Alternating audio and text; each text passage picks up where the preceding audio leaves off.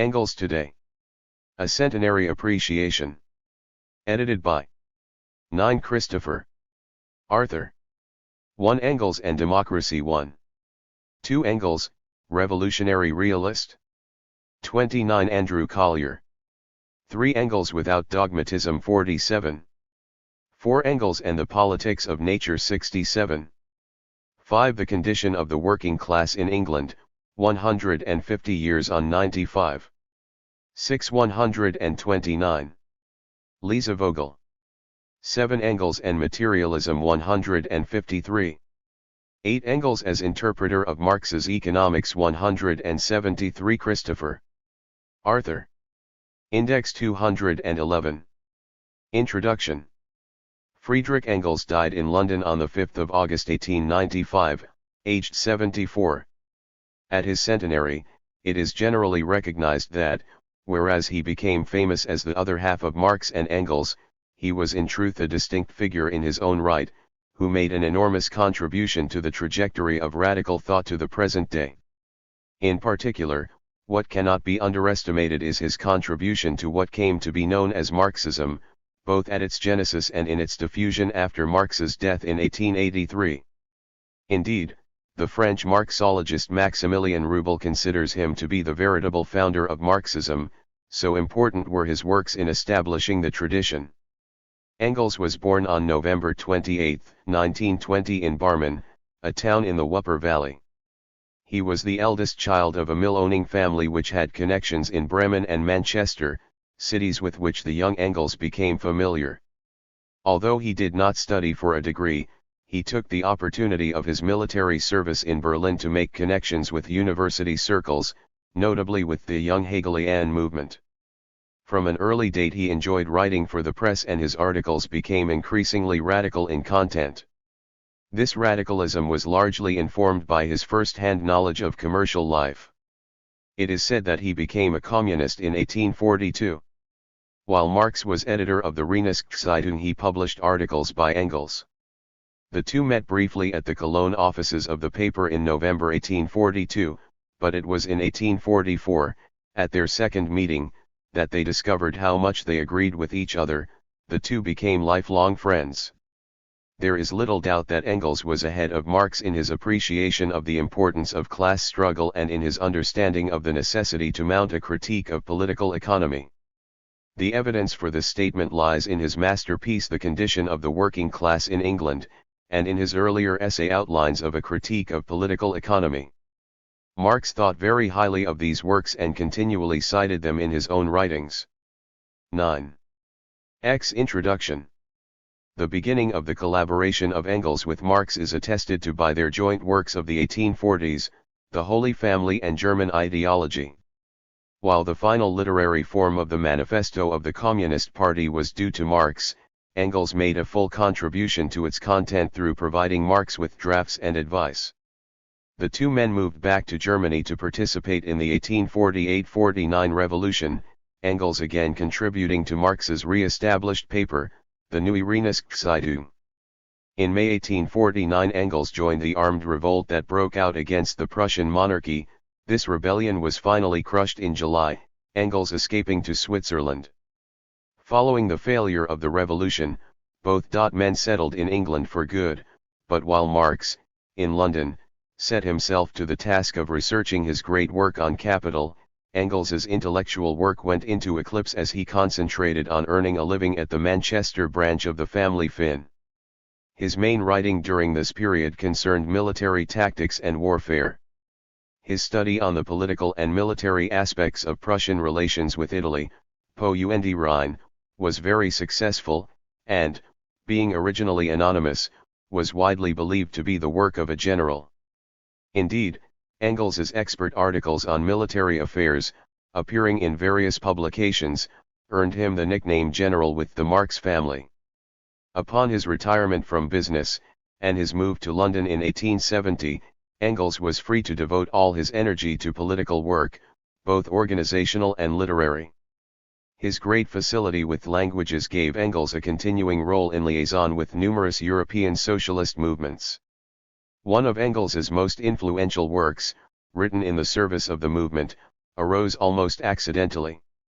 The popularity of works by Dr. Eugen Dühring, a new adherent to socialism, caused first W. Liebknecht, and then Marx himself, to urge Engels to refute these unwelcome doctrines.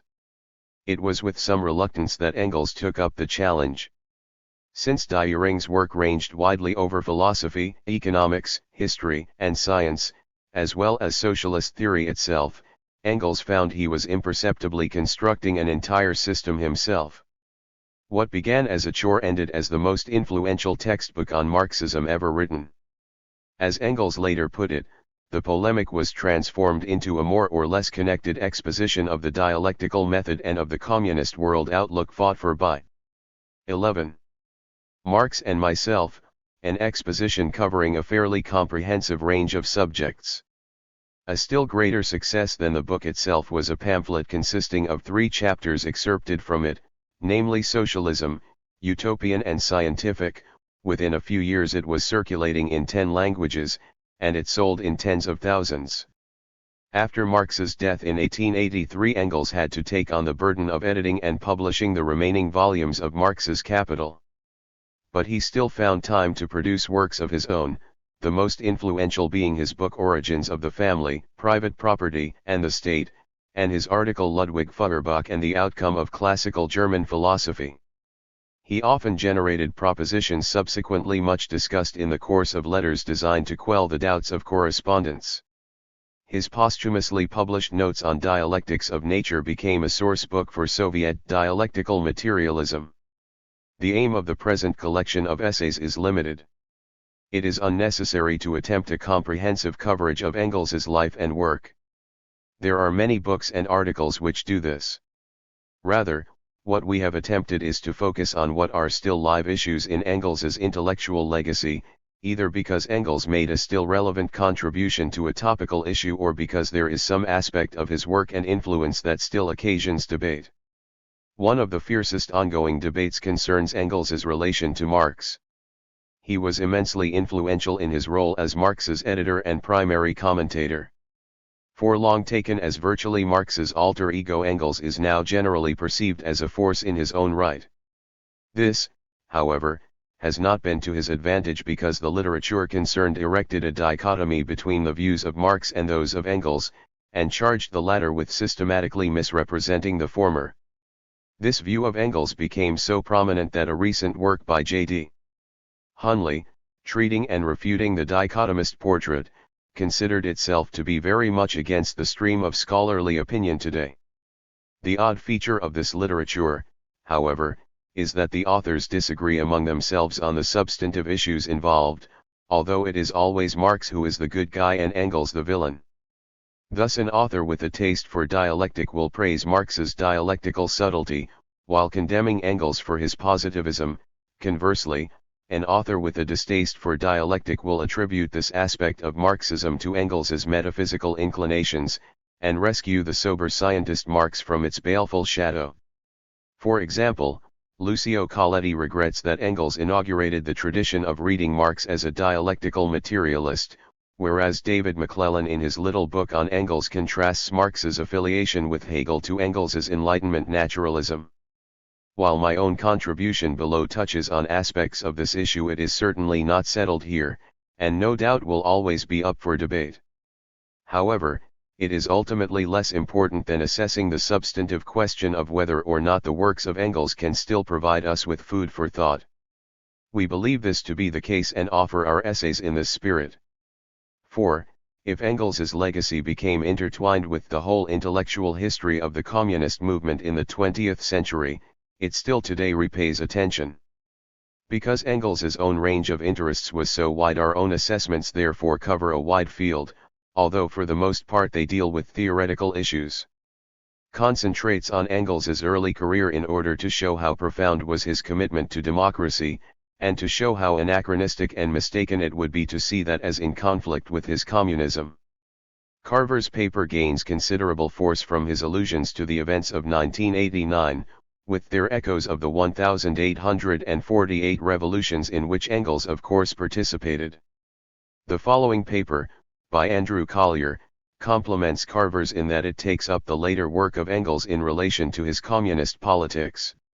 Engels played an important role, especially after Marx's death, as mentor of the international socialist movements, thus he became involved in problems such as reform or revolution, for which no ready answers existed.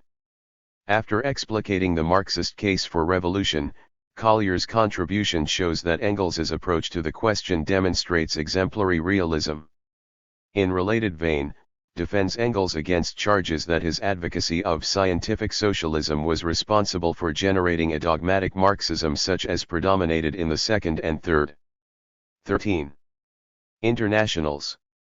O'Neill's paper argues that Engels defended a fallibilist account of science in general and of historical sciences in particular.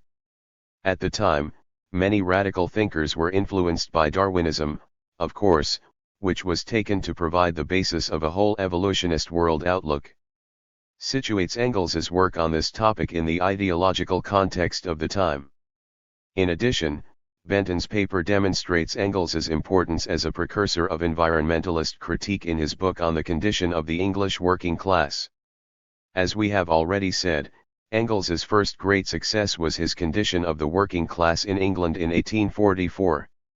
It is now 150 years since its publication. It is especially appropriate therefore for our collection to address it in a special essay. Here argues that it is of more than historical interest, for the same determinants of class inequality and urban squalor are operative today. The dramatic rise of a new wave of feminism in recent decades has naturally led to a reappraisal of one of Engels's last works, Origins of the Family. Looks back at the context of the composition of this work and offers some reflections on the way it should be read today. In his later years Engels conceived his task more and more in terms of underpinning Marxism with a philosophy, or worldview. Draws on some of Engels's philosophical ideas in his discussion of materialism. Although, in the division of labor between Marx and Engels, the former dealt with economics, Engels, perforce, as editor and popularizer of Marx's work put his own slant on it. His reading of Marx's critique of political economy has been so influential that it deserves a study in its own right, provided here by me. It is really 3 papers in one, in that 3 questions are addressed: Engels's work on Marx's manuscripts, his interpretation of Marx's dialectical method, and his promotion of a reading of Capital organized around the concept of simple commodity production. However, these issues flow naturally into one another. The book as a whole therefore covers a good deal of the legacy left to us by Engels, and the chapters demonstrate that it is of much more than historical interest but germane to radical thought in many fields today. 14. Introduction. Further reading. A comprehensive collection of all Engels's works, in reasonable translations with useful notes, is available in the Marx-Engels Collected Works published by Lawrence and Wishart from 1975 on. For example, see Volume 4 for Condition of the Working Class in England in 1844, Volume 10 for the Peasant War in Germany, Volume 23 for the Housing Question, Volume 24 for Socialism, Utopian and Scientific, Volume 25 for Anti-Dyeing, Volume 26 for Origins of the Family, Private Property and the State, and for Ludwig Feuerbach and the Outcome of Classical German Philosophy, and Volume 27 for Dialectics of Nature. A short anthology of selected writings of Engels, edited by W.O. Henderson, was published by Penguin 1967. While each essay in this book has its own references, a selected list of contributions to our understanding of Engels, and the issues he raised, may be useful, as follows. It ranges from McClellan's short introduction, to full-scale lives. Carver, T. Marx and Engels, The Intellectual Relationship, Brighton, Wheatsheaf Books, 1983. Carver, T. Friedrich Engels, His Life and Thought, Basingstoke, Macmillan, 1989. Henderson, W.O. The Life of Friedrich Engels, London, Frank Cass, 1976. Hunley, J.D. The Life and Thought of Friedrich Engels, A Reinterpretation, New Haven and London, Yale University Press, 1991. McClellan, D. Engels, Fontana/Collins, 1977. Meyer, G. Friedrich Engels, English trans. G. and H. Hyatt, New York, Howard Fertig, 1969. Nova, F. Friedrich Engels, His Contribution to Political Theory, London, Vision Press, 1968. Rigby, S. H. Engels and the Formation of Marxism, Manchester, Manchester University Press, 1992. Rubel, M. Engels, Founder of Marxism, ch. 1 of Rubel on Marx, O'Malley, J. and Algozin, K. Cambridge, Cambridge University Press, 1981.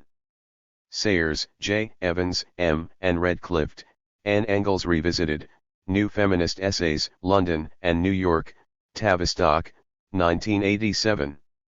Stedman Jones, G.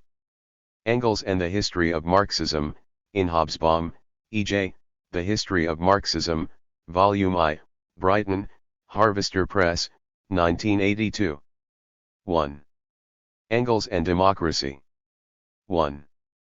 In my view, Engels was a Democrat, and the tradition would be enriched if he were reclaimed as such.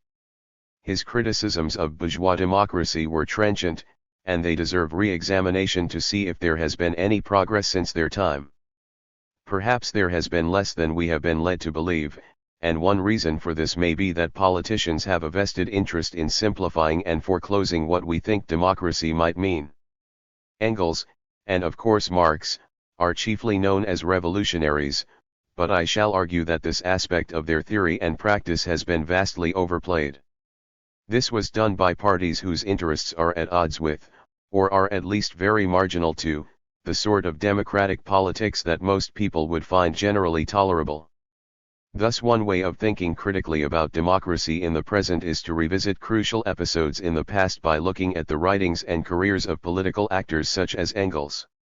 In doing this, I shall focus on his early career, which has a liveliness and edge rather more like our present situation than the features and circumstances of his later career. Also, the earlier years are little investigated, and most often viewed as mere build-up to his self-described role as second fiddle to Marx. During the 1840s, Engels had a budding career on his own account, and when working with Marx something of the role of gadfly in matters of practical politics. A close look at the historical detail involved will usefully blur the more recent distinction between Democrats on the one hand, and Communists on the other. The two philosophies had common origins and shared practices, even in revolutionary times, and it is a mistake to read their later sharp divergence back into the more familiar and more interesting type of politics in which the youthful Engels took part. 1. 2.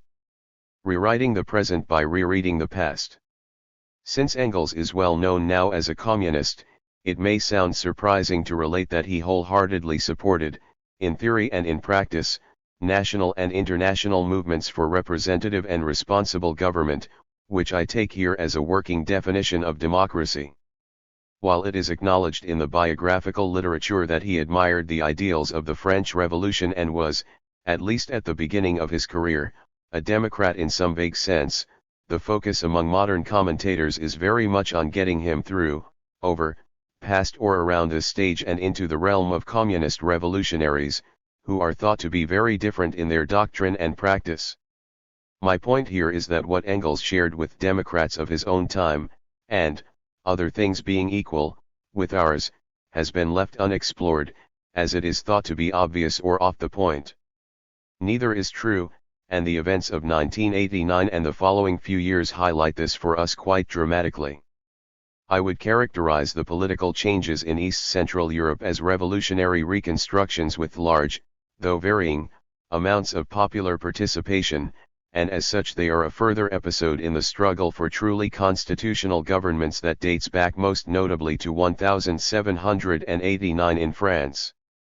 Moreover, the widespread spontaneous character of the popular outbursts in 1989 across Europe is also strongly reminiscent of the revolutions of 1848, and I shall be regarding the decade of the 1840s as particularly important in the development of democratic theory and practice, during which Engels theorized democracy in practical terms. Hence it is also a crucial period for us to revisit, as ideas and movements that are now back on the agenda were scrutinized there with a freshness and vigor well captured in some of Engels's writings that belie the deadening effects of 20th century history and the rigor mortis of familiar ideologies. The political activities undertaken in the 1840s by Engels in various European localities, Cologne, Berlin, Brussels, Paris, London, Manchester, were part of the popular, if almost always clandestine, politics that led to the outbreaks of mass anti-monarchical violence that occurred in 1848–49. As a reporter, and as virtual co-editor of a Rhineland newspaper, he was able to relay news items to journals all over Europe and beyond, and to provide his own readers with similar coverage. In mass political action information. 3. About the wider world and larger issues on the one hand, and spontaneity related to local concerns and events on the other, are not at all inconsistent. Engels's approach to democratic politics took this for granted. My interpretive framework for comparing 1848 and 1989, and for analyzing Engels's political theory and practice, is necessarily very broad, yet I shall be quite specific in my attention to historical detail and conceptual relevance. I take genuine constitutionalism to mean representative and responsible government, together with periodic elections, multi-party politics, an independent judiciary, and a multitude of rights that allow citizens redress against their rulers, rights to free intellectual inquiry, to uncensored publication on political subjects, to popular participation in all levels of government, to challenge governmental policy in the courts, to protect citizens from religious oppression, to self-government. Independent of foreign control. That list, which obviously overlaps the People's Charter of 1838 as well as Charter 77 and innumerable other documents demanding popular sovereignty, happens to be derived from Engels's journalism of the early 1840s. There is no reason to assume any cynicism in this whatsoever, though this is not to say that this program formed the limit of his ambitions, nor is it to deny that some elements of it were transitional in themselves, as he saw the democratic trajectory. How much democracy should there be is itself a question that gets democratic politics going, and democratic politics as such contains no firm boundaries at which citizen participation must end. Rather, it is a feature of democratic politics that political actors are allowed to ask this kind of question and to work towards a negotiated solution. This is precisely what Engels was up to, and precisely why he qualifies as a Democrat. An exploration of Engels's early encounters with the practicalities of political action in England, undertaken to further democratization there, reveals the commonalities between communism, as he understood it in the early 1840s, and the outlook of the Communist Manifesto of late 1847 I early 1848. Anglo-German attitudes. In September 1842, at the age of 21, Engels left Berlin, having finished his national service. En route to his home in Barmen, he visited the 4. Cologne office of the Rheinischen-Zeitung, a liberal and somewhat persecuted newspaper, where he met the communist Moses Hess. In correspondence of the following year, Hess reported on this meeting with one of the paper's occasional Berlin correspondents. We talked over the issues of the day, and he, a revolutionary of the year I, departed from me a thoroughly zealous communist too. Engels's conversion to communism is traditionally dated to that meeting with Hess, and it is certainly true that socialist or communist ideas, there was no firm distinction at that time, do not appear in his writings up to then. Hess took credit for such a conversion by implying that he brought Engels forward from a primitive view of social transformation, one characteristic of the first years of the French Revolution, to the most up-to-date ideas of communism, such as his own. However, it is unlikely that Engels needed much persuading, as he was an almost perfect reflection in himself of the European triarchy that Hess was looking for, revolutionary sentiments in his admiration for French politics, critical young Hegelianism in his appreciation for German philosophy, and a perspective on industrialization and class that he could expect to develop in England in connection with his family's business interests. Over the next 2 years communist ideas crept into Engels's works, and they certainly influenced his choice of subject matter, but the development from revolutionary democrat to communist was not a dramatic change in outlook. This was because the communist or socialist outlook was highly varied, and generally visionary, while the movement for democracy was also for many theorists and politicians a doctrine of revolution and not necessarily anti-communist. Theoretical distinctions and battle lines between revolutionary Democrats and revolutionary communists were not then sharply drawn, and in any case Hess, Engels, and other radicals were inclined to view communism as a stage in European political development that would build on the achievements of democratic theory and practice by pushing them further forward. Communism was then no simple reversal of democracy, and Democrats were potential allies for communists, not enemies. Communism at the time did not mean much more than community of goods, about which theorists of communism developed widely differing utopian schemes. Practical communists sought to find persuadable Democrats revolutionaries of the year I to look beyond. 5. The political goal of representative and responsible government and to consider in addition the social question raised by the inequality of property in contemporary society. Engels arrived in London on November 19, 1842, and journeyed to Manchester some days or weeks later.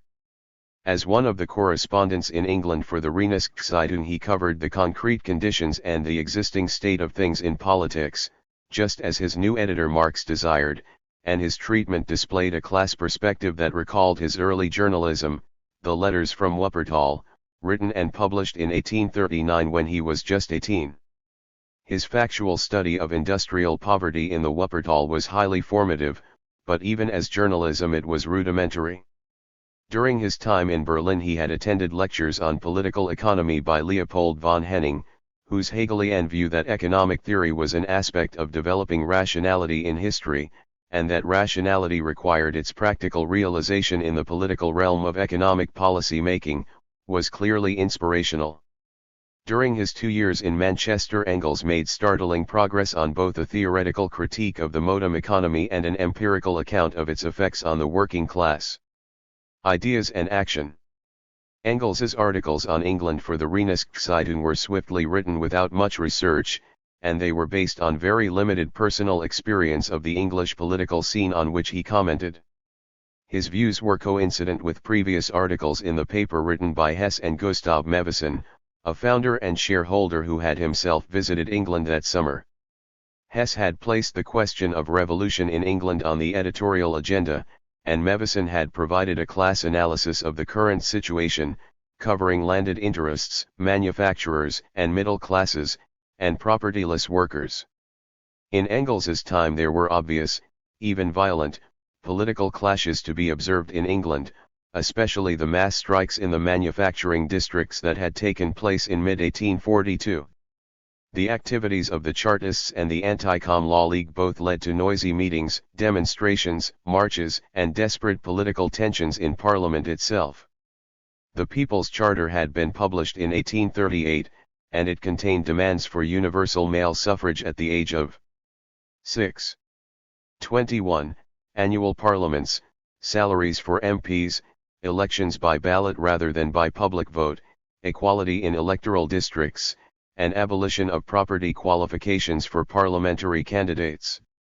The original committee, formed to promote the Charter as a parliamentary bill, consisted of MPs and members of the London Working Men's Association. After the failure of these efforts, the National Charter Association was formed in July 1840 in Manchester to organise a mass petition. This eventually attracted 3.3 million signatures, but it was also rejected by Parliament.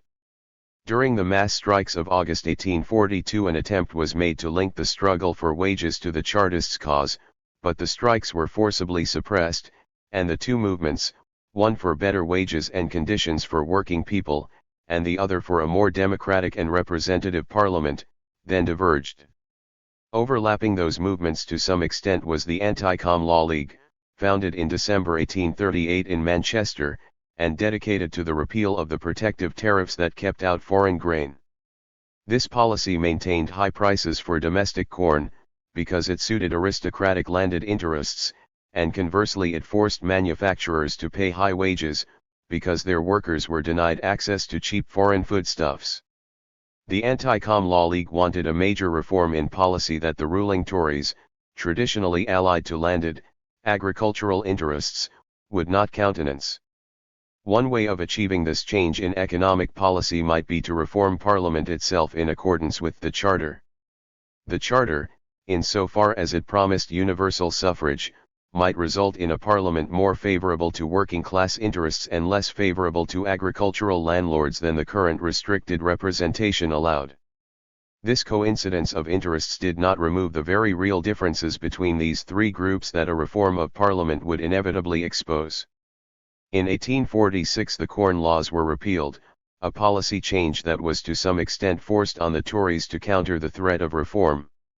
Reform of Parliament was not achieved in the 1840s, and the unsuccessful attempt of 1842 to promote a mass alliance of opposition forces was not repeated. 3. For Engels this was democratic politics on a grand scale far surpassing the political activity that was permitted or even attempted in Prussia.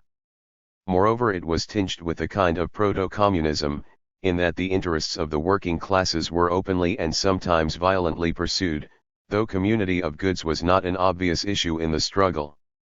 The revolution that he and the 7. Reichszeitung had in mind was itself a democratic one, the creation, through violent means if necessary, of representative and responsible government.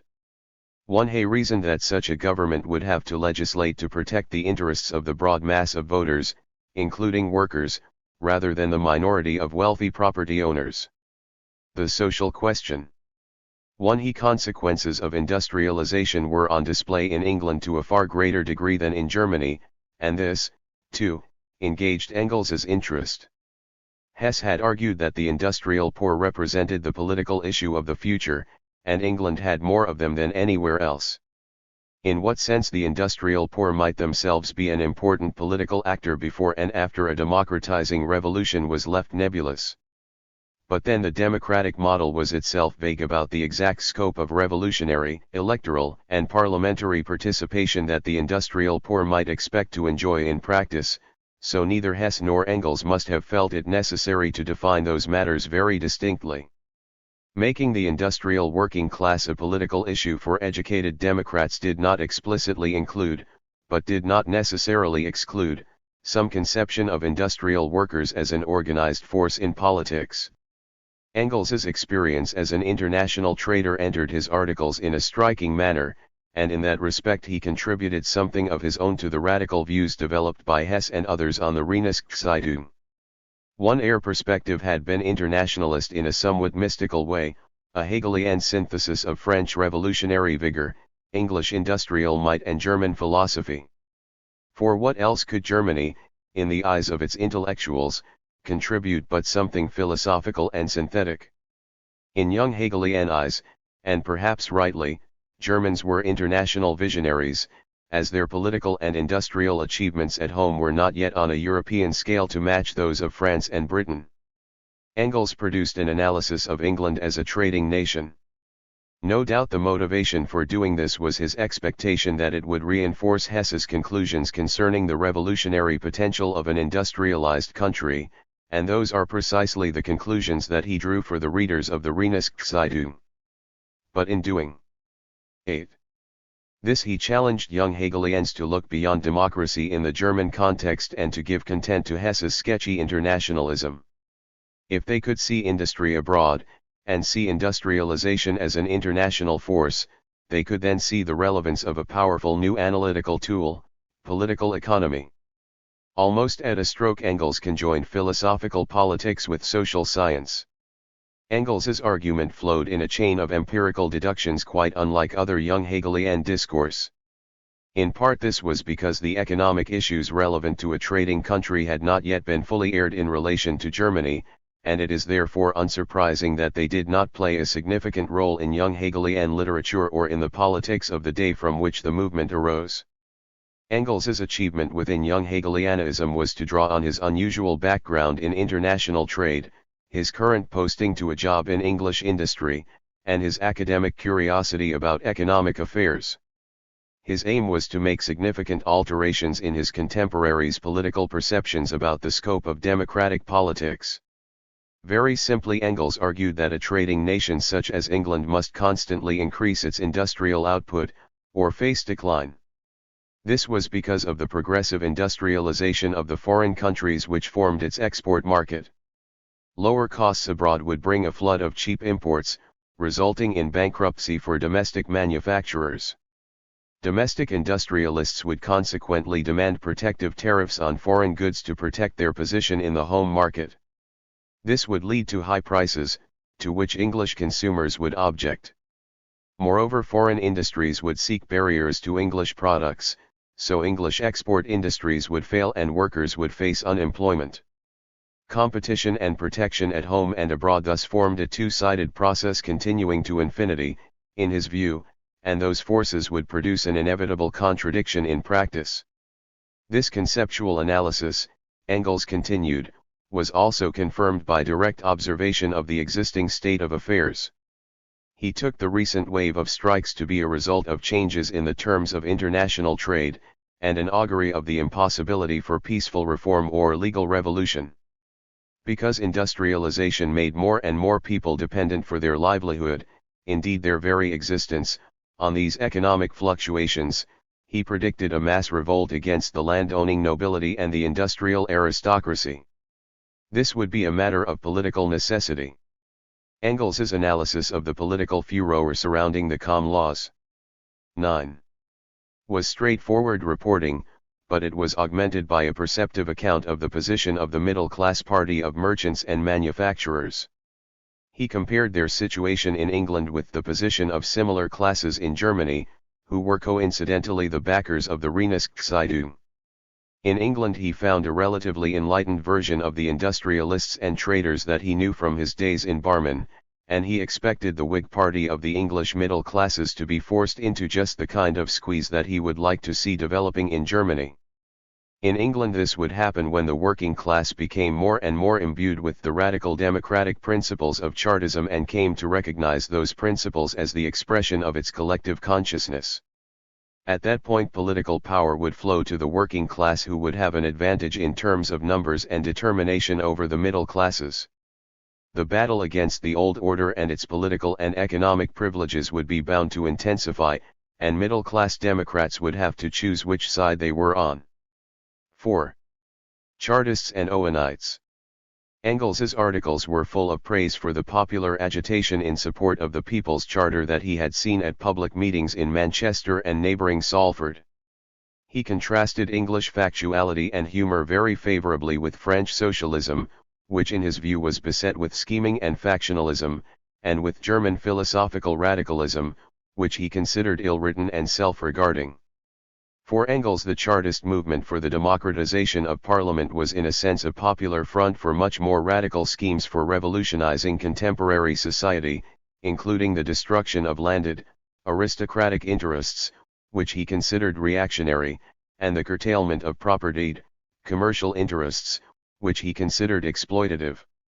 His highest praise was for the founder of the socialist movement, Robert Owen, who wrote badly, in his opinion, but had lucid moments. Owen's views were comprehensive, according to Engels, and he remarked that his writings teemed with outbursts of rage against theologians, lawyers, and doctors, all lumped together.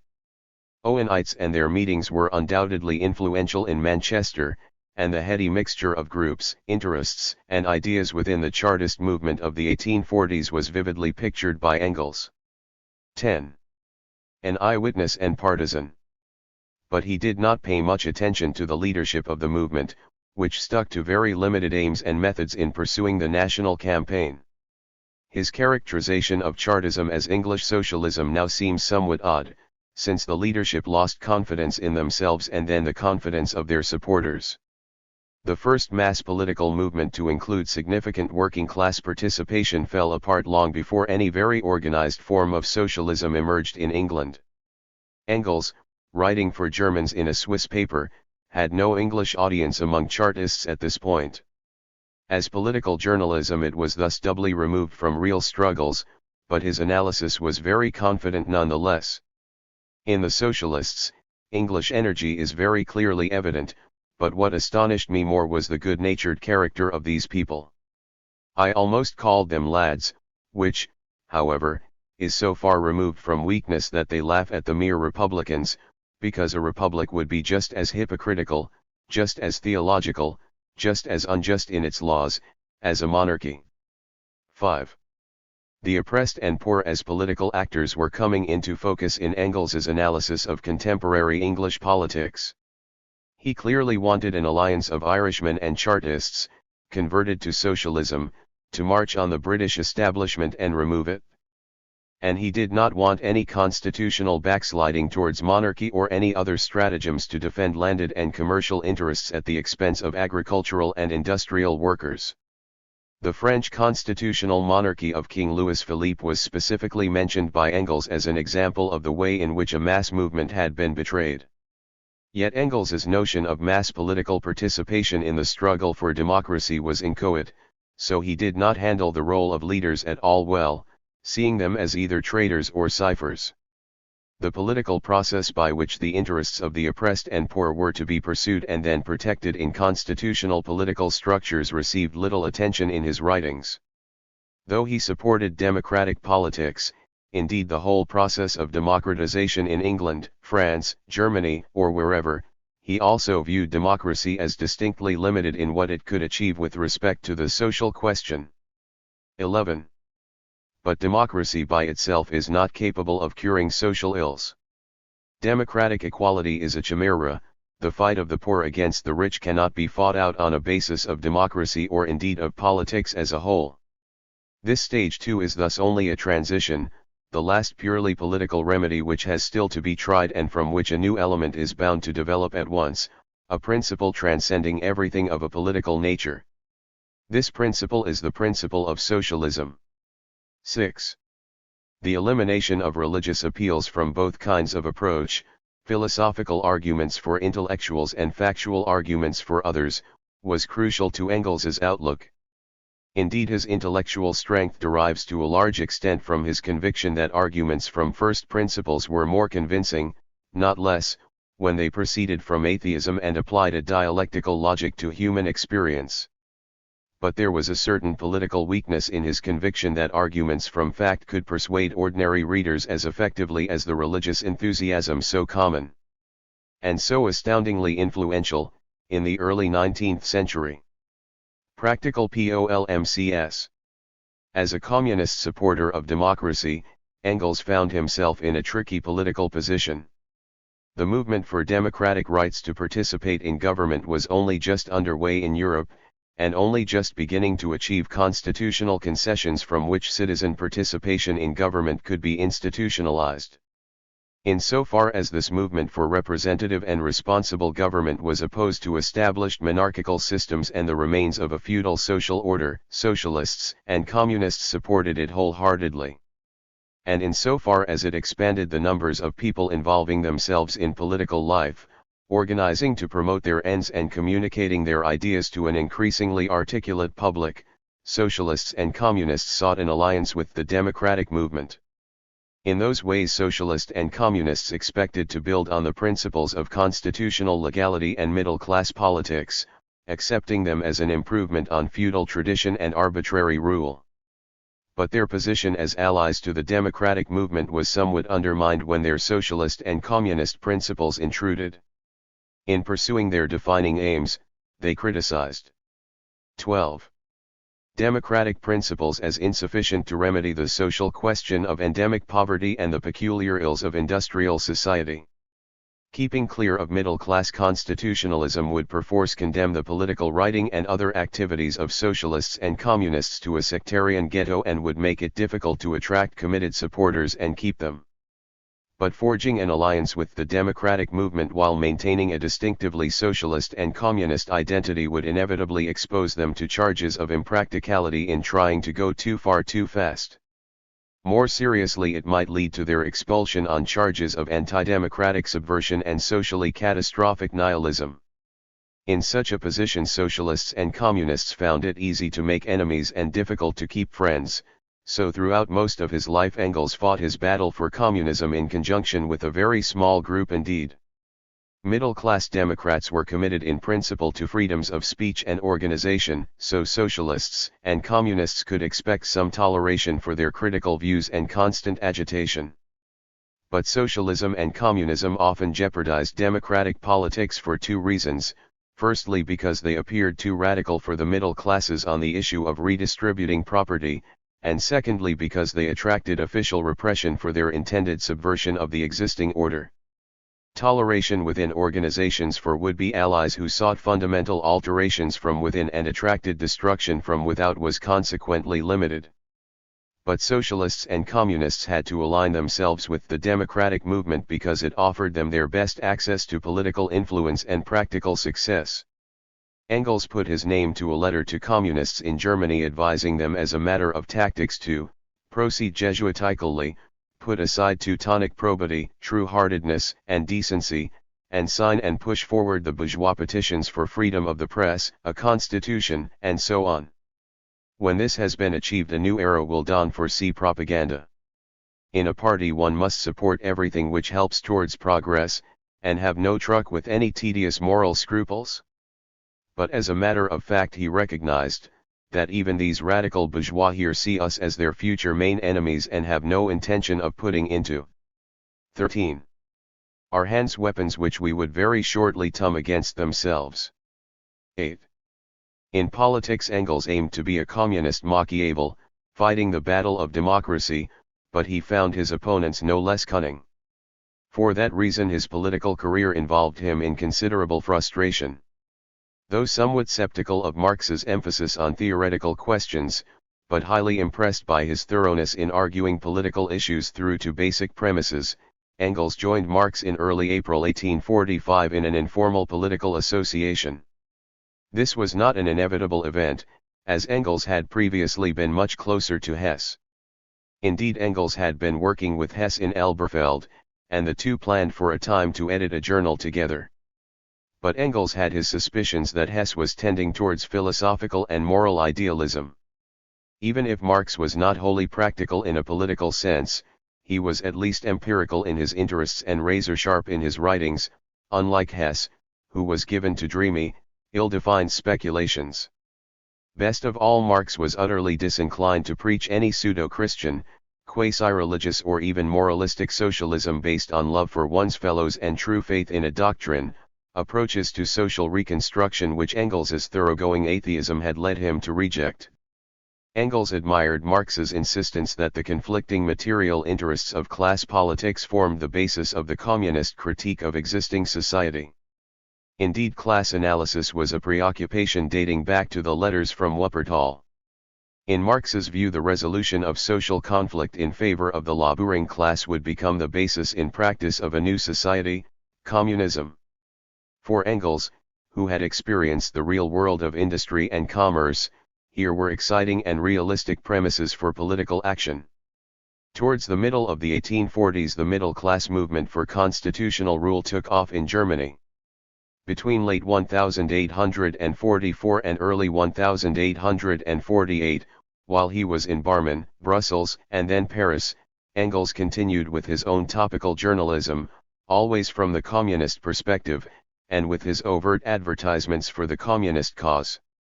His articles were written for the press in Germany, Belgium, France, and England, and the political complexion of the papers that took his work ranged from socialist and communist to respectably reformist.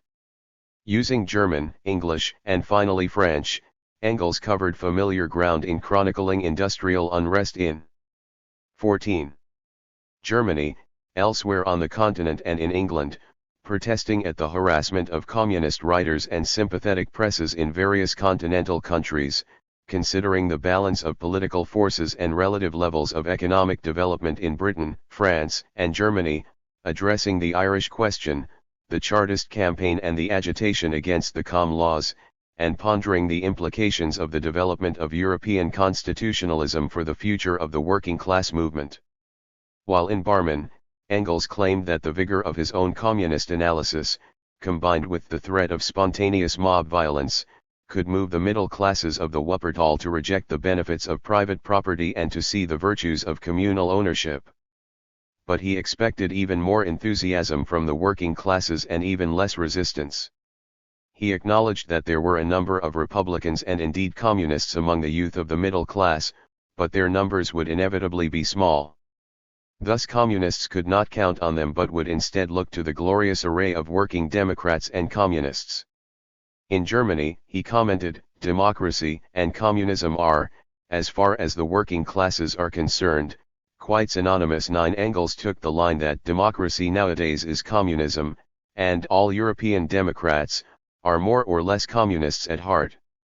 This was because, in his view, the transition from the absolute monarchy to the modem representative state in no way abolishes the poverty of the great mass of the people, but rather brings to power a new class, the bourgeoisie. By means of its capital this class presses heavily on the masses, and hence it is the opponent par excellence of the communists, or socialists respectively, as representatives of the mass of the people. In Engels's view the working class was no beneficiary of the current system and so would hardly want to defend its ideals and institutions.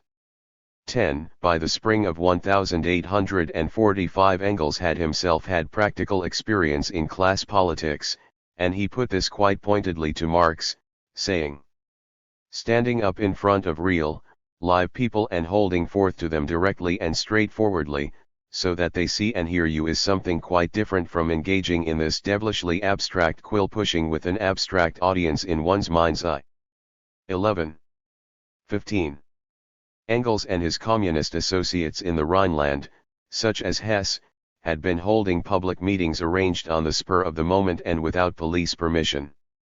Organizations to assist the working classes, and thereby circumvent strikes and violence, were being set up throughout Germany in late 1844, as the Silesian Weavers' Uprising had taken place that summer. Engels reported that our own people had gained access to the local rules committees in Cologne and Elberfeld and that in alliance with Christian rationalists they had defeated pietist conservatives, though he did not say on what issues. The Society for the Education and Relief of Workers in Elberfeld was twice addressed by Engels himself, and he sent Marx a report, "Here in Elberfeld wondrous things are afoot. Yesterday we held our third communist meeting in the town's largest hall and leading in. The FLRST meeting was 40 strong, the second 130 and the third at least 200.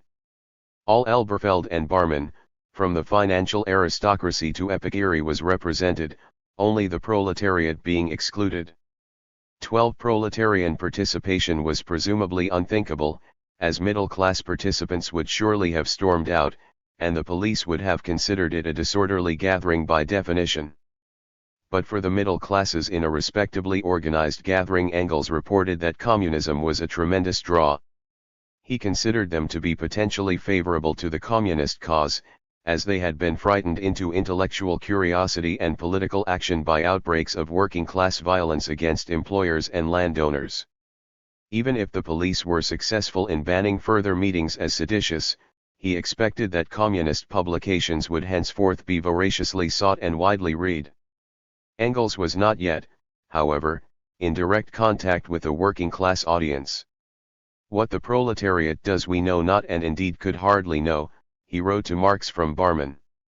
Though he was anxious to show them the communist way towards the free development and exercise of their human nature and inborn capacities, he dismissed this for the moment as impossible, presumably because of swift police repression, and an even swifter and perhaps more terrible reaction at home. Instead his audience was drawn from the politically liberal and socially philanthropic middle classes. 16. Engels' speeches of February 1845 were themselves published in August in a radical Rhineland magazine, and his verdict on the episode was a model of political calculation. He commented that middle-class schemes to dupe the working classes with savings banks, premiums, and prizes for the best workers were mere hypocrisy and sham philanthropy, rightly exposed to ridicule by communists who had found a rare opportunity in a country of patriarchal police government, to gain a public hearing. but in the local societies to relieve working class distress the twin dangers inherent in the communists' position began to surface. Their rationalist allies deserted them, because the middle classes feared a red revolution, and the Prussian government wound up the groups altogether, because it feared democratic activity. Wider networks. After Engels moved to Brussels in early 1845, the framework for his political activity shifted somewhat. In Belgium he could contact working-class communists and socialists directly, if not always openly, and he could pursue the organizational means to spread communist information throughout the émigré community in Belgium and France. Expatriate German laborers were working in what he considered to be more advanced conditions in industry than those employed in Germany, and so in his view they ought to be more receptive to communist and socialist ideas. Socialist and communist ideas were in any case more sophisticated in France and Belgium than in Germany, so the new class politics would be that much more potent. Émigré socialists and communists, such as Engels, aimed to influence workers in Germany, albeit indirectly for the time being. When the political situation in Germany became favorable, a network of socialists and communists, both middle class and working class in origin, could return, and the development of German socialism and communism would then advance in step with the most progressive wings of the movement. Engels worked with Marx in founding a communist correspondence committee in Brussels in early 1846, and similar committees were founded in London, Paris, Cologne, and a number of other towns. The Brussels Committee aimed to contact groups such as the League of the Just. The membership of the League comprised conspiratorial revolutionaries and visionary communists, and 17. Its adherents were located in England and on the continent. In turn, the League was closely associated with the German Workers' Educational Society in London, founded in 1840, in order to introduce communism into popular programs of after-hours study. The League was also a force in the International Society of Fraternal Democrats in London, founded in 1845, which aimed to bring left-wing émigrés into contact with Chartism and middle-class Democrats. The Brussels Committee aimed to contact both kinds of group, workers' educational societies and pressure groups for democratic reform. As Marx was still banned from France, Engels traveled to Paris during 1846 and 1847, and he reported back to the Brussels Committee about his meetings with German workers, cabinet makers living in the Faubourg Saint-Antoine in Paris. This was a group of 12 to 20, gathering once a week for discussion, at which Engels gave an address. Meanwhile I appeared. In order to establish contact with them, I twice discussed conditions in Germany since the French Revolution, my point of departure being the economic relations. It is a good way of attracting new people, for it's entirely public. A fortnight ago the police arrived and wanted to impose a veto but allowed themselves to be placated and did nothing further. I hope to be able to achieve something with the fellows, for they all have a strong desire for instruction in economics. 14. Engels's great success with these groups came later in 1846 when he obtained majority support for his definition of communist aims. At these gatherings Engels urged the German workers in Paris to reject mere reforms of production and exchange, which he described as petty bourgeois panaceas. Communism, which he defined very simply in 3 points, was the recommended alternative. Communists aimed, 1. To ensure that the interests of the proletariat prevail, as opposed to those of the bourgeoisie, 2. To do so by abolishing private property and replacing same with community of goods, 3. To recognize no means of attaining these aims other than democratic revolution by force. 15. By early 1847 Engels believed that the Paris police, suspicious of his political activities, were watching him with a view to deportation. 18. He ceased his communist agitation for a time, and by the summer he was back in Brussels where a democratic association, similar to the London Fraternal Democrats, was being formed. Writing to Marx, Engels affirmed that nothing democratic must be allowed to take place in Little Brussels without our participating, and presented the affair as a plot. Middle-class Democrats, so he thought, were working against the interests of communists and of the newly formed Brussels German Workers' Society, which was similar to the Educational Society in London. Engels, though professing embarrassment about his youthful appearance, took on the vice presidency of the Democratic Association, and he and Marx cooperated in publicizing plans, Marx in Brussels and Engels in Paris, for an international democratic congress. The two communists were thus balancing their efforts between working-class and middle-class venues within organizations that were increasingly international and internationalist in character. In a letter to Marx, Engels drew out what seemed politically important to him in this Brussels episode. The affair has made a capital impression on the signed the document, which called for a range of reforms amounting to a revolution, all of which were consistent with the political experiences and goals of the early 1840s. These were, a unified German republic, parliamentary government, universal suffrage, free legal services, an end to feudal obligations, complete separation of church and state, free education, nationalization of productive resources such as mines and transport, state mortgages and tenancies, state control of banking and currency, guaranteed livelihood and provision for the incapacitated, curtailment of the right of inheritance and the of graduated rather than flat rate taxation. 2. 1. However, what is generally not detailed now, as it was much more obvious to Democrats of the time, is the nature of the enemy, authoritarian, non-constitutional monarchies. Among the myriad German states only 4 constitutions survived the post-Napoleonic reaction, and one of those was abrogated summarily in the 1830s. Otherwise monarchical or clerical authoritarian rule was the norm, sometimes dressed up with appointive or non-popular elective bodies with a consultative role, but no real control. There was censorship, religious interference with conscience and education, arbitrary arrest and punishment, and a stifling conformity and stupidity that was both deeply resented and widely supported.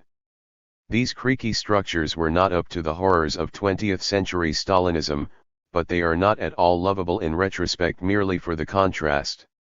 I think it's safe to generalize that in 1848 as in 1989 they were perceived as outdated, inefficient, and embarrassing by Democrats, inconsistent with the ambitions of nationalists, and a focus for all kinds of discontent. All the 1848 revolutions were in a sense unsuccessful, in that reactionary, authoritarian, or only mildly reformed regimes succeeded the popular meetings and constituent assemblies of the heady days of the 48 ERS. Constitutional rule did not reach Germany until the 1860s, France till the 1870s, and further east not till after the First World War. It should quickly be said that these constitutions were not especially liberal by late 20th century standards. 22. During the 1840s Engels and Marx did not merely write but also spoke, and not just to workers. In fact workers were a difficult audience to reach as meetings were regularly broken up by the police as threats to public order. Arguably the more effective politics pursued by the two was with the various democratic societies that they joined and promoted. Those societies of fraternal Democrats were, of course, semi-clandestine as even semi-constitutional rulers in Belgium and France had little liking for such agitation. Thus Engels and Marx involved themselves in a dual strategy, playing both sides of the class divide. This is hardly more remarkable than the strategy pursued by other Democrats who played both sides of a nationalist divide, making strategic alliances and temporary common cause with figures or elements or even cells working for some form of liberation based on language, race, or ethnicity, or historic occupation of territory. This, too, should sound familiar to us as we assess what happened in 1989 and subsequently. Anti-Stalinism made common cause temporarily possible among the varied nationalities and political factions of Eastern Europe.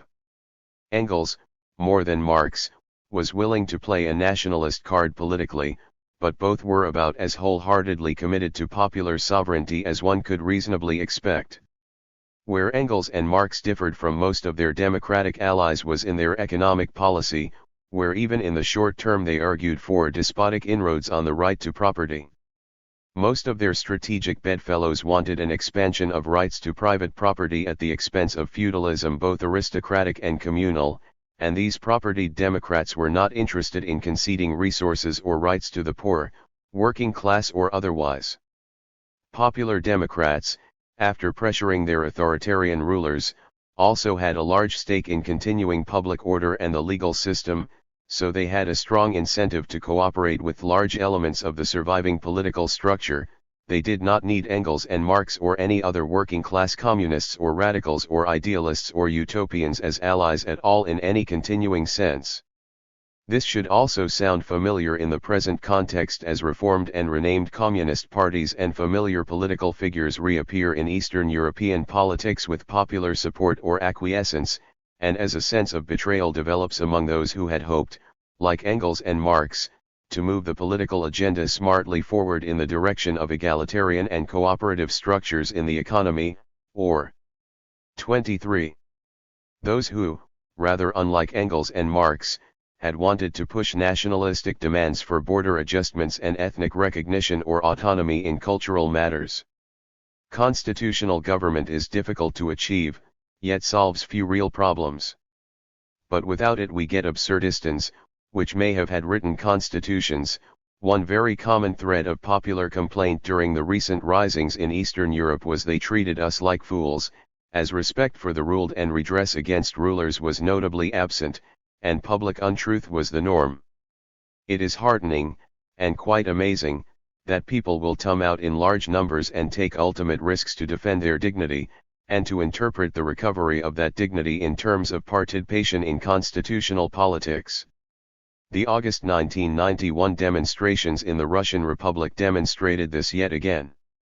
Of course, economic hardship, lack of material prospects and anger at falling behind in every way played a part in provoking mass action, as did the geopolitical shift represented by Mikhail Gorbachev's evident intent to dispose of the Soviet Union's European annex. But Soviet tanks were not the only threat to life and limb.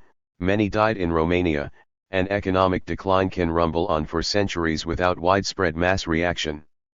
No rational calculator of self-interest in Eastern Europe could possibly have deduced an increase in individual economic advantage from turning out to support the candlelight demonstrations, human chains, or mass occupations of public buildings.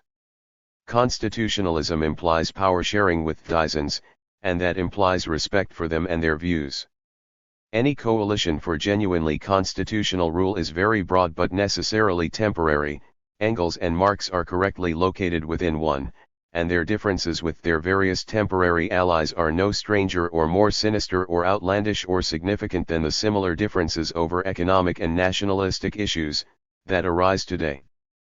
Participants in Civic Forum, New Forum, Citizens Against Violence, or any number of other pressure groups for genuinely constitutional rule, were quite justified in having secondary agendas of their own and admitting to a merely temporary suspension of differences.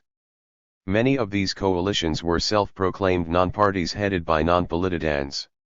Some of these groups and some of the leaders made a transition to partisan politics, others did not.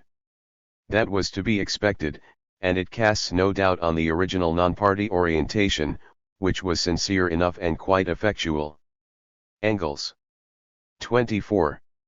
And Marx considered the Communist League disbanded or necessarily moribund during the events of 1848, as they and their associates practiced the kind of open-air, public meeting, non-sectarian politics associated with the struggle for constitutional rule. At least one of their associates was elected as a deputy in the Frankfurt Parliament, which sat as a constituent assembly for Germany. Only at the end of the struggle, in the spring of 1849, did Engels and Marx take a partisan line, and then only in advising self-defense when workers' interests, and constitutionalism itself, were about to be engulfed by monarchical restoration. The knives were out at that point, and Engels and Marx freely vented their rage on Democrats who struggled insufficiently or ineffectually against monarchical reaction, and then cravenly sought to protect themselves and what remained of their secondary agendas by compromising with or capitulating to the ancient regimes. But it is surely a disastrous oversimplification to see them as sectarians all through the process, and to disregard their respect for the political as well as the economic achievements of the somewhat liberal if thoroughly commercial classes that influenced the movement for constitutional government. It must be said, however, that Engels and Marx themselves did little to remind anyone of their political practice as Democrats or to incorporate much of their democratic views in their political writings. The theoretical support for constitutional democracy was embedded in their journalism, which presumed that the basic groundwork for constitutionalism was already receiving adequate publicity and that readers of the Rhenisk or Neue Rhenisk-Zeitung wanted or needed a radical but not impractical gloss on events and a stimulus to further direct action.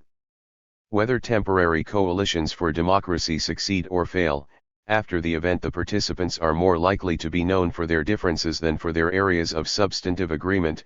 After all, controversy makes more interesting reading and exciting tale-telling, which is how history reaches us.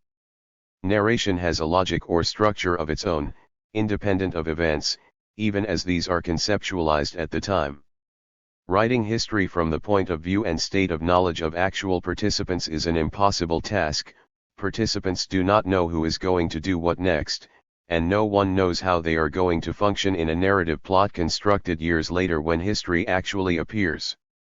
22 After 1849 the situation with respect to the political theory and practice of Engels and Marx as Democrats becomes even more difficult to assess, as effectively they cut themselves off from the 25. Coalition politics and mass action and publicity in which it would be visible. Neither functioned as a direct participant in the constitutional struggles in Prussia in the early 1860s, by which time some of their younger associates were standing for elected office and beginning to win seats, and many others were pressuring politicians and parties for liberalization of the political system, often through the trade union movement.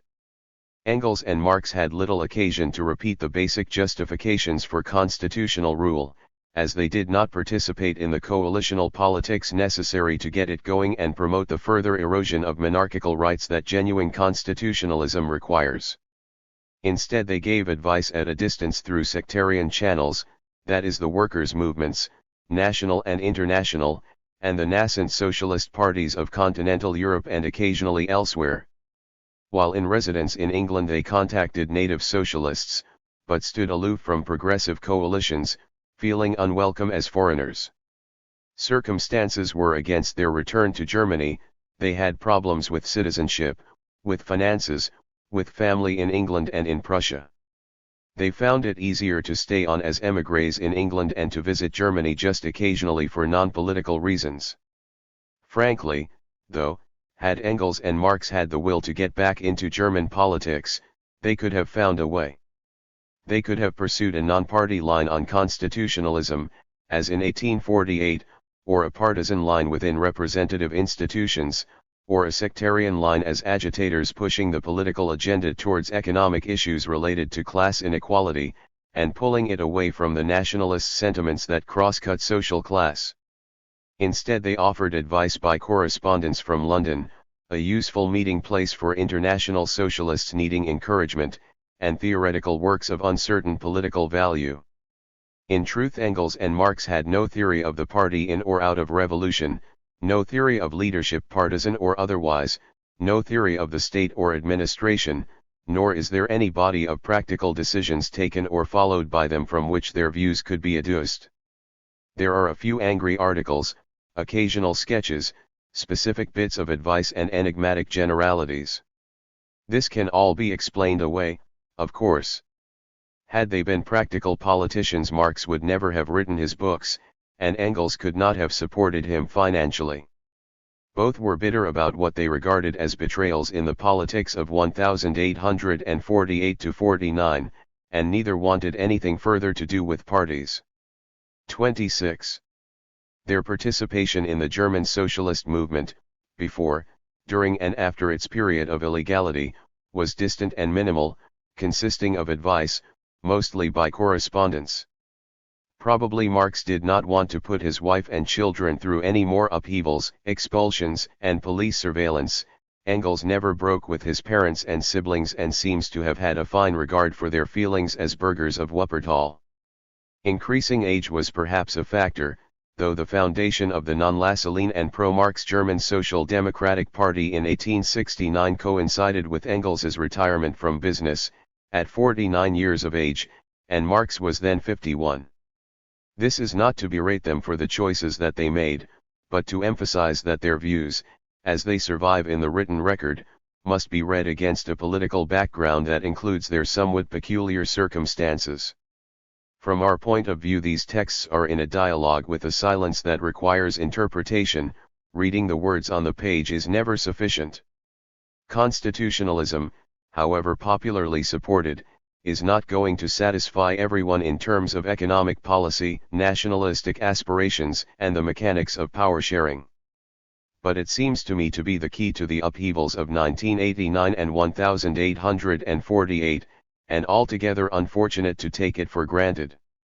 Anti-Stalinist it is, but it is no creation of the last 50 years. What disappoints me particularly is that there is so little consideration, in the literature on Eastern Europe or elsewhere, of what might be done in specific terms to make constitutional rule more workable. Parliamentary systems and partisan politics are rather taken for granted, whereas they could be more excitingly redefined.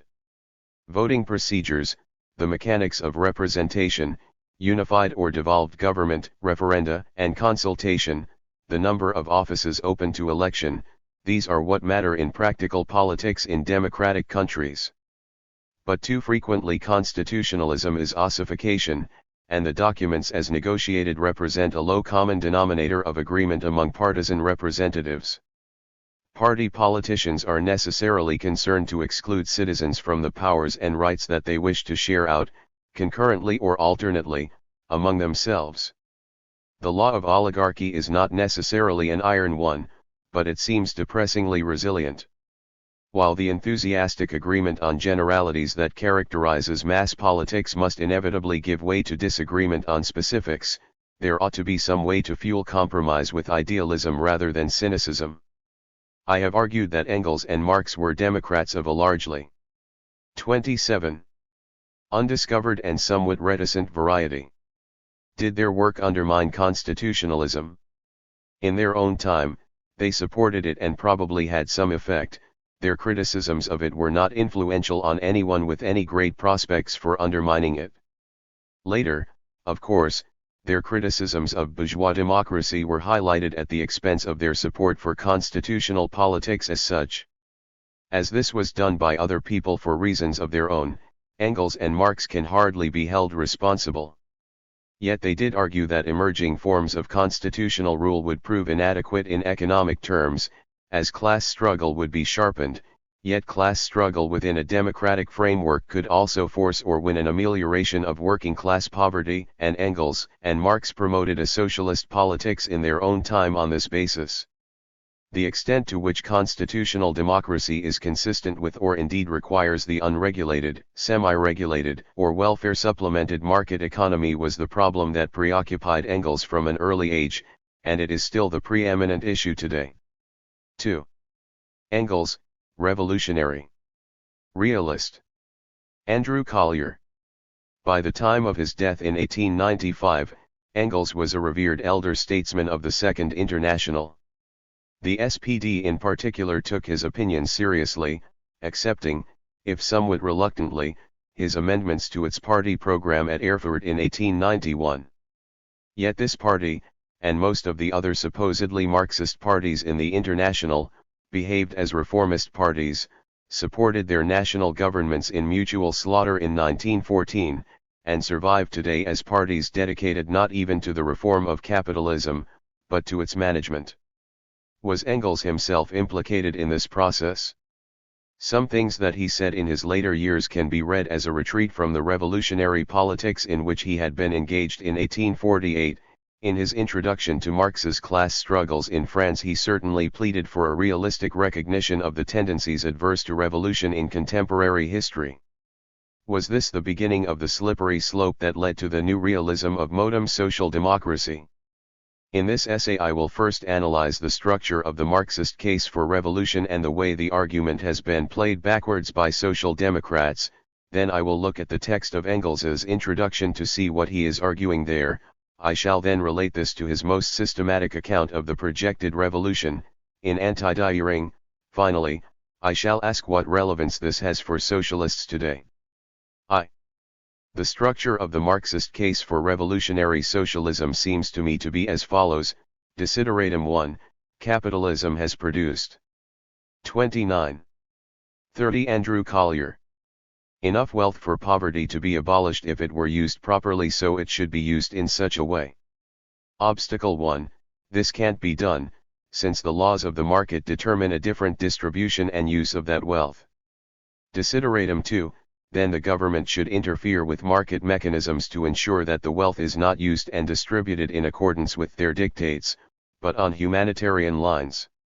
Obstacle 2, the government can't do so, because the power of vested interests over it is too great. Desideratum 3, then the vested interests must be expropriated, and democracy armed with economic power. Obstacle 3, an elected government could not do so, because the unelected parts of the state apparatus, army, bureaucracy, police, etc., are more powerful than any elected assembly, and are tied by internal structure and class interest to the vested economic interests. They would overthrow the elected government rather than let it expropriate those interests. Desideratum 4, then anyone committed to the foregoing desiderata must be prepared to fight, to defeat the state apparatus and replace it by an inherently democratic one which could not be used against the people. In order to be convincing, this argument needs some factual backup. First of all, poverty needs to be described to show that it is clearly an evil. Secondly, the three constraints must be shown to be real by pointing to various historical facts about economics, sociology, and politics, and by analyzing the causes of these facts. I am confident that any decent person who has kept their eyes and ears open could be convinced of these points quite easily. But even so, the case for revolutionary socialism is not watertight. It collapses if it can be shown either that revolution is not possible, or that while possible it would lead to greater evils than it was designed to suppress. Once one is convinced of one of these points, the argument for socialist revolution gets played backwards, and this reversed argument corresponds fairly closely to the stages through which social democracy has passed. The parliamentary road to socialism is tried, but the political constraint prevents it. The Social Democrats retreat to an interventionist welfare economic policy, but at some point vested interests obstruct this too. The 31. Social Democrats retreat to a position of humane management of capitalism, i.e. management inspired by humane ideals which they are impotent to implement because of market forces. At this point an impatient revolutionary socialist may say, never mind the constraints, they do not really exist, they are a reefing illusion. If we just have the will to make a revolution, we can. This is the meaning of Gramsci's phrase the revolution against capital, which he applied to the Soviet Revolution despite the opinions of its leaders, on the grounds of its supposed voluntarism. There are three things wrong with this voluntaristic defense of the possibility of revolution. Firstly, the constraints are real whether or not you recognize them, as those who ignore them will discover when they collide with them. If pessimism of the intellect is realistic, then optimism of the will is rash. Secondly, if there were no real constraints on what was historically possible, the first of the above arguments for revolutionary socialism would not even get started, for they depend at each step on the presence of constraints which only more radical action can abolish. There would be no case for revolution or even for socialism, since goodwill would be enough to solve all our problems. And thirdly, when voluntarism does by chance come to power, it leads to disasters of another kind. There are no fortresses that communists cannot storm. Stalin's slogan that led to more lives being lost in the building of Magnitogorsk than in the Battle of Stalingrad. So socialist politics must answer the question, under what circumstances, if any, is a socialist revolution possible? Here Engels has something to say. 2. Engels's introduction to Marx's class struggles in France bears the date March 6, 1895, only a few months before his death. Edward Bernstein saw it as a political testament in which Engels repudiates his revolutionary past and endorses the reformist practice of German social democracy. It had in fact been published with several of the more revolutionary statements cut out by the elder Liebknecht. But even with these restored, it is clearly a defense of the SPD's practice at the time, and a warning against rash revolutionary outbreaks. Yet nothing in it envisages the prospect of the capitalist class surrendering its power without a fight. Its argument can be summarized in 6 points. 32 Andrew Collier. 1. A retrospect on the revolutions of 1848. It had appeared that although the proletariat was a minority, it was the natural leader of less organized and resolute classes among the oppressed, together with which it formed a majority. But in fact it was nowhere near big enough to lead a revolution. Not until France and Germany were industrialized was a proletarian revolution on the cards. Even a majority proletariat, though, will need allies, as Engels later says. By the end of the century we shall conquer the greater part of the middle section of society, petty bourgeois and small peasants, and grow into the decisive power in the land, before which all other powers will have to bow, whether they like it or not. So by 1895, it seems, the reasons which made revolution impossible in 1848 no longer operate. 2. The effectiveness of street fighting is symbolic, not military. Even in the classic time of street fighting, the barricade produced more of a moral than a material effect. It was a means of shaking the steadfastness of the military. If it held out until this was attained, then victory was won; if not, there was defeat. In other words, confrontation with the military can only succeed if the soldiers come over to the side of the people, or at least refuse to fire on them. It cannot come by the superior might of the people. The mystique of action, not words, which attaches to street fighting is quite misplaced. Street fighting is not so much 1. Direct action as indirect words, a way of telling the soldiers that the people have had enough. For it was solely a question of making the troops yield to moral influences, which, in a fight between the armies of two warring countries, do not come into play at all, or do so to a much less degree. If they succeed in this, then the troops fail to act, or the commanding officers lose their heads, and the insurrection wins. 33. But if they fail, it is always defeated. 3. The shift of odds in favor of the military. On this issue, Engels the general, as he was known to his comrades, shows how a historical materialist should approach the human slaughter industry. Just as the mode of production and the economic relations between classes are forced to change by changes in the technology of production, so the mode of war and the military relations between classes are changed by changes in military technology. Marx had once written to Engels, "Is there anywhere where our theory that the organization of labor is determined by the means of production is more brilliantly confirmed than in the human slaughter industry? It would really be worthwhile for you to write something about it, which I could insert under your name as an appendix to my book, 1991, 108. So, under the new conditions which emerge with the transition from collection to production, the Darwinian struggle for existence is not eliminated, but rather transformed into a struggle for socially produced means of development." The second element in Engels's critique refers to the further qualitative breaks which occur on the basis of the initial establishment of production, each of which establishes a new relationship between human societies and their conditions of existence. So, whatever the laws of human society are, they are not, contra the social Darwinists, either natural or eternal. In representing them as such, the social Darwinists are not only seriously mistaken in theoretical terms, but they are also ideologists for capitalist society in representing its analogies with non-human nature as unalterable and ordained by nature itself. Evolutionary theory thus remains relevant, both methodologically and substantively, to the understanding of specifically human history, but the latter can by no means be reduced to the categories of the former. The critique of social Darwinism can, now, be seen as a more detailed special case of the broader critique of mechanical or reductionist materialism. It would not require too big a jump from this non-reductionist, but also anti-dualist, understanding of human history to apply Engels's insights to our contemporary disputes over humanity's place in nature. The concepts of both evolutionary biology and eco-logy apply to humans as a biological species.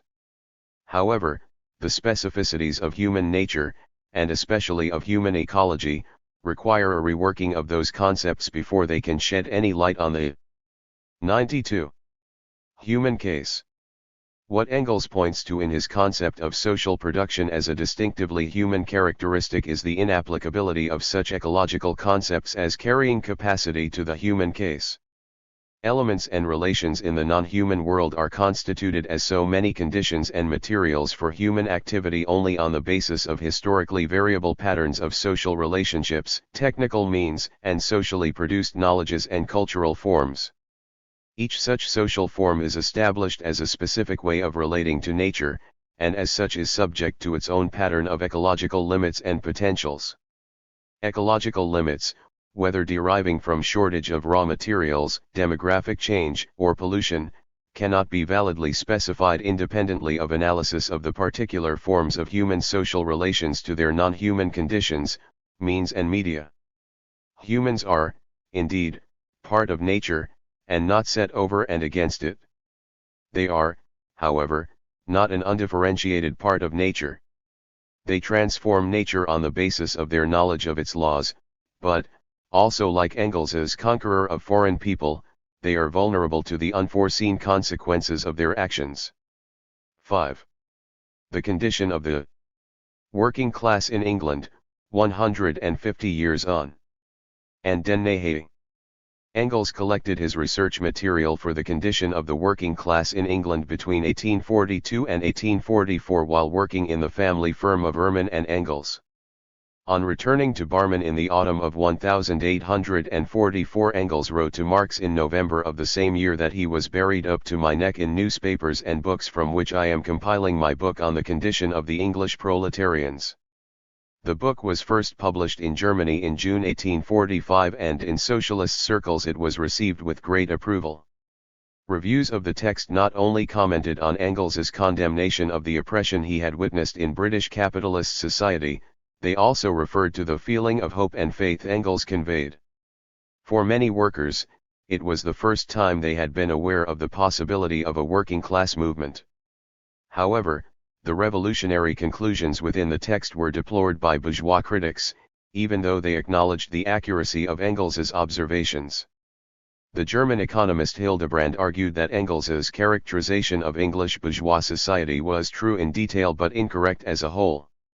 Engels's book was first published in English in New York in 1887, and in this edition Engels explains in an additional afterword how, with the decline of Chartism and the temporary preponderance of reformist tendencies in the English working class movement, the social revolution he had anticipated in 1845 had not occurred.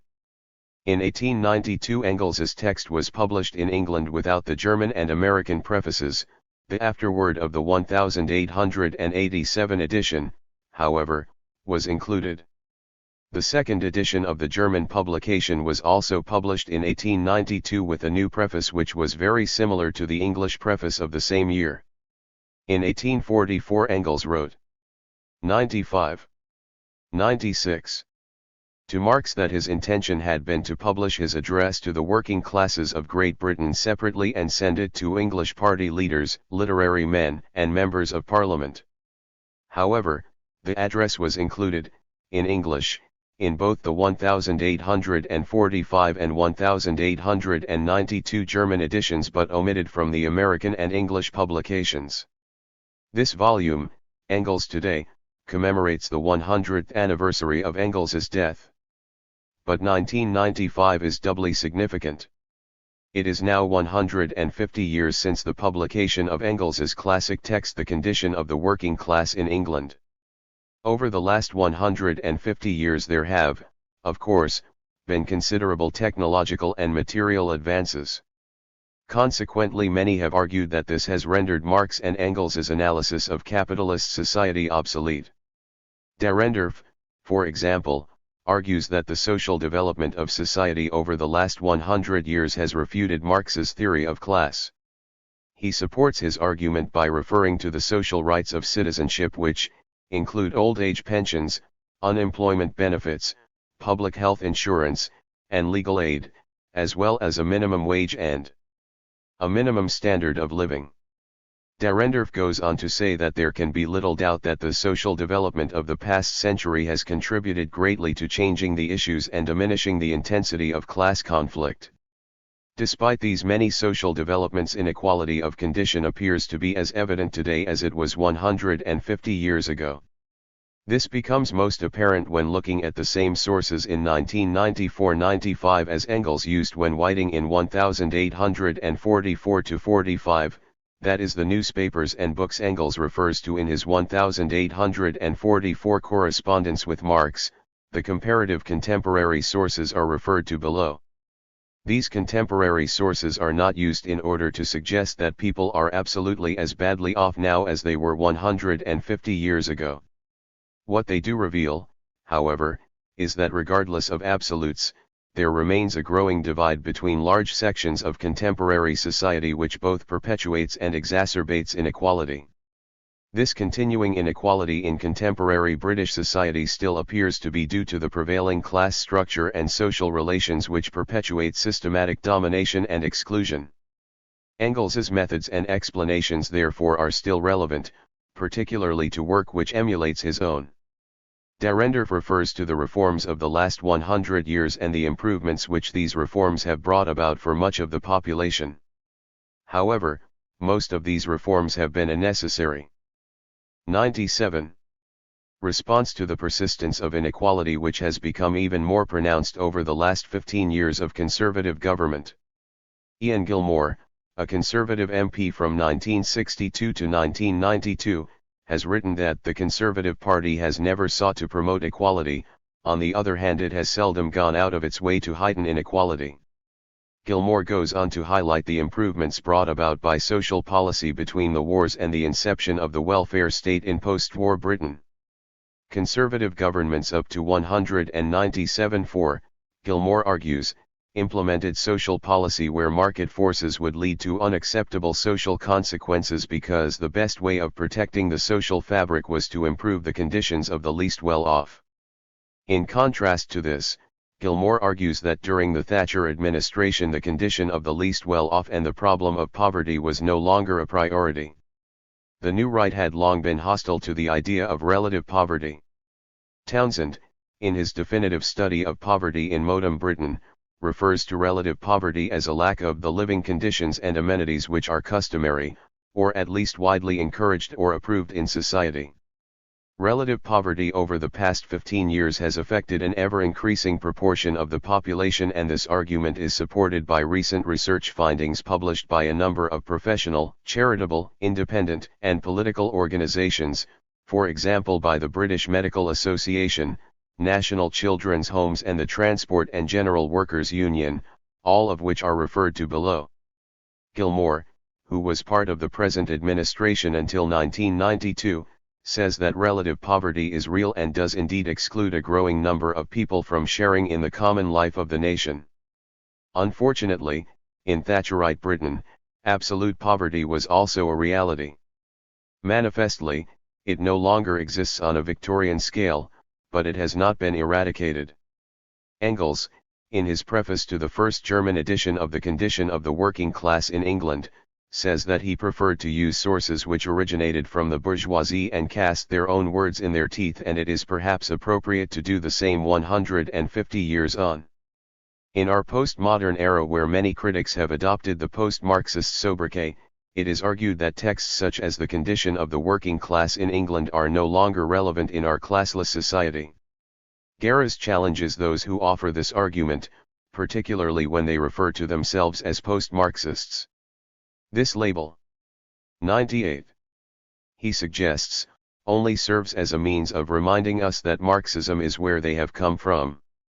Garras interprets post-Marxism as an intellectual vacuum. This description may be applicable to those who choose to read The Condition of the Working Class in England, fail to consider how Engels's methods inform us historically and, therefore, dismiss the text as irrelevant to 20th century Britain. Such an interpretation of The Condition of the Working Class in England ignores the historical tendencies of the capitalist system and the structural constraints within it which reinforce inequality of condition in Britain today, both inequality according to class and the wider social relations which cross-cut those of class. Garas interprets Marxism as emancipatory and against all forms of oppression, sexual, national, racial and religious, as well as economic, as does Wright, who argues that non-class movements are significant and engage in class-like struggles.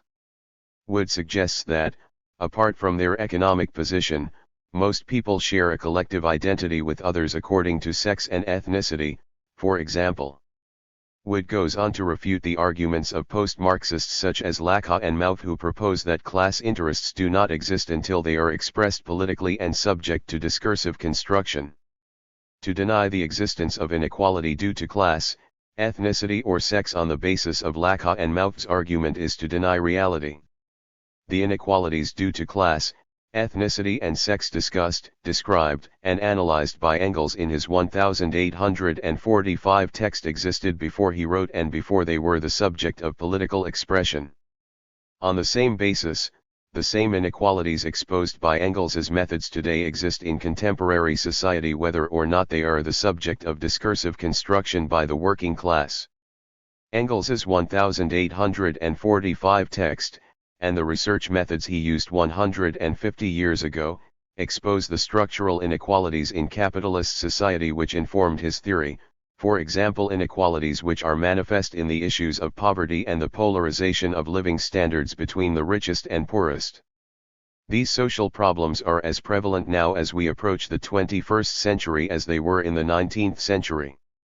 The persistence of the very same social inequalities exposed by using Engels's 1842-44 methodology supports the proposition that Engels's 1845 publication, his material analysis of society and his research methods which reject abstract theory are, in many respects, still relevant in 1990s Britain.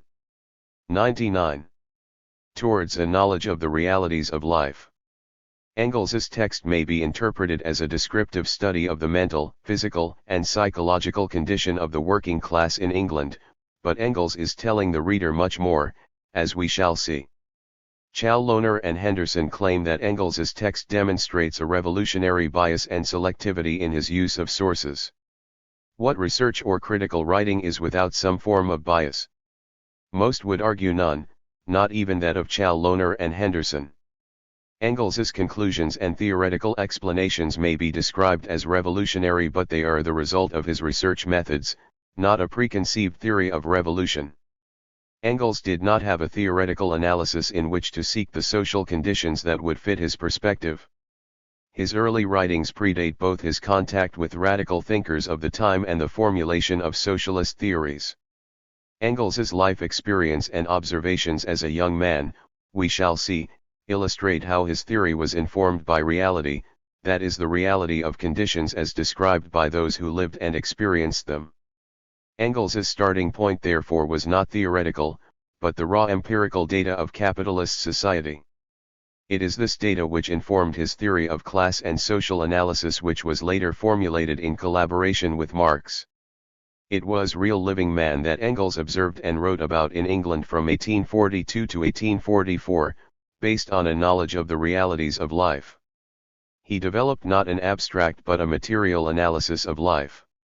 Wilson suggests that Engels, by so doing, also performed a great service for Marx.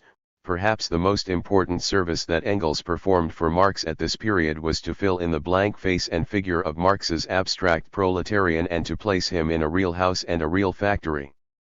During the period Engels was writing, he later says, international socialism did not as yet exist.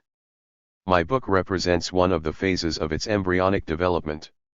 However, it was not only socialism which was in a phase of embryonic development. Historical materialism was yet to be formulated by Marx and Engels. Marx credits Engels with arriving at the same result as I, and when in the spring of 1845 he also settled in Brussels, we resolved to work out in common the opposition of our view to the ideological view of German philosophy. 100. Here Marx is referring to Engels's conclusions in the condition of the working class in England and one of their early collaborative works, The German Ideology, written in 1845-46. The philosophy of the time, and German philosophy in particular, was greatly influenced by Hegel. But Marx and Engels moved on from the Hegelian idealist concept of history and introduced their materialist interpretation of history, that is social analysis based on the material reality of social conditions as applied by Engels in The Condition of the Working Class in England, not a Hegelian abstract method. In The Holy Family, Marx and Engels argue that history does nothing, it wages no battles. It is man, real living man, who does all that.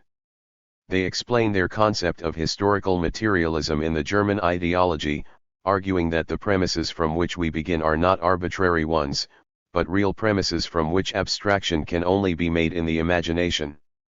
They are the real individuals, their activity, and the material conditions under which they live, both those which they find already existing and those produced by their activity. Engels's aims and objectives in The Condition of the Working Class in England, though not couched in theoretical terms, can be seen as a decisive break with idealist and ideological analysis, and as a significant shift towards the perspective which we now know as historical materialism. Engels's text, therefore, is clearly a step forward in the process of formulating a material analysis of society based on a knowledge of the realities of life. His aims are clearly set out in his address to the working classes of Great Britain, where he argues that he had aimed for a faithful picture of your condition. I wanted more than a mere abstract knowledge of my subject. I wanted to observe you in your everyday life, thus I was induced to spend many a happy hour in obtaining a knowledge of the realities of life. Having at the same time, ample opportunity to watch the middle class. Although Engels was just 24 years old when he wrote The Condition of the Working Class in England, this was not his first observation of the disparate living conditions which prevailed at that time. In order to understand what motivated Engels to write so passionately about the English working class, it is necessary to consider his life and upbringing, which show how his theory was derived from factual observation. Engels's early writings are indicative of his realization as a young man that reality contradicts ideas, that is, ideas which benefited 101. Those with most power in society and maintain the status quo, the use of religion, for example, as a form of social control, particularly as Calvinism played such a prominent role in Engels's upbringing. The black sheep. Engels was born into a wealthy Calvinist German family and, on the occasion of his birth, his father wrote to his brother-in-law, Karl Snettlich, saying that we thank and praise him from the fullness of our hearts for this child. Engels's family home was in the Wupper Valley, and it was here that he first became aware of the living conditions of those who had the least resources in life, those who depended on the humanity of others to pay them a fair wage and treat them as they would wish to be treated themselves. Engels's response to the inequality he observed, and his early writings in particular, were not expected from a young man with his privileged background and antecedents. It was not surprising, therefore, when in 1842, the tone of Engels's father's correspondence had changed and he wrote to Snettlich that it is hard to bear having a son in the house who is like a black sheep in the flock. It was the hypocrisy of the Wupper Valley Pietists which had led Engels to condemn, in particular, the very section of society which had raised and educated him, and it was this condemnation which induced his father to label him the black sheep. The young Engels was scathing in his attack on industrialization, capitalism, and the condition of those who lived in capitalist society. An excellent illustration of Engels's early writings are the letters from Wuppertal, which are based on his own observations. They were first published in the Telegraph für Deutschland in 1839. Engels was 19 years old when he reviled the terrible poverty prevails among the lower classes, particularly the factory workers in Wuppertal. In Elberfeld alone, out of 2,500 children of school age, 1,200 are deprived of education and grow up in the factories merely so that the manufacturers need not pay the adults twice the wage he pays a child. The reality of religious doctrine and practice contradicted the Christian ideals of religion, and Engels could not reconcile himself to the pietists' justification for paying their workers the lowest wages of all. This 102. They argued, was both kind and correct because their actions allowed them to prevent their workers from spending their earnings on drink. During this early period of publication, Engels either signed his articles with an X or used the pen name F. Oswald. Obviously, life for Engels and his family would have been extremely difficult if letters from Wuppertal had been signed by the author. Despite this anonymity, Engels's parents soon became aware of their son's unconventional views. Family strife is well documented and accessible in the many biographies of Engels. However, it was after he left his immediate family surroundings that Engels's ideas became more clearly formed. In 1841 Engels chose to complete a year of military service in Berlin and, as he was essentially a self-educated man, he also used this time to study philosophy at the university. Here he met the young Hegelians and became familiar with Feuerbach's The Essence of Christianity, through which Engels said the spell was broken, the system was exploded and cast aside. One must himself have experienced the liberating effect of this book to get an idea of it. Engels's year in Berlin, therefore, had a profound effect on his life, and in 1842 his father wrote to Snethlage saying that now that all are preaching progress and that the old faith and the old mentality are consigned to the rubbish heap, how easily a young and spirited heart can be ensnared. During this same period Hess published the European Triarchy. Engels did not meet with Hess until 1842, but it is suggested by Carver and Hunley that it was Hess who converted Engels to communism. However, Carver does clarify the fact that at that time communism did not mean much more than community of goods, about which theorists of communism developed widely differing utopian schemes. It was not until 1848 that Marx and Engels formulated their theory of communism, which condemned utopian schemes that originated in a period when the proletariat was undeveloped. Engels was by now, in his father's words, ensnared and his young, spirited mind committed to progress. Engels's first inauspicious meeting with Marx in 1842 is well documented. Engels's tenacity, however, proved him to be an able, prolific writer and an intellectual who shared Marx's wish to understand and explain a world which was rife with inequality and antagonisms. Ironically, it was Engels's father who inadvertently gave his 103 Black Sheep the opportunity to write his best-known work, which cemented his relationship with Marx. In October 1842 Engels's father wrote to his brother-in-law once again explaining that he was sending his son to England where he hoped to be able to give him a fair amount of work. I shall watch over him unnoticed with the greatest care so that he does not take any dangerous step. The irony is that it was Engels's employment in a capitalist enterprise which led to his reaching wider theoretical conclusions based on the reality of his early observations in Germany and culminating with his 1842-44 research in England. Engels's dangerous steps in England. Engels was a prolific writer during his stay in England, and during this period he regularly contributed to the Rheinischen where Marx was editor, and this went some way towards forming their early intellectual relationship. Engels's early critique of theory from reality may be interpreted as the development of a theory of praxis which placed him firmly in the world of human action. This becomes more apparent when Engels's 1842-44 publications are considered in conjunction with the condition of the working class in England. Engels's research data logically leads to conclusions and theoretical explanations which refer back to the reality of human action and working class resistance to their condition. Engels studied the condition of the working class in the context of capitalist society, and the conclusions he arrived at are based on his research data. In Engels's 1844 critique of Carlyle, he wrote that understanding did not come from the bare conclusions of which we are in such need but rather study. The conclusions are nothing without the reasoning that has led up to them. In Engels's 1845 text, his research data clarifies the reasoning that led to his conclusions regarding conditions in England and the condition of the working class in particular. Throughout Engels's critique of Carlyle he argues that the condition of England is of immense importance for history and for all other countries, for as regards social matters England is of course far in advance of all other countries. Engels's argument regarding the significance of the condition of the English working class to other less advanced capitalist countries is referred to throughout the condition of the working class, particularly in the 104 First German preface. Conditions which existed in England were for Engels of great historical importance. But in order to redress the evil of the inequality which reinforced the condition of the working class in England, its cause must be discovered.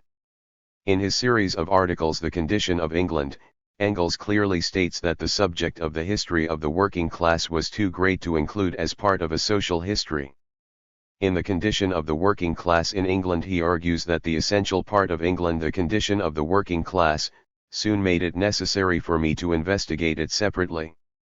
Engels's 1842-44 articles, therefore, were written while he was also collecting material which was used in his publication of 1845. Engels's writing during this period brings together his thoughts on material and social relations, class structure and class conflict in capitalist society, and the need to discover the cause of social evil and the possibility of social change through popular movements. According to Engels, it is the workers who still have a future. It is from them that England's salvation will come. Authentic sources and personal observation. It is in the prefaces and Engels's address to the working classes of Great Britain that he outlines the research methods which enabled him to observe you in your everyday life, to witness your struggles against the social and political power of your oppressors. It was real living man that Engels observed and wrote about in England from 1842 to 44, and his research methods enabled him to obtain a knowledge of the realities of life from which he later formulated a material analysis of society. In order to achieve this knowledge, rather than relying on abstract theory, Engels used requisite authentic sources and personal observation. The latter was necessary because the various official and non-official documents were not enough. They were too abstract, too distant from working-class reality, and most documentation was produced by the middle classes, your opponents. It was perhaps happy coincidence that the Engels family had business interests in Manchester, because at that time only in England has the necessary material been as completely collected and put on record by official inquiries as is essential for any in the least exhaustive presentation of the subject. 105. Engels makes prodigious use of official reports and documents, such as the Blue Books, throughout his text. But these reports and commissions did nothing to change social inequality.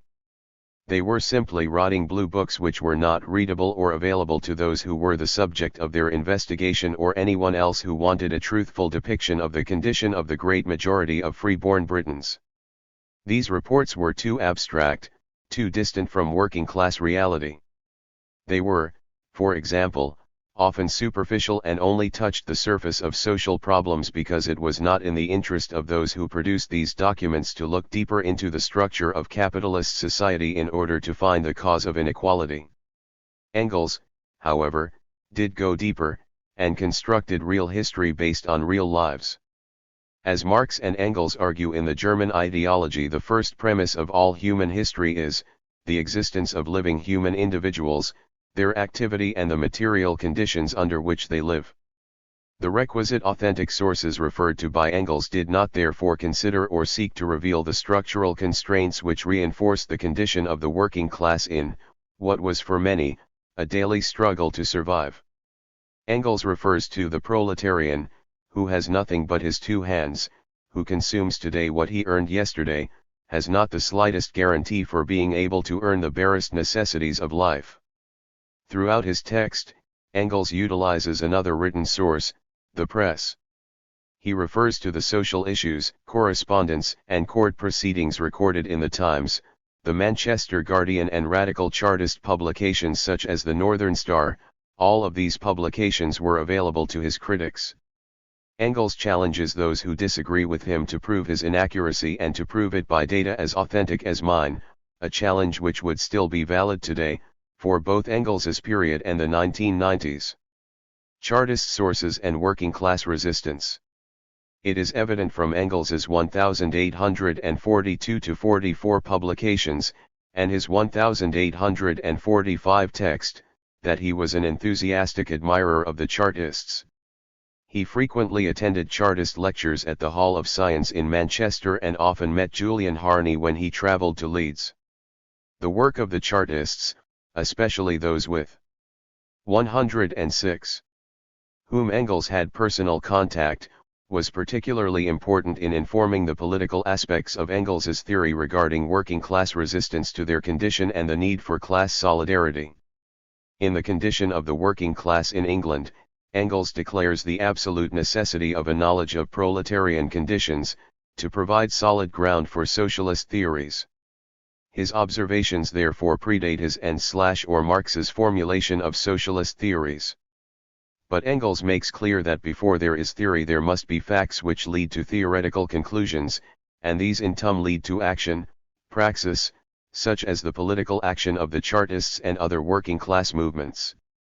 The Chartists were an integral part of Engels's information network which complemented, and confirmed, his own observations. Engels's use of the requisite authentic sources was supplemented by his own social observations and those of his network of informants. These observations revealed the reality of the material conditions under which the working class in England lived. There are numerous biographies and texts which support the argument that Engels's network was of particular importance to his 1845 publication. It is, for example, well documented that soon after Engels arrived in Manchester he met and formed a close relationship with Mary Bums, an Irish factory hand who was, according to Wilson, employed at Ehrman and Engels. Mary was already passionate in her condemnation of the conditions endured by the industrial proletariat and the capitalist system which reinforced those conditions. It appears most probable that Mary was one of Engels's network of informants in Manchester. Engels's private correspondence for this period has been destroyed, but the writings of another German radical, George Weirth, who lived in Bradford, have survived and are informative regarding the information Engels gleaned from others who had first-hand information regarding the reality of the condition of the working class in England. Whitfield refers to Engels's visits to Weirth, who was employed as a clerk in Bradford. Weirth's Bradford contacts enabled him to observe conditions which would not normally be accessible to 19th-century gentlemen such as Weirth or Engels. Kemp Ashraf suggests that Bradford plus Engels were the stimuli under which Weirth matured. One particular stimulus in Bradford, which seems likely to have been important to both Engels and Weirth, was the work of Dr. John Little McMitchan. Kemp Ashraf 107 describes McMitchan as a most valuable source of first-hand information because McMitchan took W. Weirth to see for himself the extent of poverty in workers' homes in Bradford. The irony was that McMitchan and W. Weirth, despite being close friends, were political opposites. McMitchan was a radical Tory. Engels and his critics. It was Engels's research methods in the condition of the working class in England which led to his conclusions regarding the structural inequalities which were, and are, inherent in the capitalist system. It was real life that Engels observed, and the logical conclusions he arrives at, based on his observations, make it possible to challenge some of the critics of his 1845 text. Challoner and Henderson, for example, describe Engels's observations as vivid, probably accurate but requiring modification. They suggest that Engels's use of language is misleading, particularly when he describes conditions in areas he did not visit himself. For example, Engels writes about the mining areas of Northumberland and Durham and says, "In this district we find again the lodging houses and sleeping places with which we have already become acquainted in the towns." Engels writes in the third person, and his text leads the reader through what may be described as a journey which follows the progress of capitalism through England, not a geographic journey. Engels preempts critics in his early prefaces and, at the same time, does indicate some selectivity in his choice of sources. "I always preferred to present proof from liberal sources in order to defeat the liberal bourgeoisie by casting their own words in their teeth. These liberal sources could scarcely be described as revolutionary. It was in the interests of the middle class, who originated these sources, to maintain the status quo. They were not produced in order to reveal the structural constraints which reinforced the social order and the consequent inequality which prevailed in capitalist society. These structural inequalities were revealed by Engels's observations of the reality of life, and his research confirmed the observations of capitalist society he had made as a young man in the Wupper Valley. His conclusions in 1845 led to a theoretical analysis which exposed the historical progression of structural inequalities inherent in capitalist society. 108. Global capitalism. In the first place, these structures reinforce the social order and condition of the working class in England where, Engels argues, proletarian conditions exist in their classical form. However, Germany was also a capitalist country, albeit less advanced, and the condition of the working class in England was a warning aimed by Engels at my fellow countrymen.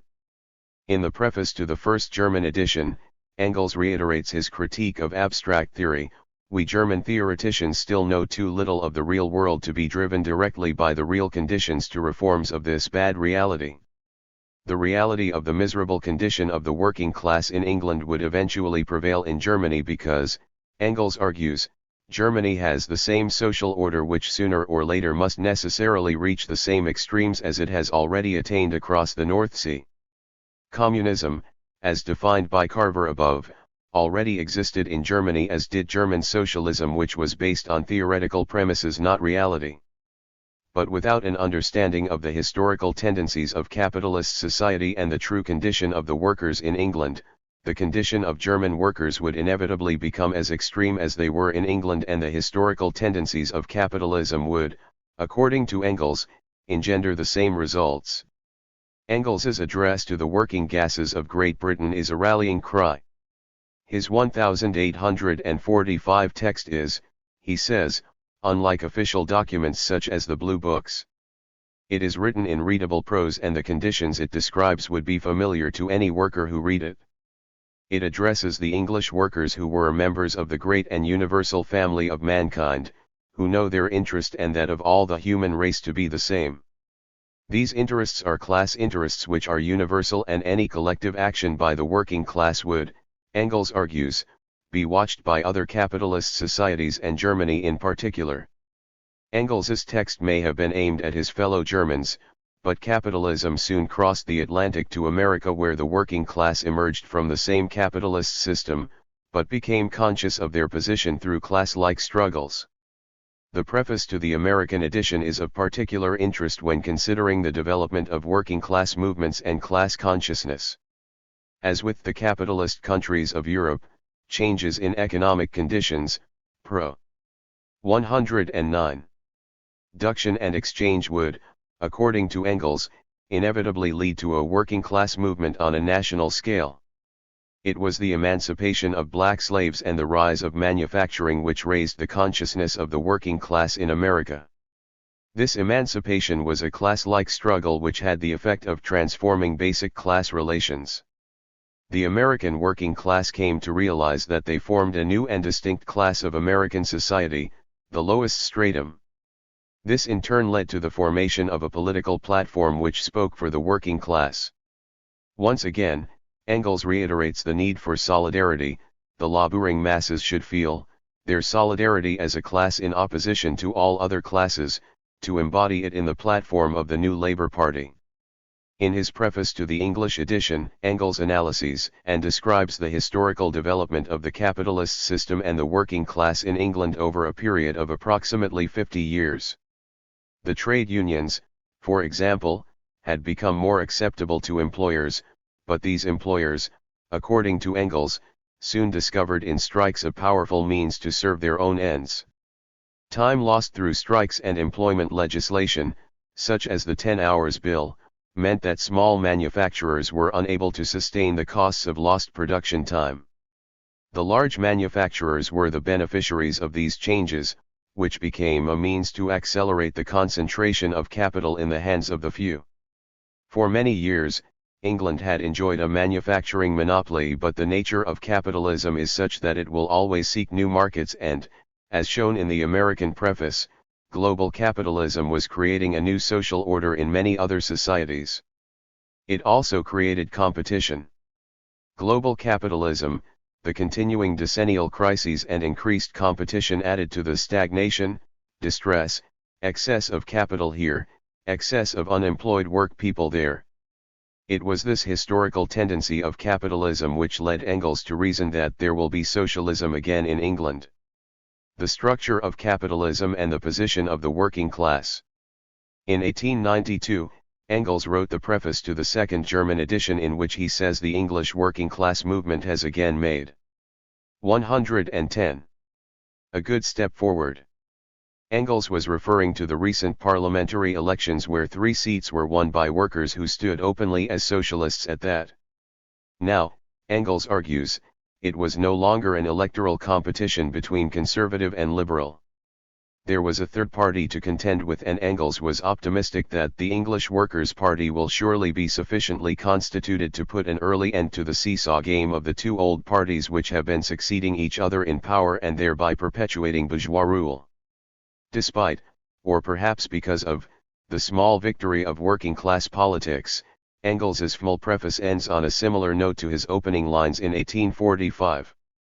The only way forward for the working class was through collective opposition to their condition.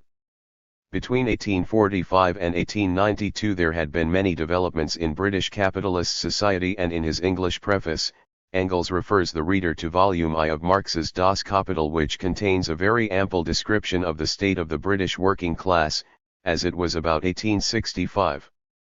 Engels observes that the state of things described in this book belongs today, in many respects, to the past, as far as England is concerned. He goes on to say that steam and machinery dwindles into nothing compared with the immense mass of productions of the 20 years from 1850-70.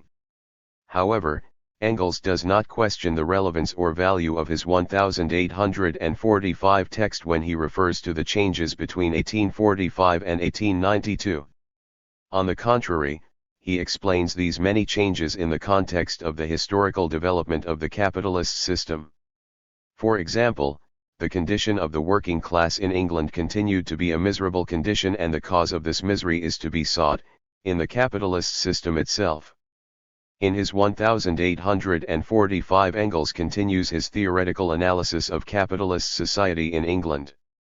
During the Industrial Revolution, the proletariat was called into existence by the of machinery. Industrial capitalist society created the conditions which were a prerequisite for the very existence of the working class. The working class in England were those who lived wholly upon wages, had no property whatever, not even the pretended property of a holding, and so became working men, proletarians. With the of machinery there was a change in social relations between workers. Engels refers 111 to the once cooperative relation between spinner and weaver and the impossibility of vigorous competition of the workers among themselves. This cooperation ended with the of mechanization. Workers had had an element of freedom and choice previously, therefore they did no more than they chose to do, and yet earned what they needed. However, Engels was not romanticizing some bygone ideal, for he describes pre-industrial workers as toiling machines in the service of the few aristocrats. The Industrial Revolution has simply carried this out to its logical end by making the workers' machines pure and simple. Industrialization also created a rapid growth in urban population which had a profound effect on working class conditions. Communication was revolutionized, particularly through association in the workplace, and this led Engels to say that now, for the first time, the proletariat was in a position to undertake an independent movement. The collective action of an independent working class movement, Engels argues, before too long a time goes by, a time almost within the power of man to predict, must break out into a revolution in comparison with which the French Revolution will prove to have been child's play. Engels was writing during a period of rapid change, and he addresses the issues of continuity and change through the condition of the working class in England. The interaction of machinery and industrialization did not affect the whole of British society simultaneously. Engels therefore refers to a process of industrialization and proletarianization whereby relations of production and the capitalist system brought about a class society. In Socialism, Utopian and Scientific, Engels explains this process as the economic development of society and the consequent changes in production and exchange which created social divisions, distinct classes and the struggles of these classes against one another. In the prefaces and to Engels's text, he discusses the physical organization of society, from agrarian to industrial. He analyzes capitalist society and the interdependent relationships of living, human individuals, and these relationships are explained throughout in class terms. The condition of the working class in England is a study of class relations, the antagonisms and inequalities which arise from class relations and working class resistance to their 112. Condition as capitalist society develops. The multitude of social issues introduced in the prefaces and continue throughout the body of the text, in particular the enduring nature of structural constraints which reinforce the flourishing prosperity at the top of the social pyramid and the poverty which endures at the lower strata. By using the requisite authentic sources and observations available to us all in contemporary British society, it is possible to evaluate the argument that the condition of the working class in England is as relevant today as it was 150 years ago. The relevance of Engels's text to 1990s Britain. On first reading, Engels's graphic text describes Dickensian England in all its squalor and ascribes it to the exploitative, ambivalent relationship between the bourgeoisie and working class. But what has a class analysis like Engels's to tell us in our supposedly postmodern, classless society? Over the last 15 years the language of class has become even more unfashionable, and the writings of Marx and Engels have, to a great extent, been discarded, but inequality of economic condition remains as deep as ever. As Engels argued when he commented on examples of the persistence of deprivation, the same economic necessity which produced them in the first place, produced them in the next place also. If we do discard the work of Marx and Engels, we ignore the humanitarian aims of texts such as The Condition of the Working Class in England. In his book, Engels uses the term working class to describe wage laborers who sell their labor power in order to buy the means of subsistence. Those who experience the same conditions when selling labor power and buying their means of subsistence in society, therefore share the same structural class position. But who are the working class in contemporary British society? In 1990s Britain there exists a broad range of workers who now share the common experience of insecurity, and in 1845 Engels argued that it was the insecurity of his position, the necessity of living upon wages from hand to mouth, that in short which makes a proletarian of him. By using Engels's 1842-44 research methods in the 1990s, it is possible to evaluate the relevance of his concept of the working class today. There are numerous contemporary sources which refer to the number of workers who are experiencing insecurity and living, quite literally. 113. From hand to mouth. In 1994 Hutton wrote an article, Hand to Mouth, which highlighted the precarious position of at least 50% of households in Britain. If the wage earners in these households became ill, lost their jobs or were in debt, their average savings were less than £450 in 1991-92, when average earnings were approximately £250 per week. Over the last 15 years in particular, government legislation has led to the proletarianization of large sections of the population who previously enjoyed long-term, secure employment, with pensions and many other fringe benefits. But are these workers middle class or working class, and where are the class boundaries? Marx argues that those who are employed as supervisors and managers are but a special kind of wage labor. He also states that middle and transitional levels always conceal boundaries in our society. These boundaries have become less concealed. When looking at conditions and struggles in the 1840s and 1990s, there are many extraordinary similarities which lead back to Engels's period, his writing and analysis of society. In The Condition of the Working Class in England, Engels describes more than class relations. He comments on wider social relations which cross-cut those of class, such as inequality due to ethnicity and sex. Wright argues that struggle cannot always be reduced to class, and we should therefore consider, and include in any social analysis, the struggles of non-class movements which are based on ethnicity, sex, or minority interests. These groups engage in class-like struggles, struggles that systematically transform basic class relations. In the 1840s, Engels condemned the sexual harassment of women in the workplace, the paucity of child care available to women in economic employment, women's low pay and the exclusion of women and children from the great trade unions. They are the organizations of those trades in which the labor of grown-up men predominates, or is alone applicable. The same problems persist today. According to Howard Davies, CBI Director General, women have been entirely responsible for the growth in employment in Europe in the last 2 decades. This trend has been particularly marked in the UK. Despite this, or perhaps because of it, Davies also refers to the overrepresentation of women in low-paid, part-time employment and the new poor, racial discrimination and the marginalization of ethnic minorities. 114.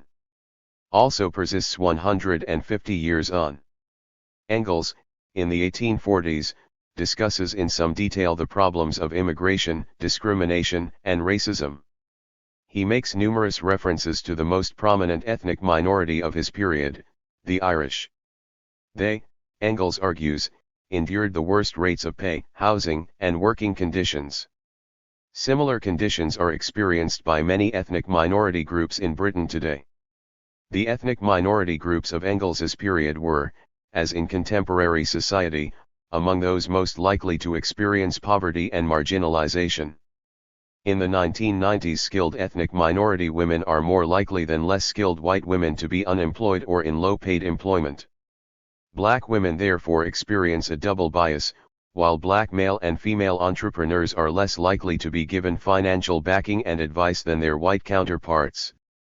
An ever-increasing proportion of the British population now experiences insecurity and poverty through the casualization of the workforce, and so it was 100 years ago. Approximately 50 years after Engels's book was first published, he wrote that there had been many improvements in the conditions experienced by the working class in England, but to the great mass of working people, the state of misery and insecurity in which they live now is as low as ever. Requisite authentic sources in the 1990s. Others who usually have full employment in the most depressed periods, now suffered greatly from want of work and reduction of wages. According to Eliot, the scrapping of wages councils has led to ever-decreasing wages in order to match competitive pricing in certain industries.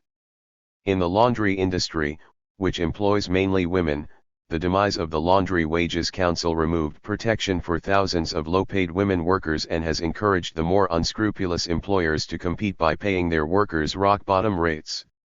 An employer who has maintained the old Laundry Wages Council rate for his employees commented, "You don't create more wealth by paying less." The Deputy. 115. General Secretary of the Union of Shop, Distributive and Allied Workers refers to one worker, a shop assistant earning £3.70 an hour, who lost her job after 23 years. The rate of pay she was offered when interviewed for another post after the Wages Council had been scrapped was £1 an hour. As Hutton argues, there is no more bashing of trade unions or lifting of labor market regulations to be done. Britain has no regulations and ranks bottom with the US in the International League Table of Labor Standards. The Employment Acts of 1980, 1982, and 1988 introduced, among other things, the necessity for a secret ballot before strike action is taken, restrictions on picketing at the workplace, the end of closed shops being able to insist that employees join a trade union, and secondary strike action became illegal. If these regulations are not adhered to, then unions risk sequestration of their funds, whereas in Engels's period, one of the most important roles of the trades unions was to act if one or more employers refuse to pay the wage specified by the union, a deputation is sent or a petition forwarded. If this proves unavailing, the union commands the employees to stop work, and all hands go home. The specter of insecurity is haunting Britain. There are also those in society who function on the periphery of the labor market. These are the unskilled workers whose skills are obsolete and those whose only experience of employment is on a casual, tenuous basis. Casual workers are often on the lowest rates of pay, their only security is on a weekly, sometimes daily basis. Survival for many therefore has now become dependent on a constant transition between low-paid, exploitative casual employment and the dole. Labour MP Alan Milburn has highlighted the growing trend among the low-paid which forces a desperate 1 million to take second jobs. Engels, in 1845, referred to the workers who were forced by low pay to take more than one job, and he quotes a weaver who describes his working life thus: "My poverty forces me to it. Last Monday I got up at 2 in the morning and worked to near midnight, the other days from 6 in the morning to between 11 and 12 at night." Hutton suggests that we are returning to a 116. 19th century income distribution and pattern of work. But insecurity can affect even those with an education. There is no longer secure employment for lecturers and teachers. In November 1994, Meikle warned of hundreds of college lecturers facing redundancy if they do not accept more demanding, short-term contracts. Teachers, bank employees, and those who work in the medical services and media, to name but a few, are all experiencing greater insecurity and higher rates of unemployment as employment legislation is reviewed. Durham refers to a television film director who has not had a real job since moving to London in the early 1990s. There are no jobs in television anymore, only contracts, the odd day, the occasional week. A secure job with promotions and a pension are, Durham argues, long past, while a spokesperson for Bekshu has said that in the 1990s it would be hard to find someone who has a continuing contract. Employees in broadcasting are very afraid of managers who have the power to renew contracts. It breeds insecurity. Point 1T is this insecurity, Engels argues, which makes a worker into a proletarian. But what of the unemployed? According to Engels, the condition of the unemployed 150 years ago was one of want of work, poverty, and starvation. For the long-term unemployed in contemporary society, it may be argued that the circumstances are much the same. To what extent want and suffering prevail among those unemployed, I need not describe. The poor rates are insufficient, vastly insufficient. Britain joins Third World as Oxfam moves to help nations poor. Galbraith argues that, in the 20th century, the unemployed who receive benefits in the fortunate lands are subject to repetitive comment on the moral damage that comes from public support to the poor. From 1996, those who are unemployed for more than 6 months will have to fulfill certain requirements if they 117 wish to continue receiving public support. For example, jobless persons will be required to take steps to improve their employability by attending courses or improving their appearance. If they fail to do so, they risk losing their benefit, as do those who refuse to accept reasonable direction by benefits staff. In 1994, the Joseph Rowntree Foundation reported that the 1986 Social Security Act had heightened the income differences between the unemployed and other claimants by making benefits to the unemployed less generous. The government of 1834 also sought to reduce the generosity of benefits paid to the unemployed. In 1834, the new Poor Law was introduced to replace the old Poor Law of 1601. This, Engels states, was due to the belief that relief fosters laziness and increase of surplus population. The new Poor Law was introduced to replace the old because it was believed that the latter was ruining the nation. The report of the Poor Law Commissioners said that the old Poor Law was a national provision for discouraging the honest and industrious, and protecting the lazy, vicious, and improvident, and ruin the taxpayers. Moreover, in the provision of aliment, it sets a premium upon illegitimate children. The same arguments can be heard today. Malthus himself drew this conclusion, that charities and poor rates are nonsense. They serve only to maintain and increase the surplus population. Behave well, or lose the dole. In 1992, at the Conservative Party conference, Peter Lilly announced that he had a little list of young ladies who get pregnant just to jump the housing list.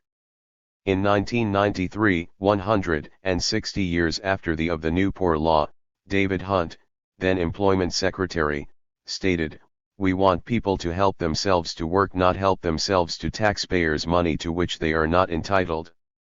Some months later, Alan Duncan argued, "The social security system is losing." 118. Widespread popular support, because it does not appear to meet the deserving, poor. Were Engels able to comment on the social security reforms of the last 2 decades, his observations would be the same as they were on the new Poor Law 160 years ago. The same political rhetoric prevails today, and those who promulgate social policy, be it the Poor Law Commissioners of 1833-34 or the Social Security Committee of the 1980s to 90s, appear to believe that relief from poverty fosters laziness and a disincentive to work. Engels refers to the consequences of insecurity, unemployment, and poverty throughout his text. These conditions led to diseases of mind, body, and spirit which, he argues, led to an increase in suicide, a breakdown in social order when the hungry were driven to steal food, and a multiplicity of slum diseases. Engels makes numerous references to the work of the Victorian physician Dr. James Kay and many other reports from the Royal College of Physicians. He would, of course, have been able to complement these reports with observations made by Weirth and McMitchan in Bradford. Much was written during Engels's period on the diseases of poverty which were prevalent at that time, and the increased morbidity and mortality of the poorest in society. Their enfeebled constitutions are unable to resist disease, hence they age prematurely, and die early. On this point the mortality statistics supply unquestionable testimony. Poverty blamed for the first decline in longevity for 50 years. Study shows poor are dying younger. It is alarming to note that similar debates and discussions are still to be found in the British Medical Journal today, for example De Lameth's proposition that the poor pay for their poverty with their lives and Wilkinson's argument that poverty kills. It has become apparent over the last 15 years from the publication of the Black Report in 1980 to the numerous reports of the 1990s that those who are marginalized in society pay a high price for their inequality. In 1993, Sir Douglas Black, who chaired the 1980 inquiry, attacked the government for the attempted destruction of the health service and called for a return. 119. To the values of the welfare state. Wilkinson argues that the poor pay the price of increased social inequality with their health and that since the 1980s, this inequality has become more marked. For example, mortality rates for the poorest in society are 4 times greater than those experienced by the more affluent. A further indication is the increased infant mortality rates in areas deemed deprived. In 1993 Davis Smith and Egger reported that the socio-economic differentials in wealth and health were the legacy of the Thatcher years. It is difficult to avoid the specific details of Thatcherism when considering conditions in contemporary British society. There have, of course, been many changes and improvements in social conditions since Engels's period, but the majority of these improvements originate from the post-war settlement which introduced a universal provision of welfare rather than the selective relief of poverty. The welfare state was based on the principle of never again and removed the stigma of the poor law. In 1995, however, we read Lilly returning to poor law with benefits shift. The BMJ, Joseph Rowntree Foundation, National Children's Home, Broadsheet Press et.al. cannot all be guilty of a hyperbolic interpretation of government policies over the last 15 years. Government policies of the 1980s and 1990s in particular have ignored the structural constraints which have a profound effect on health status. The government has endorsed the World Health Organization's project of Health for All by the year 2000, and the aim of this project is to bring about equity in health. However, as the medical journals indicate, this has not happened. The government's only action to achieve health for all has been to direct didactic missives to the poorest in society. Hence, the health divide has become even more polarized, and structural constraints, which compound the position of the poorest in society, remain. Children who are half-starved, just when they most need ample and nutritious food, must inevitably become weak, scrofulous and rachitic. Basic benefit will not buy children a workhouse diet. 120. The healthy eating objectives released by the Department of Health, and aimed at the whole population, are impossible to achieve for a large section of society. Work insecurity, unemployment, homelessness, low pay, and a paucity of local amenities all constrain choice in food consumption. Engels drew attention to the need for a healthy diet and the effect of poor nutrition on health status. He argues that even if workers knew that the diet, which is the root of all evil, was the cause of illness, they were usually powerless to improve their condition. Engels asks, how could they obtain a more suitable regimen so long as they cannot adopt a different way of living? In 1994, research carried out by the charity Bamerdos found that it is cheaper to buy food in Kensington than it is to subsist living on an estate with a paucity of amenities in the north of England. This situation has been exacerbated by deregulation of the bus service, which ghettoizes poverty and puts amenities, such as food markets, out of the reach of those without private transport. In 1993, on an overspill estate in Manchester, the Children's Society started providing Christmas dinners for £1.40 to meet the needs of many residents on the estate who could afford little else. Most households do aspire to eat a healthier, more nutritious diet. However, if they are unable to afford the electricity to cook jacket potatoes for 40 minutes, or perhaps they cannot afford a loan from the social fund to even buy a cooker, then take-away chips are hot food. In 1994, it was reported that welfare claimants who apply for loans to acquire necessities such as beds and cookers are being turned away at a rate of almost 100,000 per week. There are therefore a large number of citizens who cannot, as Engels argues, adopt a more suitable regimen. In 1991, National Children's Home issued 354 questionnaires to families who use their centers. The questions they asked related to nutrition, hunger, income, and poverty. The responses showed that when a family's weekly budget ran out, it was usually the mother who went hungry. However, sometimes there was insufficient for the children, or the food was unsuitable for a child and refused. Consequently, in 1 month 50% of the children went without food. The parents who were interviewed were well aware of the foods which were absent from their diet: fresh fruit and vegetables, in particular, which are costly on a low budget. The results of their study showed that 41% of the children had a poor diet, 24% had a very poor diet, 121. And none of the children in the survey had a nutritionally healthy diet. The foods which were lacking are those which protect against numerous diseases, particularly carcinogenic disease, osteoporosis in women, heart disease, and midlife onset diabetes. As Engels observed in 1845, if the week's wages are used up before the end of the week, it often enough happens that in the closing days the family gets only as much food, if any, as is barely sufficient to keep off starvation. Of course, such a way of living unavoidably engenders a multitude of diseases, and when these appear, then misery reaches its height, and then the brutality with which society abandons its members, just when their need is greatest, comes out fully into the light of day. When diseases due to poor nutritional status manifest themselves in adults who have been malnourished children, the socio-economic differentials in wealth and health manifest themselves as well. Live you shall, but live as an awful warning to all those who might have inducements to become superfluous. Portillo lays into Yabos and feckless. Lowry argues that the blame the victim syndrome is the worst disease we have in Britain. The prevailing medical and sociological evidence reveals the futility of the cult of individualism and the denigration of collective responsibility.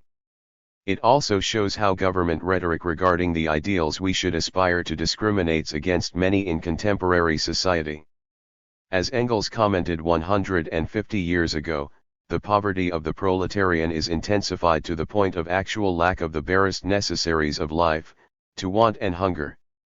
Food and the rudiments of good health are as much a part of the barest necessaries of life now as they were 150 years ago, and history appears to have repeated itself regarding the want experienced by those who have least in society. In 1852 Marx 122 remarked that history may repeat itself, the first time as tragedy, the second as farce. During Engels's period, Victorian values of self-help and Malthusian tracts which argued that the lower classes were necessary so that those above them may fear to fall were, For a large section of the population, a tragedy. What is farcical now is that this present government condones the political rhetoric of self-help. Samuel Smiles, the author of Self-Help, argues that help from without is often enfeebling in its effect, but help from within is invariably invigorating. Keith Joseph wrote the foreword to the 1986 edition of Smiles's book, in which he suggests that the welfare state in Britain has become counterproductive and removed the incentive to work and save. This book, according to Joseph, is a book for our times, the purveyor of a message that we, government and governed, employer and employee, in work and out of work, need to take to heart and keep in mind. In the 1990s, very few of those in need are being enfeebled by help from without. However, low benefit levels have had an enfeebling effect, which has led to an increase in poverty, homelessness, and the increased visibility of beggars on the streets of Britain. In London, 50,000 human beings get up every morning, not knowing where they are to lay their heads at night. The government has ended support for its own Rough Sleepers initiative after only 18 months. The 1994 budget lowered the level of housing benefit available to claimants and those seeking help with interest payments on their mortgage. The Child Poverty Action Group found it ironic that help was being withdrawn by the government, who had positively encouraged home ownership. This, housing charities argued, would lead to an increase in the number of homeless families. Throughout his 1845 text, Engels refers to the problem of homelessness and those who were reduced to begging in order to survive. He describes a family who takes up its position in a busy street, and without uttering a word, lets the mere sight of its helplessness plead for it, and those who sing a pleading song in the 123 streets. He quotes from a letter written by a lady to the Manchester Guardian, in which she complains that, despite her numerous contributions to charities and payment of rates, she is still pestered by the swarms of beggars who try to awaken the pity of the passers-by in a most shameless and annoying manner by exposing their tattered clothing, sickly aspect, and disgusting wounds and deformities.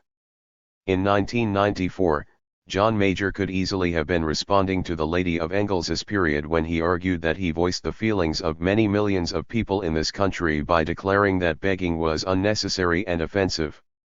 He went on to refer to Britain's adequate social security safety net, which forestalled any need to beg. According to Young, with this statement Major's mask drops into the gutter. Young goes on to say, while some achieve beggary, nobody can doubt the great majority have beggary thrust upon them, the rightist agenda rolls, welfare spending high upon it. Tum the hoses of moral infamy on the homeless. It was estimated in 1994 that 145,000 households a year are now declared homeless.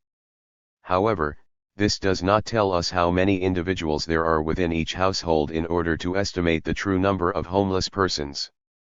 The new housing regulations introduced in 1994 have also made it more difficult for homeless persons to be officially labeled as homeless. For example, families will be forced to sleep in doorways in order to be recognized as homeless. The relevance of Engels's material analysis to contemporary society. In Britain today, it is estimated that at least 1 in 3 children live their lives in poverty.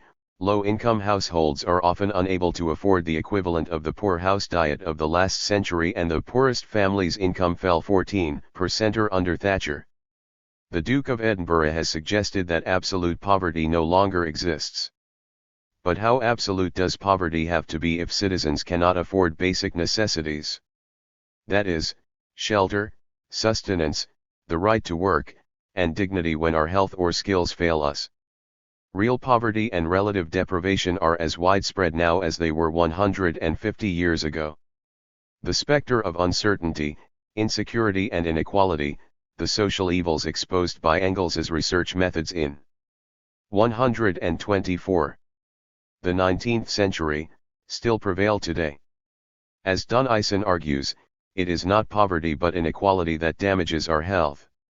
A reassessment of the condition of the working class in England, as we celebrate the 150th anniversary of its publication, is a worthwhile project in the context of the failure of capitalist economic development to deliver a more equitable society as we approach the 21st century.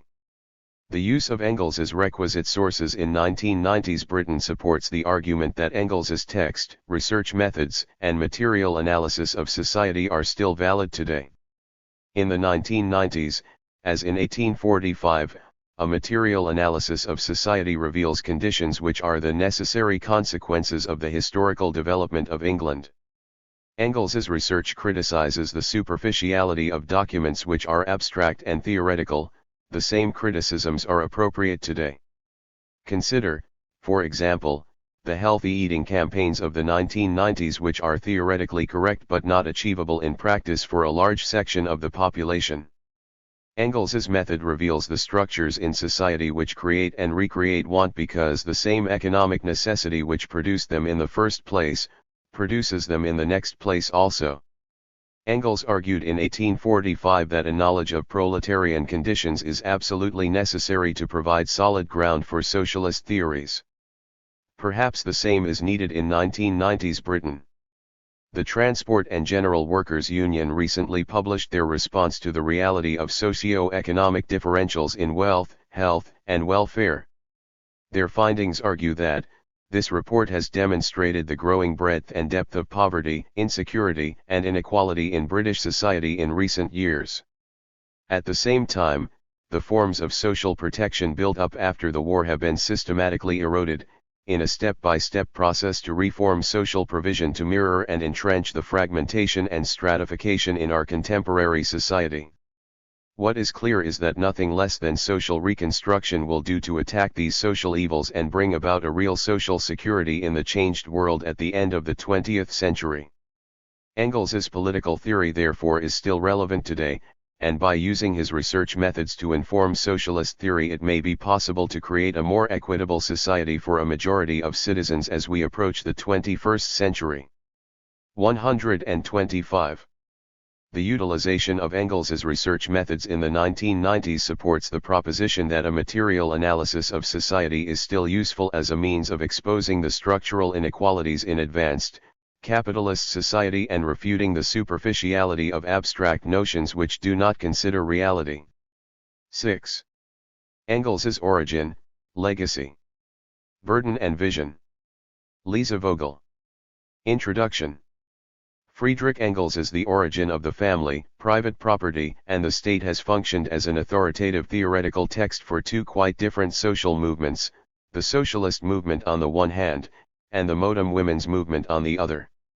Since the end of the 19th century, socialists have taken the book as the definitive Marxist pronouncement on women and the family. Confronting capitalist exploitation and, often, feudal social relations as well, socialist parties and movements have valued the origin for its critique of marriage as an oppressive economic institution, its interest in women's participation in social production, and its vision of freely chosen sexual relations in a collectively organized society. In the late 1960s and early 1970s, feminists also turned to the origin, but with different concerns. Where socialists focused on the text's implications for bettering marital and family life, modern feminists were more interested in its theorization of woman's position. Thus what drew them to the origin were Engels's materialist account of patriarchy, his discussion of the evolution of female subordination, and his vision of women's liberation as only possible in a radically transformed social order. Radical feminists recuperated the origin above all for the making of a theory and history of patriarchy. Kate Millett, for example, emphasized the origins analysis of marriage, reading Engels as an important contributor to radical feminism's critique of sexuality and male power. One Shulamith Firestone relied more directly on Engels's materialism. In her account, the origin correctly targeted the sex division of labor and the private family as central to women's oppression. Radical feminists had simply to take the class analysis one step further to its roots in the biological division of the sexes. 2. 129. 130. Extremely influential, these authors both constructed Engels as a founding father of radical feminism.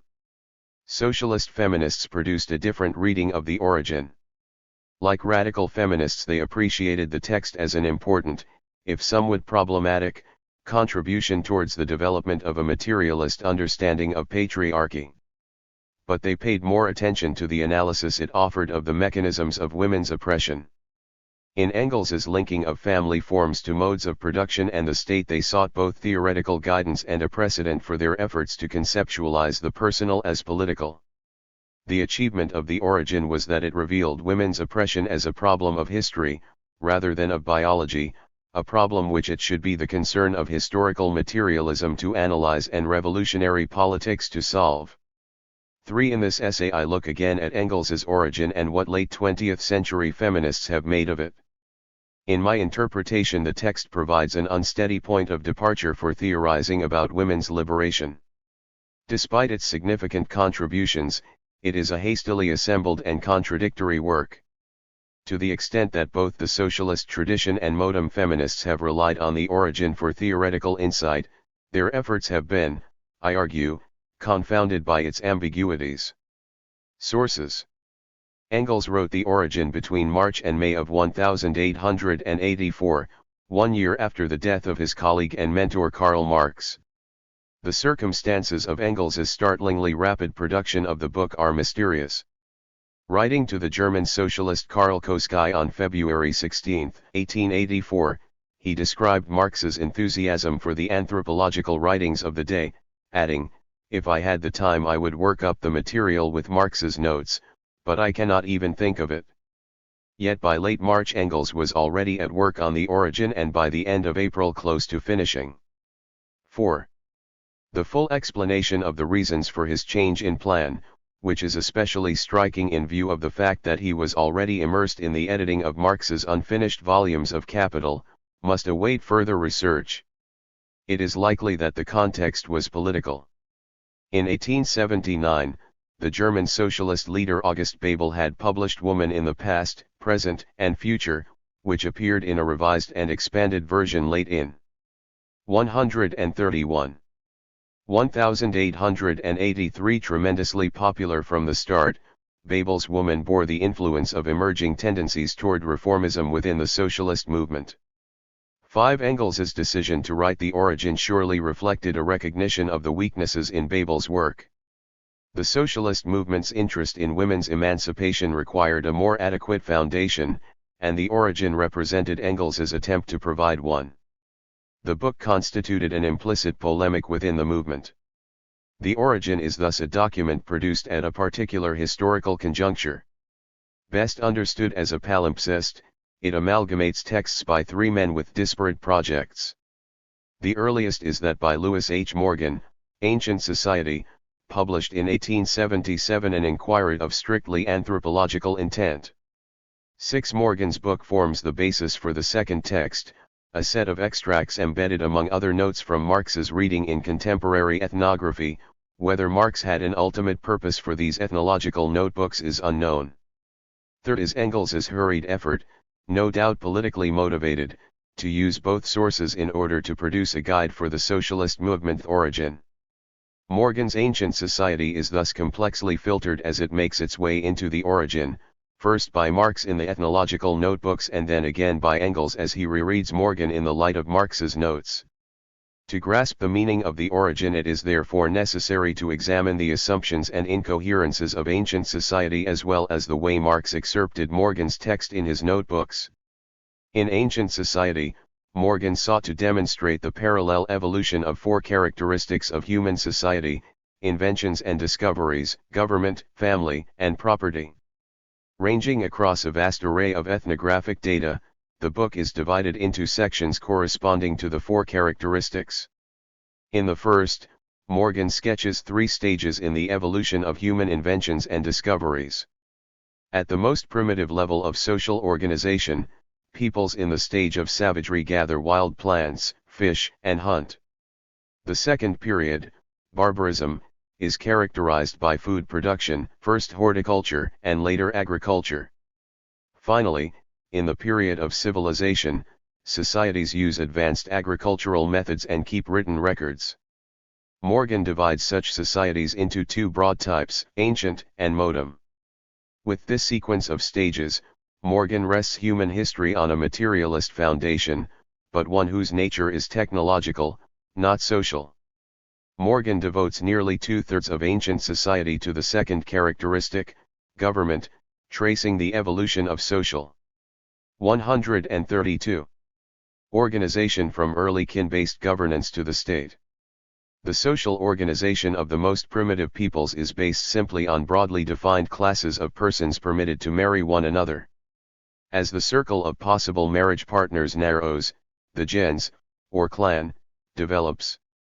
In a Gentile society, an individual belongs to the clan of either mother or father, not to both. Living in Northern New York State, Morgan believed he had observed the most developed form of Gentile organization among the matrilineal Iroquois, a confederacy of tribes that included thousands of members governed through personal ties rather than formal political institutions. Eventually, clan organization gives way, pressed by technological advances in productivity. Property attains a dominant role and government can no longer rest on personal relations. Morgan sketches the early evolution of the state, which organizes people, now distributed in property classes, on a territorial basis. Even before the emergence of developed political organization, a critical change occurs within the dance system. At a certain point, matrilineal clan organization succumbs to the principle of patrilineality. The impetus is the development of property. According to Morgan, descent through the female line was the original form of clan organization. As soon as property in cattle and land arises, however, two facts, entirely self-evident in Morgan's view, doom matrilineality. First, men naturally become the owners of the property. Second, they develop a natural wish to transmit it to their own children. Hence accumulation of property has the consequence that in the middle stages of barbarism, the patrilineal clan becomes the basic unit of the Gentile social system. A discussion of the third characteristic of human society, the family, follows, making up roughly 1/4 of ancient society. Morgan describes the evolution of 5 family forms, differentiated by progressive restriction of permissible marriage partners. He conjectures the first 2 as types of group marriage, consanguine and punaluan, implying an even earlier stage of promiscuous intercourse. The third form, the pairing family, is associated with clan-based societies. Single pairs marry and live in communal kin-based households, the marriage bond may be dissolved at will. Lineage ties remain primary to each partner, for the clan is the basic social unit. Morgan notes the collective security the pairing family system provides to individuals, as well as its egalitarianism when compared with subsequent family forms. The last 2 family forms reflect the influence of the development. 133. Of property.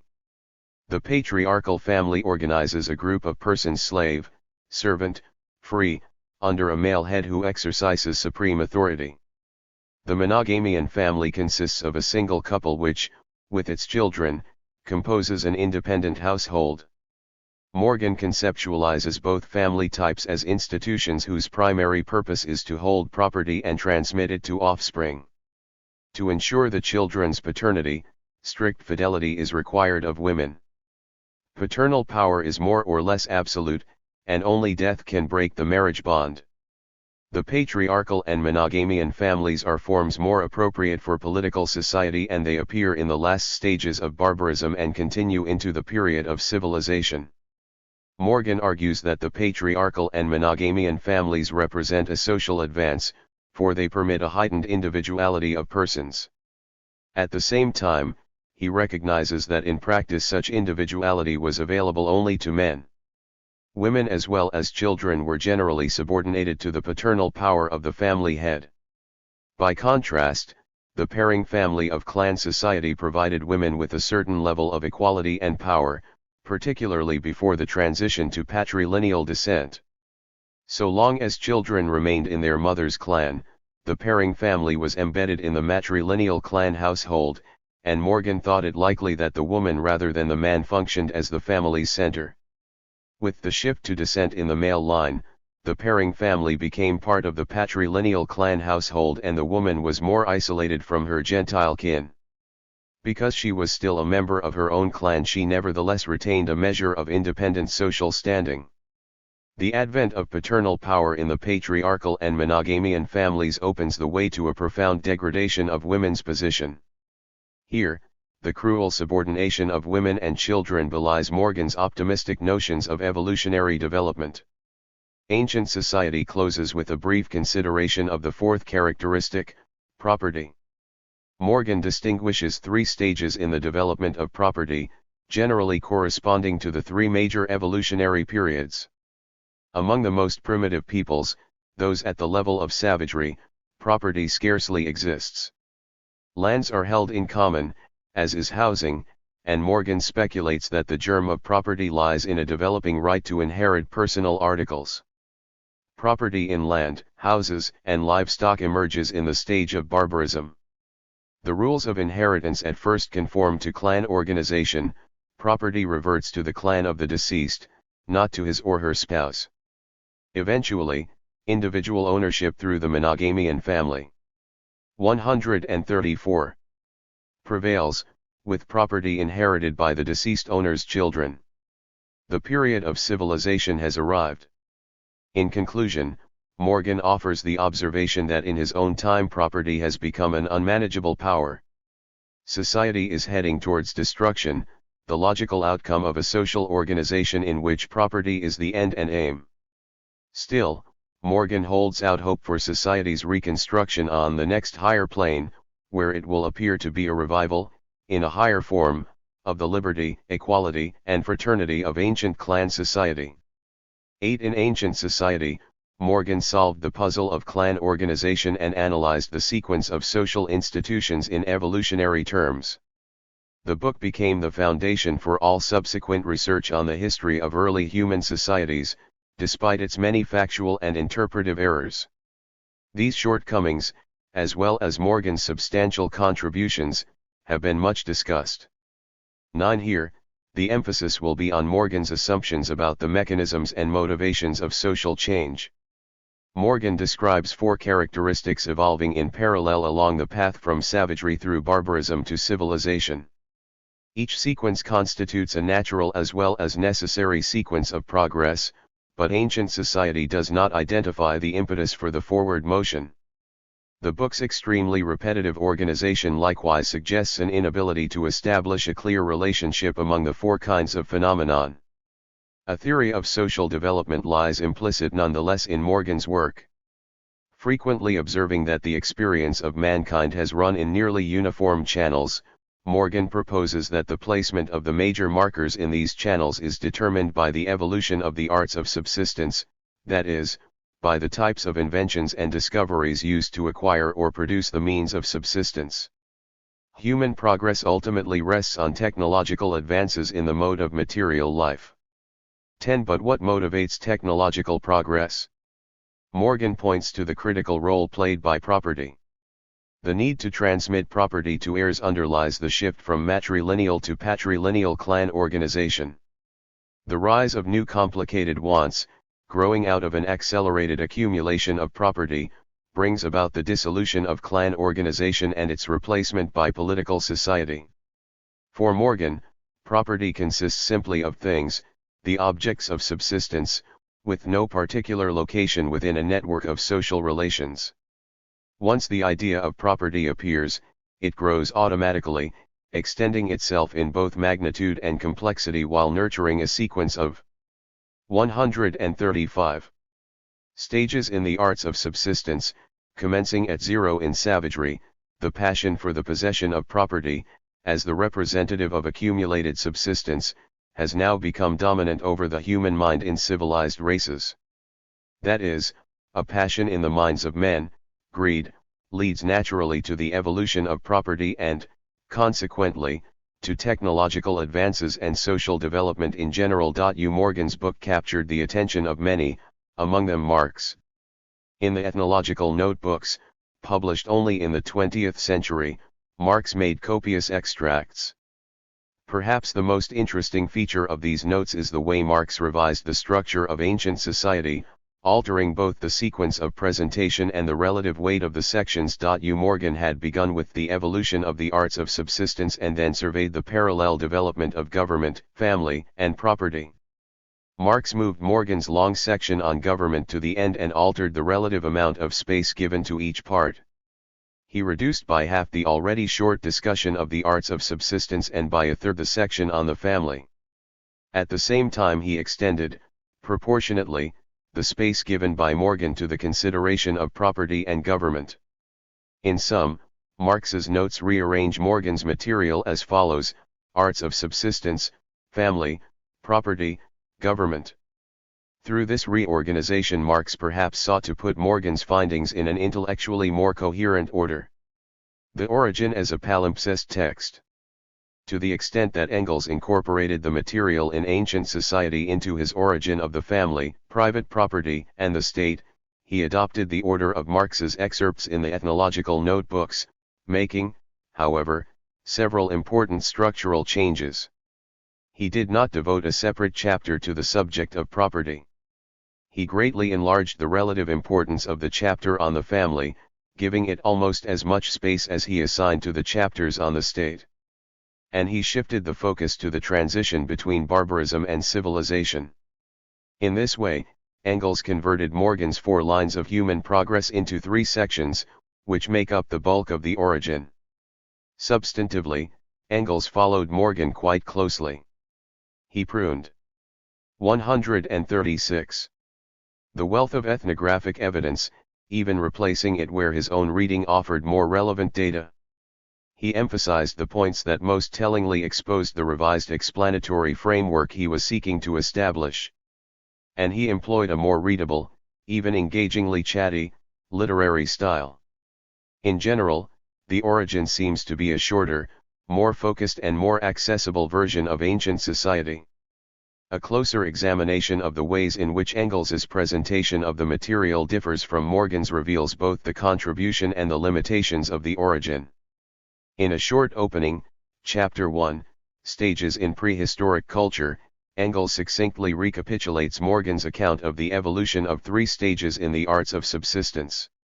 Emphasizing the richness of Morgan's material, Engels also acknowledges a certain inadequacy in his own discussion, for not until the last chapter will he recast Morgan's work in the light of Marx's understanding of social development. My sketch flat and feeble compared with the picture to be unrolled at the end of our travels 13. As it turns out, the origin remains far closer to ancient society than Engels intended. Chapter 2, The Family, constituting about 1/3 of the origin, presents a reworked and augmented version of Morgan's sequence of family types. Engels underscores the importance of Morgan's discoveries and takes the opportunity to situate Morgan's work in the context of 18th and 19th century speculations concerning primate evolution, early human social behavior and the possibility of a primitive state of promiscuous sexual intercourse. Concluding these half-dozen pages with the observation that bourgeois moral standards cannot be used to interpret primitive societies, he comments on Morgan's discussion of the 2 hypothetical forms of group marriage. 14. Like Morgan, he believes that natural selection, through the innate mechanisms of jealousy and incest taboos, triggered the succession of family types. In addition, the logic behind the change Marx had made in Morgan's sequence of presentation now becomes clear, for Engels is able to explain the origin of the clan system in the course of his description of the Punaluen family. Having disposed of group marriage and the genesis of the clan, Engels turns to the pairing and patriarchal families. Here he merges the material Morgan had covered in his chapter on property into his discussion. Along with Morgan, Bachofen, and others, Engels assumes that supremacy of women characterized early human societies, but he argues that it rested on the material foundation of a natural sex. 137. Division of labor within the primitive communistic household. Only if new, social forces caused that natural material foundation to take a different form could women lose their position of independence. 15. And this occurred when society began to produce a sizable surplus, making it possible for wealth to amass and eventually pass into the private possession of families. Like Morgan, Engels sees the development of productivity as an automatically evolving process, but he makes a distinction, however vaguely, between wealth as a given accumulation of things and private property as a social relation. Once wealth is held privately, its accumulation becomes a central social issue. Mother right, that is descent in the female line and, along with it, the supremacy of women in the communal household, now constitutes a barrier to social development. Earlier, the supposedly natural division of labor between women and men placed women in charge of the household while men had the task of providing food. In a society at a low level of productivity, therefore, women possessed the household goods and men the instruments necessary to hunt, fish, cultivate plants and the like.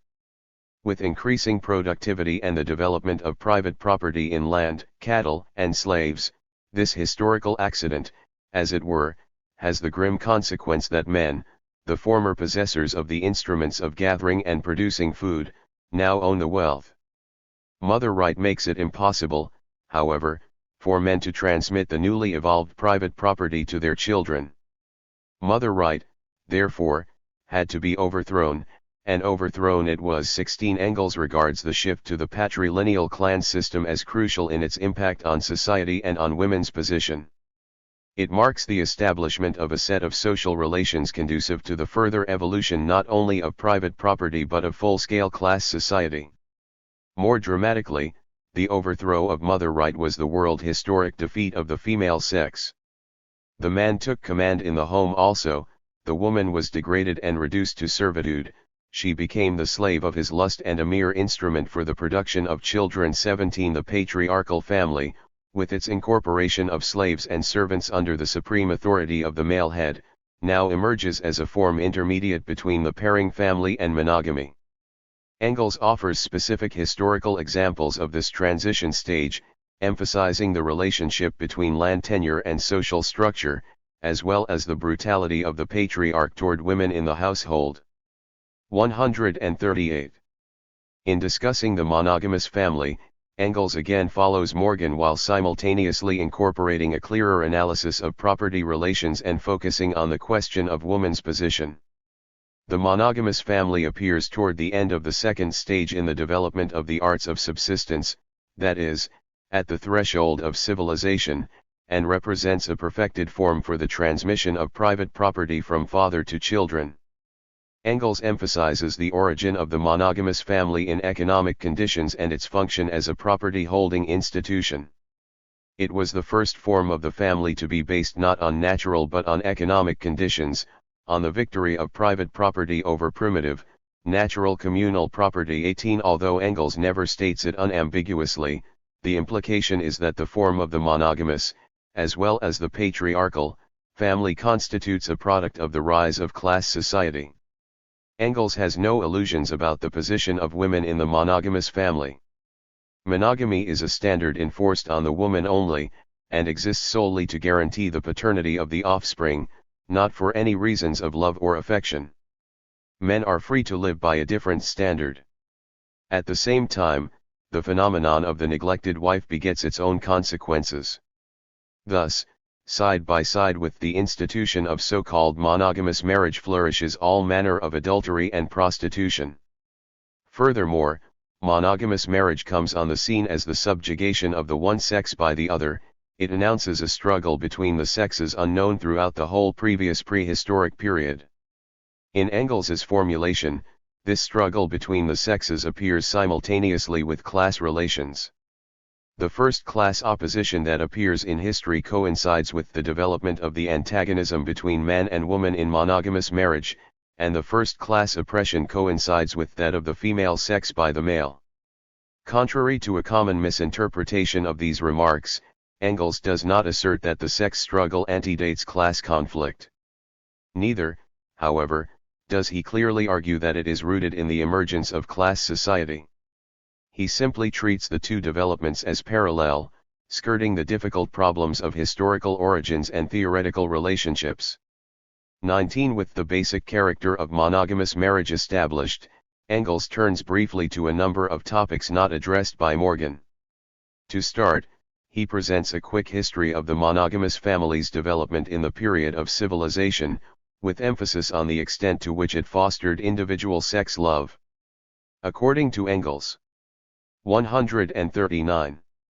Love-based marriages were impossible prior to the great moral advance constituted by the monogamous family. Moreover, in all ruling classes, even after the rise of the monogamous family, expedience rather than love governed the choice of marriage partner. After a brief glance at the medieval ruling class family, Engels focuses on marriage in capitalist society.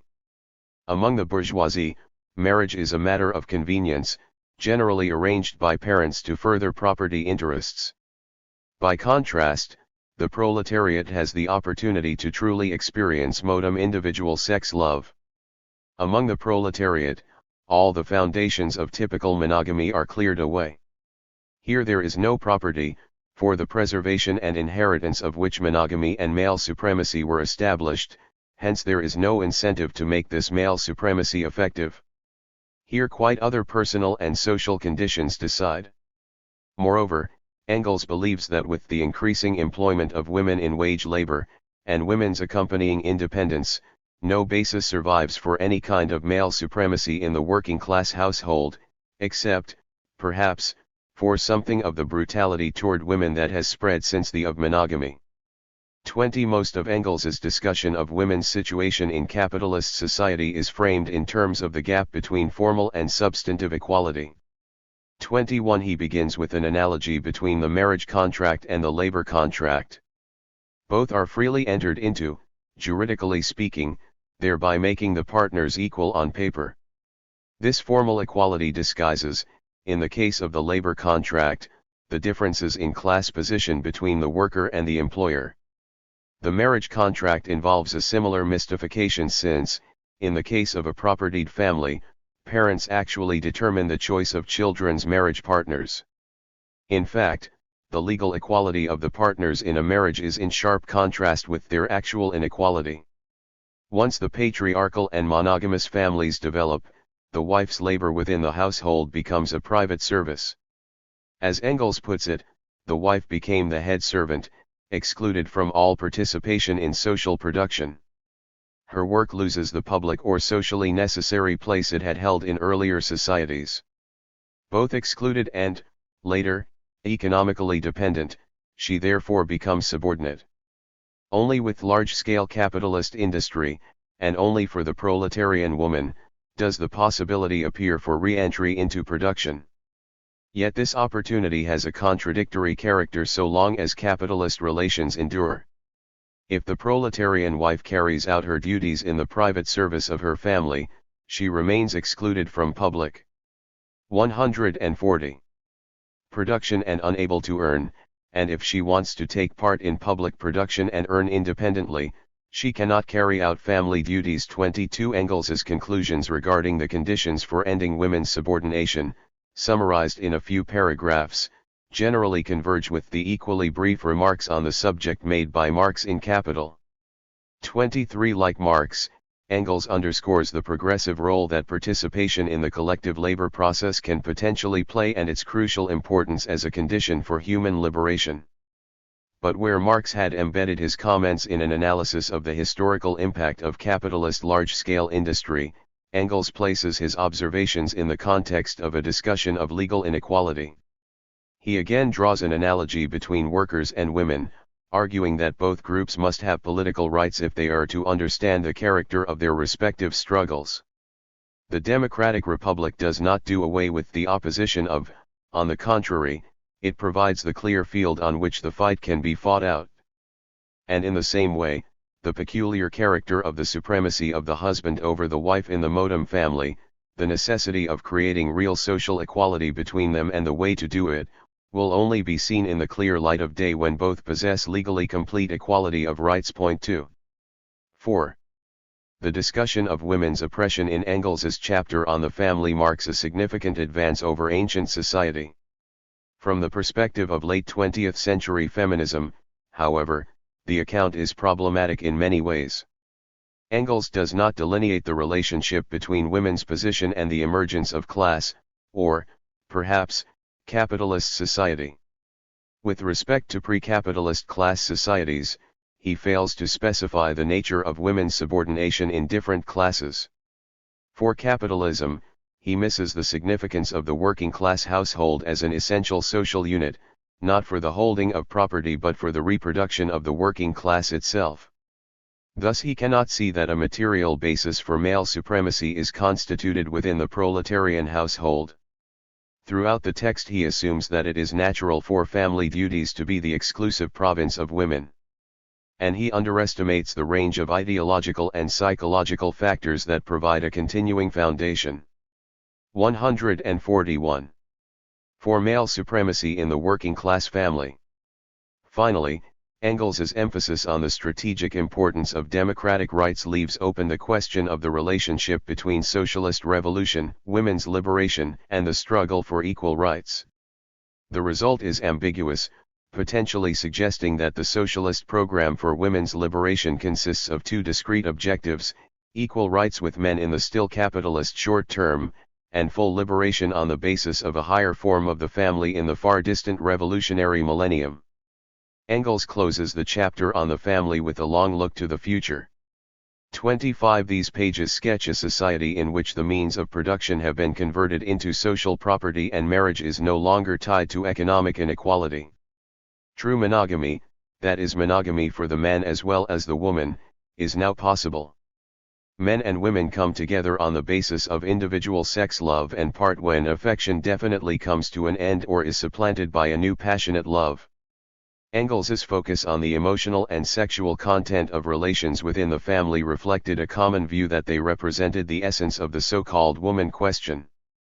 Only at one point in this section does he dwell on the more everyday implications of the future abolition of the family's economic functions, observing that with the means of production held in common, the single family ceases to be the economic unit of society. Private housekeeping is transformed into a social industry. The care and education of the children becomes a public affair. 26. These brief hints of programmatic guidance do not differ, in substance, from 19th-century communitarian proposals. Engels's chapter on the family in the origin remains an unintegrated mix of Morgan's dry materialism and a radical view of sexual liberation, seasoned with genuine insights into the nature of property and social relations, and liberally sprinkled with Engels's warmth and wit. In chapters 3 to 8 of The Origin, corresponding to the section on government in Morgan's Ancient Society, Engels examines the nature of clan society and traces the rise of the state. As in chapter 2 on the family, he follows Morgan's general line of argument, while at the same time incorporating the material on property.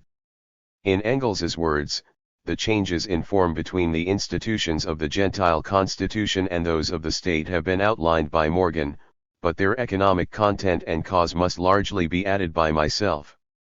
27. The resulting discussion suffers from problems similar to those already observed in Engels's account of the family. Moreover, 142. It becomes more obvious in these chapters that Engels identifies private property and the market exchange of commodities as the pivotal social developments in history. Nowhere, however, does he clearly discuss these phenomena in terms of the social relations that constitute the mode of production in which they originate. In these chapters, a critique of property overwhelms the critique of class relations. Property, not exploitation, the appropriation of the surplus labor of the producing class by another class, becomes the implicit object of class struggle. From the point of view of Marx's analysis of social reproduction, however, both private property and commodity exchange only represent specific manifestations of particular types of class society.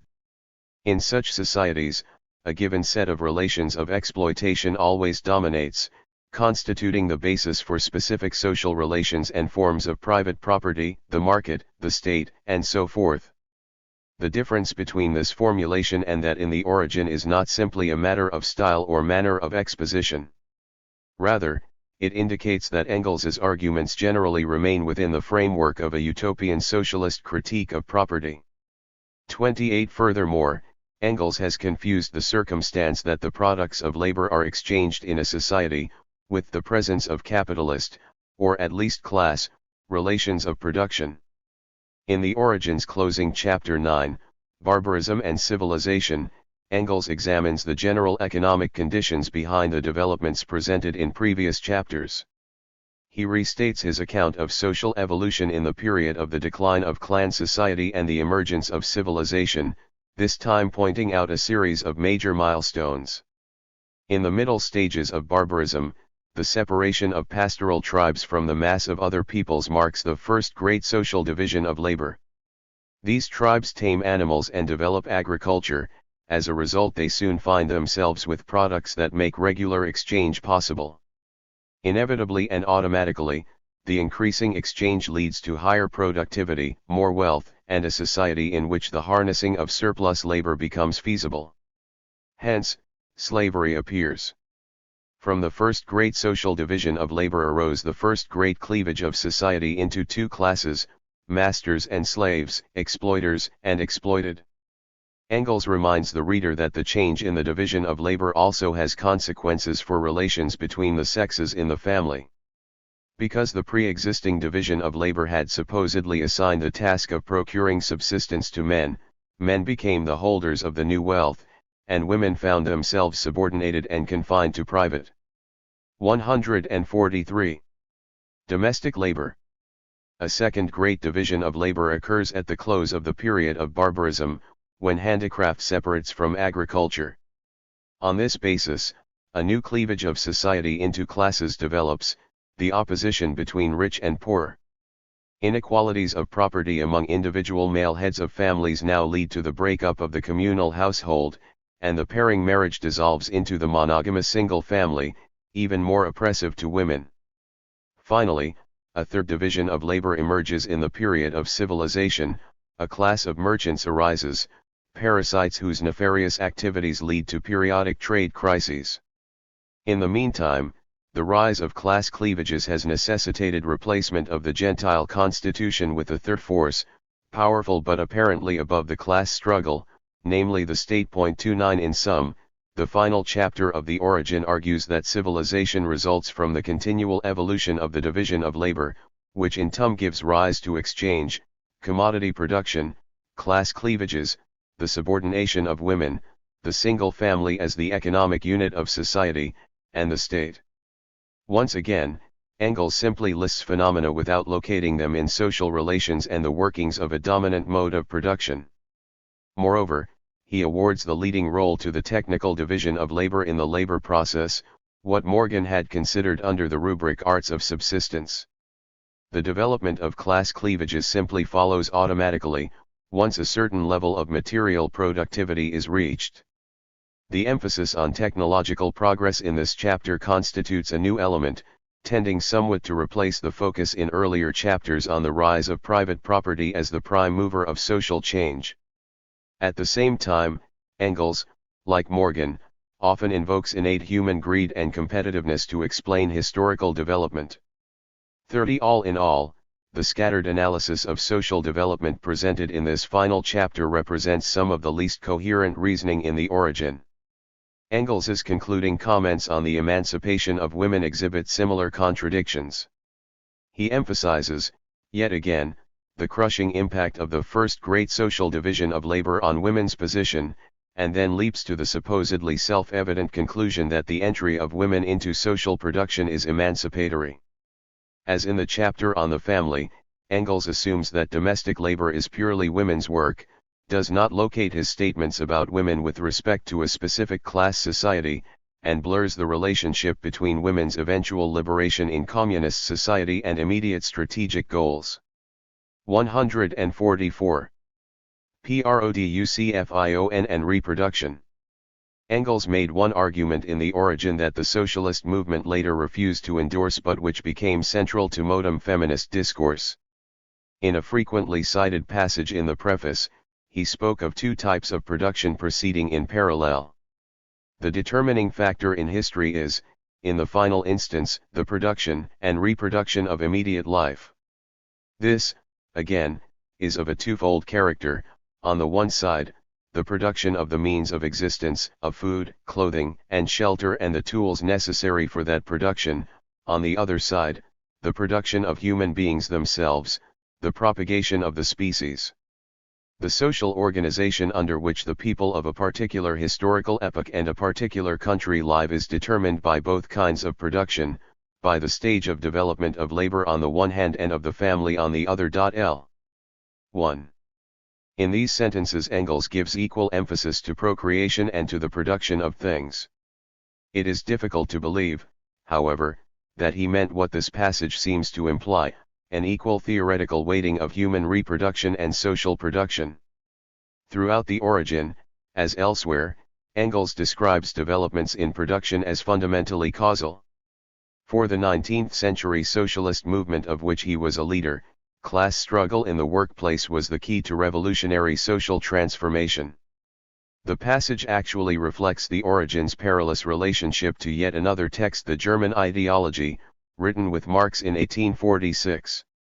The dependence of The Origin on the unpublished German ideology is obvious although rarely noted. Engels drew quite heavily on the forgotten manuscript of his and Marx's youth, which he had just rediscovered among Marx's papers. 32. The paralleling of the production of means of subsistence to the production of human beings in the preface, for example, recalls the earlier manuscript's discussion of the dual essence of social reproduction, the production of life, both of one's own in labor and of fresh life in procreation, appears as a twofold relation, on the one hand as a natural, on the other as a social relation. 33. More generally, both texts make a sharp distinction between natural and social phenomena, emphasizing the purely biological or animal-like character of procreation. Furthermore, the German ideology assigns, as does The Origin, a central 145. Motivating role in social development to the continual evolution of the division of labor.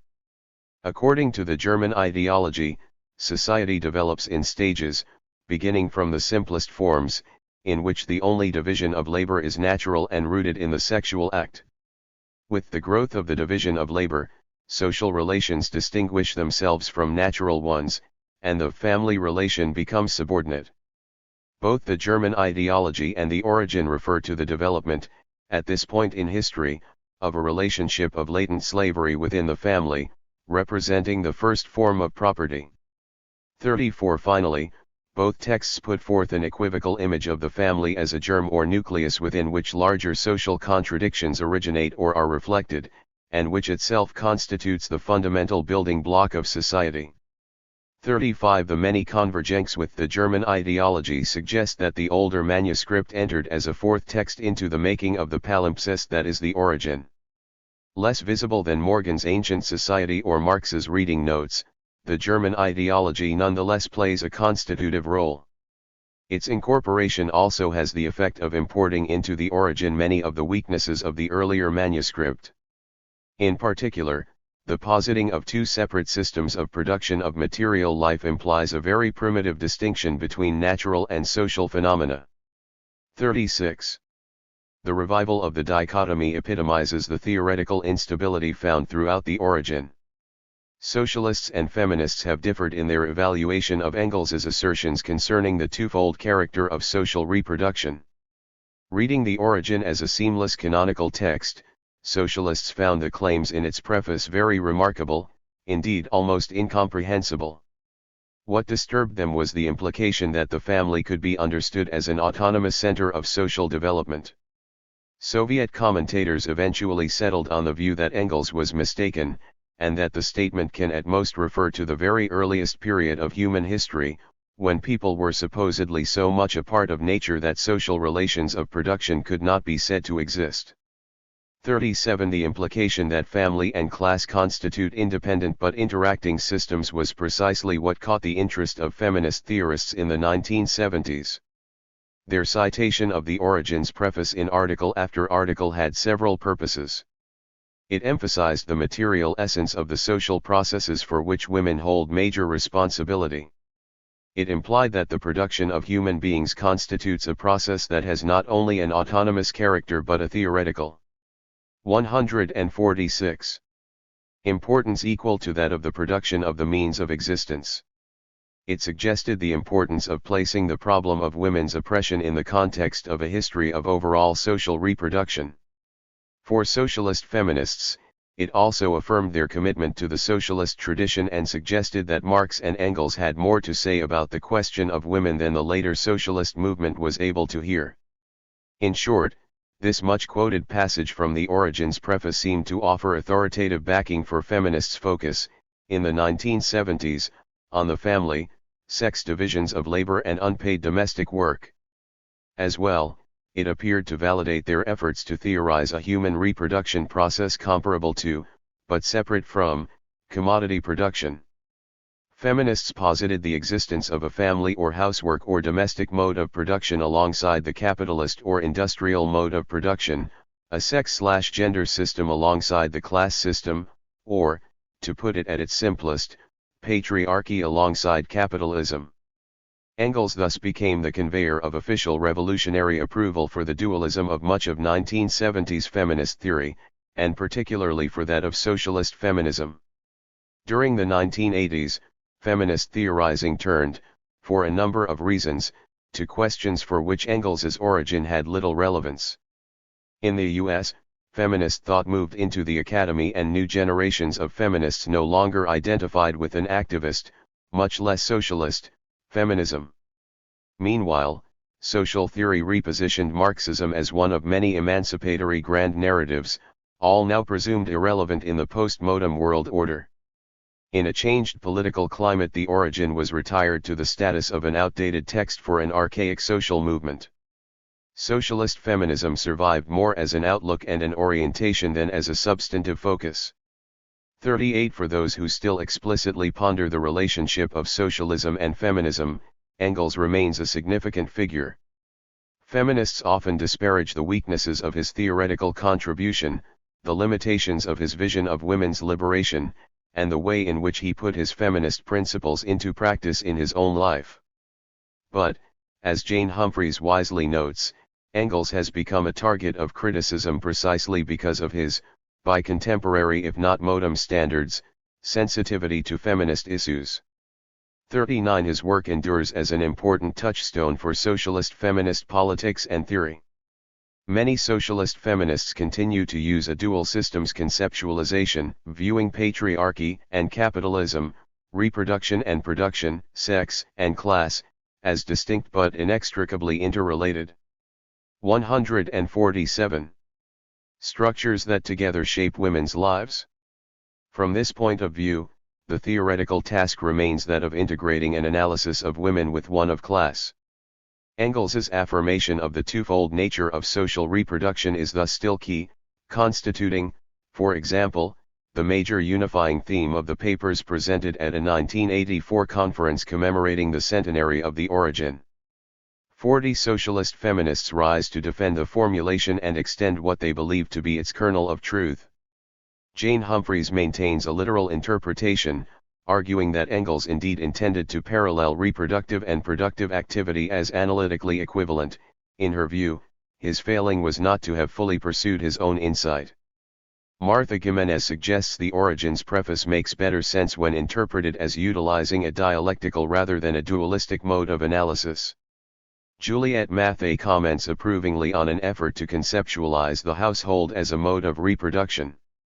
Anne Ferguson presents her theory of sex/effective production as an authentic development of a multi-systems approach first posited by Marx and Engels in the German Ideology and then reprised in the preface to Engels's Origin. 41 Why do socialist feminists hold on to dual systems discourse, despite numerous trenchant critiques of it as a methodological and epistemological procedure? 42. For many, I suspect, dual systems thinking is still preferable to the only two options that appear to be available. To give up the emphasis on an independent sphere of reproduction would mean, they assume, subordination within a Marxist theory stubbornly resistant to the substantive incorporation of gender and other dimensions of diversity. Yet to conceptualize women's oppression solely in terms of patriarchy would require a renunciation of the vision of the just society as simultaneously feminist and socialist.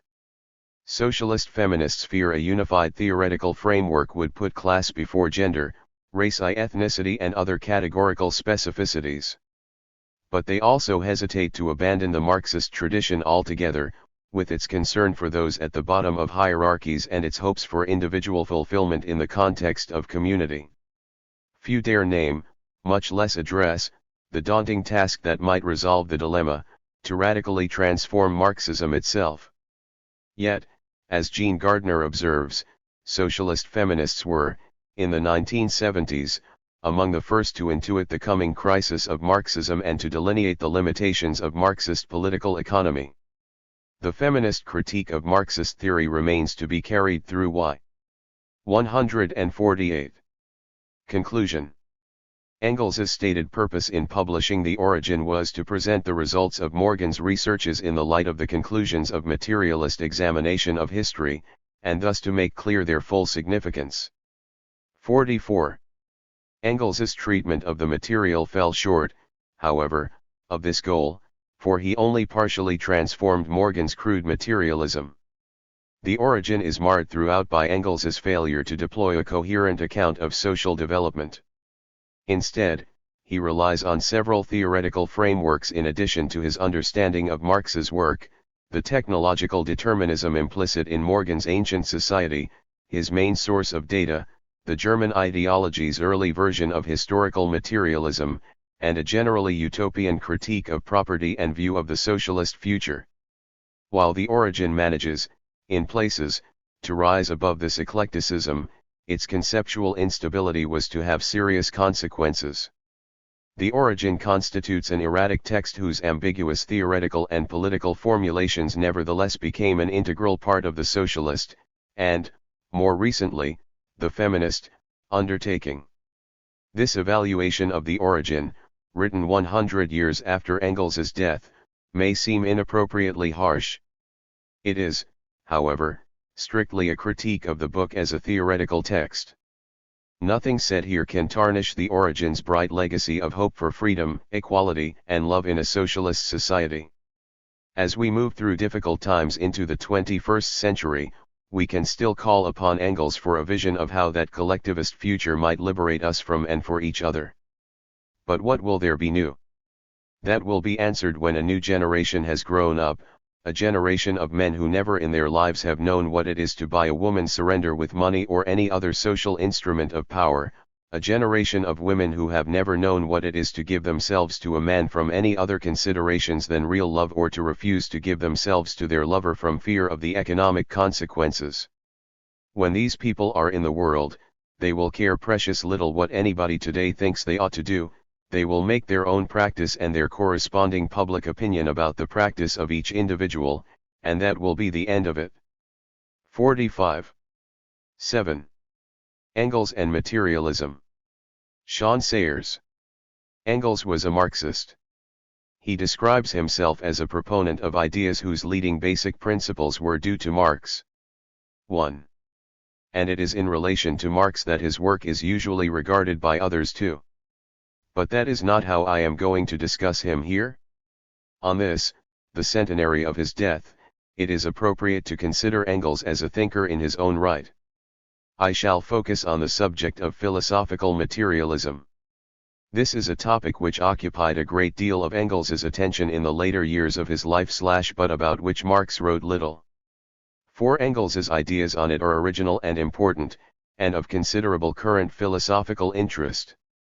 In this paper I will describe these ideas and try to bring out their significance by placing them in the context of related contemporary work. In general terms, materialism holds that everything that exists or happens is material and can be described and understood in purely naturalistic terms, without recourse to the notions of a divine creator or an immaterial human mind. This philosophy is fundamental to the scientific approach. However, as Engels stresses, it is important to distinguish this general philosophical outlook from the specific forms in which it is put forward by particular thinkers at particular periods. Both in Engels's time and still today, materialism often tends to be put forward as a narrow, mechanistic, and reductionist philosophy. Engels calls this form of materialism mechanical materialism. Nowadays it goes under the title of physicalism. Then and now, quite standardly, it is treated as if it were the only form of materialism. As Engels shows, it is not so. The central purpose of his work in this area is to develop a non-mechanistic, non-reductive form of philosophical materialism. Philosophical materialism.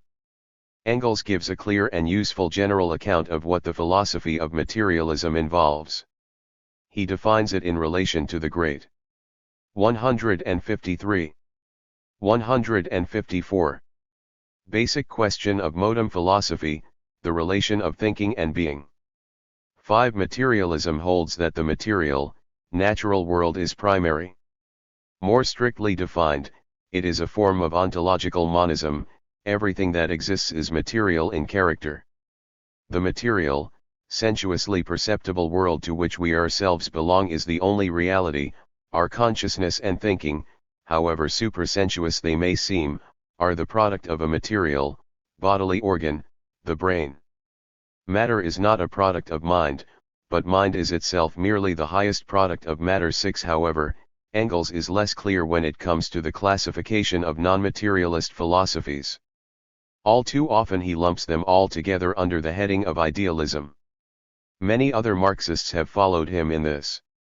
Important distinctions are thus obliterated. Idealism, more accurately defined, is the opposite of materialism. It is the view that everything is ultimately ideal or mental in character. As such, it is also a form of monism. Idealism in this sense is a major influence in classical German philosophy, but it has little support among contemporary philosophers, at least of the analytic variety. More influential are various forms of dualism, which try to acknowledge the validity of the scientific account of the natural world, while at the same time insisting upon the irreducible reality of human and mental phenomena. Engels characterizes the materialism of the 18th century as mechanistic. In this, he is following Kant and Hegel.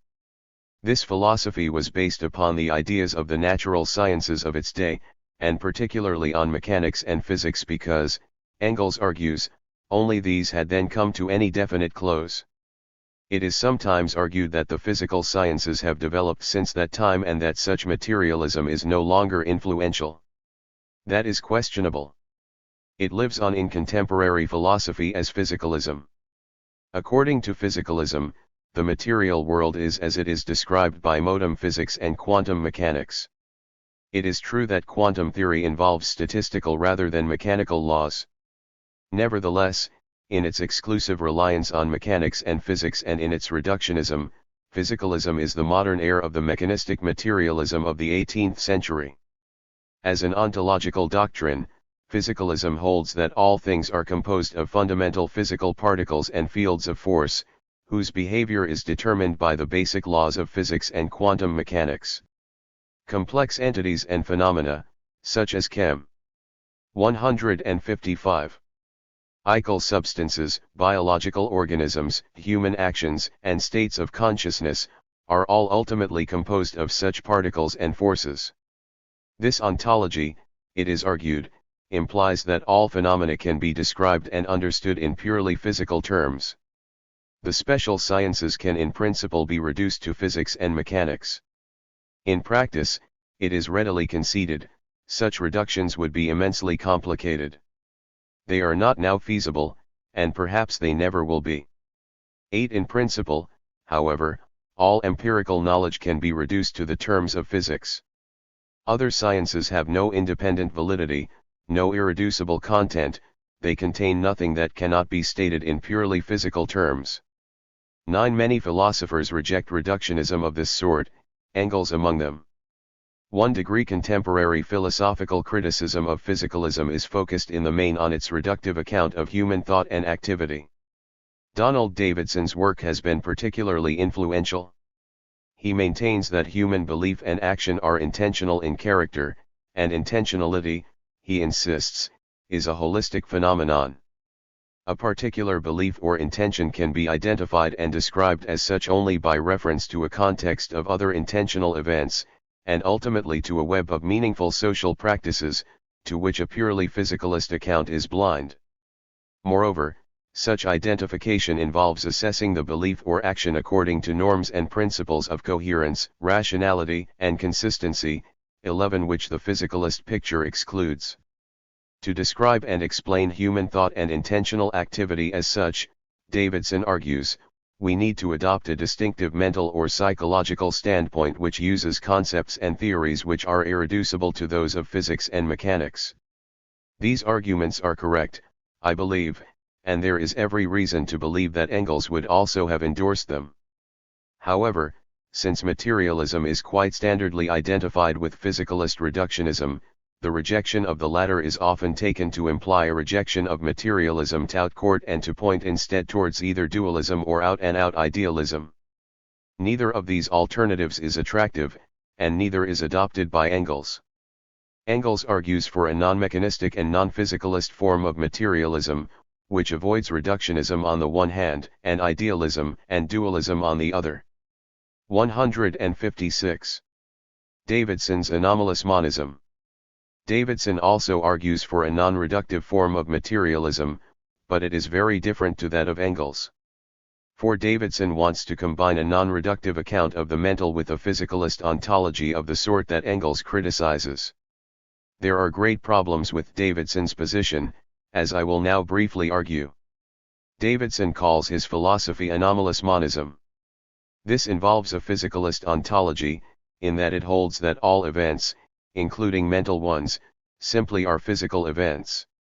12. And yet Davidson wants to avoid the reductionism which is usually thought to follow from this. Like Kant, he insists that we can also see human thought and action as intentional and rational. This psychological standpoint cannot be captured in purely physical terms. For as we have just seen, Davidson insists that descriptions of mental events are not reducible to the terms of physics. How can these positions be reconciled? Although every particular human belief or action is identical with some particular physical state or event, Davidson argues, mental events as such have no general counterparts at the physical level. In the current jargon, there is a token not a type identity between the mental and the physical. For, according to Davidson, there are no psychophysical laws linking descriptions in mental terms with descriptions at the purely physical level. Nor, he insists, are mental events determined by strict quantitative laws of the sort that operate in physics, they are subject only to irreducibly statistical correlations. Why mental events resist capture in the nomonological net of physical theory. 14. They are anomalous. As a physicalist, Davidson maintains that every particular mental event is identical with some particular physical event. However, in using mental concepts we are describing it in a way which has no precise equivalent at the purely physical level.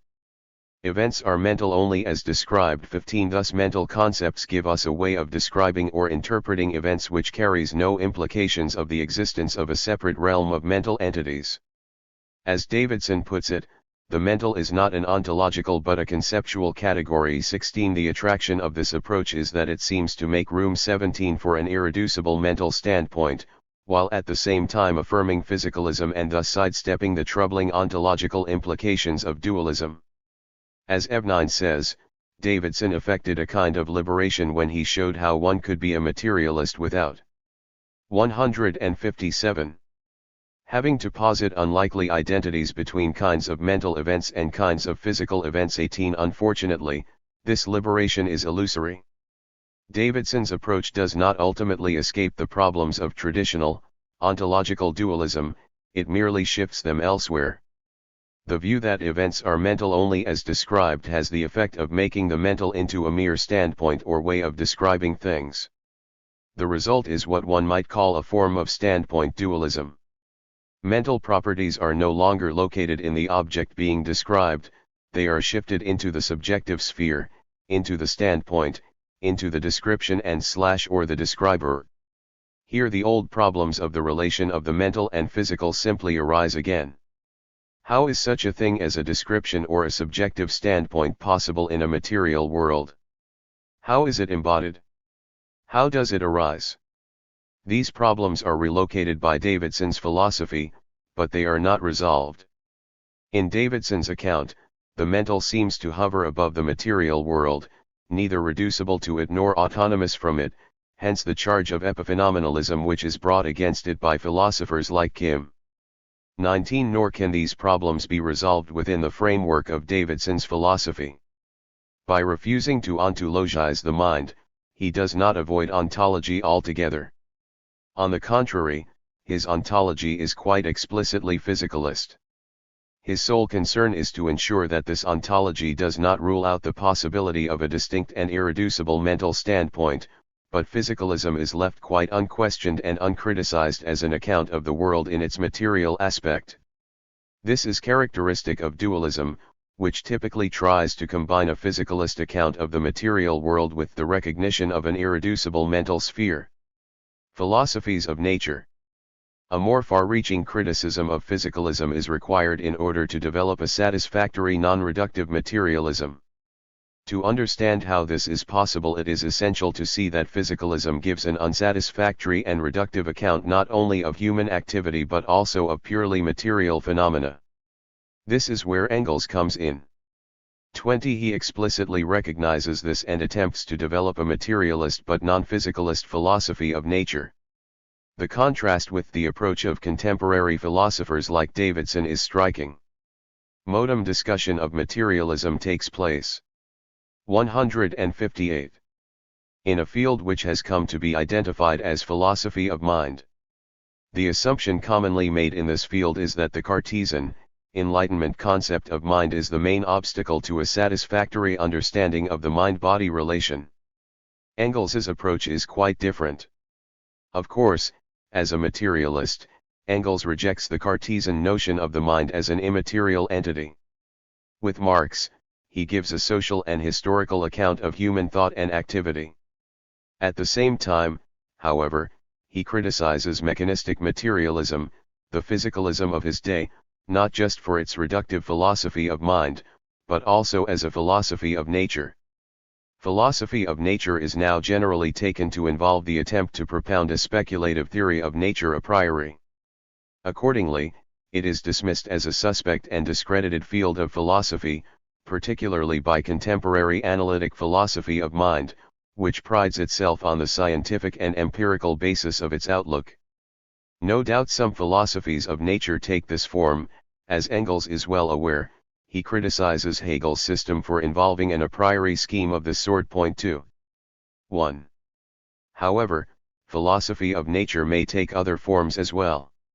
For Engels, the task of the philosophy of nature is to summarize and generalize, in theoretical and philosophical terms, the basic features of the natural world as disclosed by the natural sciences. In this sense, philosophy of nature is not a peculiar aberration of German idealism, it is an essential part of every general metaphysical theory. Even those contemporary philosophers who dismiss the very idea of a philosophy of nature and claim to base their views purely on those of the natural sciences have such a philosophy, if only unconsciously. For physicalism is a philosophy of nature in just this sense. Like the mechanical materialism of the Enlightenment, modem physicalism claims to be based on modem science, particularly physics and quantum mechanics. It trades on the authority and prestige of these theories. In fact, it is quite different from them. Physics and mechanics are particular branches of natural science. As such, they must ultimately be assessed and criticized in scientific terms, not purely philosophically. Physics describes and explains the material world in its physical aspect. This is the most fundamental and universal aspect, for everything material has a physical aspect. Nevertheless, the physical aspect is only one aspect of the material world, and there are others. But physicalism regards the physical aspect as the sole aspect, it generalizes this aspect into a universal. 159. Worldview. It treats physics as sufficient on its own to give a complete and comprehensive account of the world. In short, physicalism is a metaphysical theory. As such, it can certainly be criticized philosophically. 18th century materialism was physicalistic and mechanistic, Engels argues, because physics and mechanics were the only sciences which had reached maturity at that time. Developments since then have extended scientific understanding into fields such as chemistry, cosmology, geology, and biology. No doubt physics and mechanics are still the most fully developed and precise sciences, but the physicalist view that other sciences have no independent validity is no longer tenable. In his philosophy, Engels takes explicit account of the development of the non-physical sciences and attempts to describe the transformations of the concept of nature to which they have led. 22. Modern physicalism, with its reductionist approach, denies them a priori. Increasingly it functions as a narrow and blinkered dogmatism, particularly in the human and social sciences, where it attempts to legislate in a fashion which is just as a priori and just as sterile as the most extravagantly idealist and speculative philosophies of nature. 23. Towards a non-physicalist materialism. Not that the physicalist account either of nature or of human activity is entirely mistaken, rather it is partial and one-sided. Modern physics tells us that all material entities are ultimately composed of fundamental physical particles and fields of force. All material things are physical in nature. That is the truth in physicalism. It does not follow, however, that all material phenomena are fully describable or explicable in terms of physics. For all actual and particular material entities and events are parts of processes which go beyond those described by physics. They may be seen in other contexts and explained in different terms. This point is perhaps clearest in the case of biological and chemical phenomena. Of course, all biological entities are made up of chemical constituents in the form of atoms and molecules, and these in turn are composed of more fundamental physical particles. Nevertheless, the concepts describing biological entities and the laws governing their behavior are distinct from, and irreducible to, the concepts and laws of 160. Physics. This is not just because such descriptions and explanations would be too complex.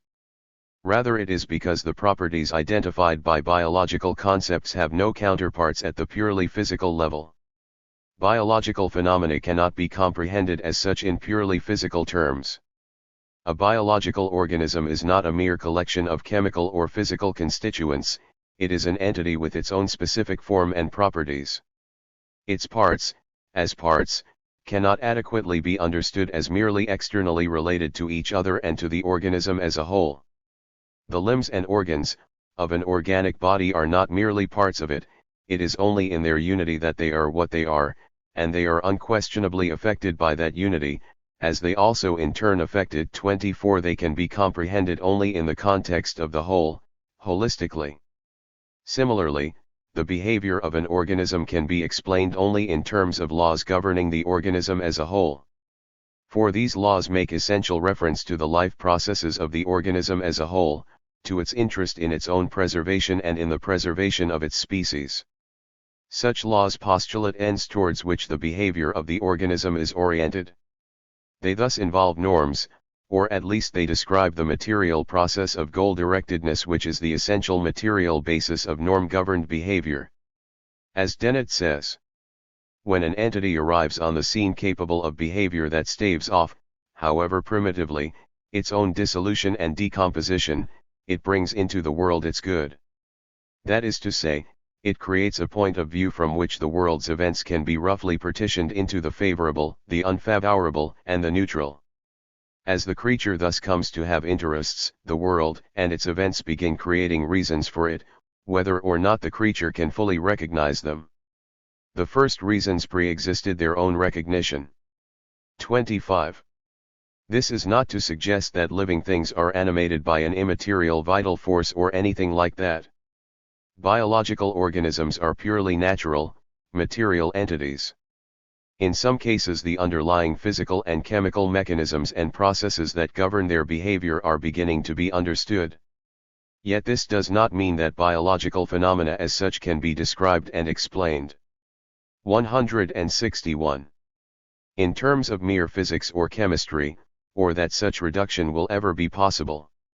For biology involves a different and higher level of understanding. For example, insulin is a biological product.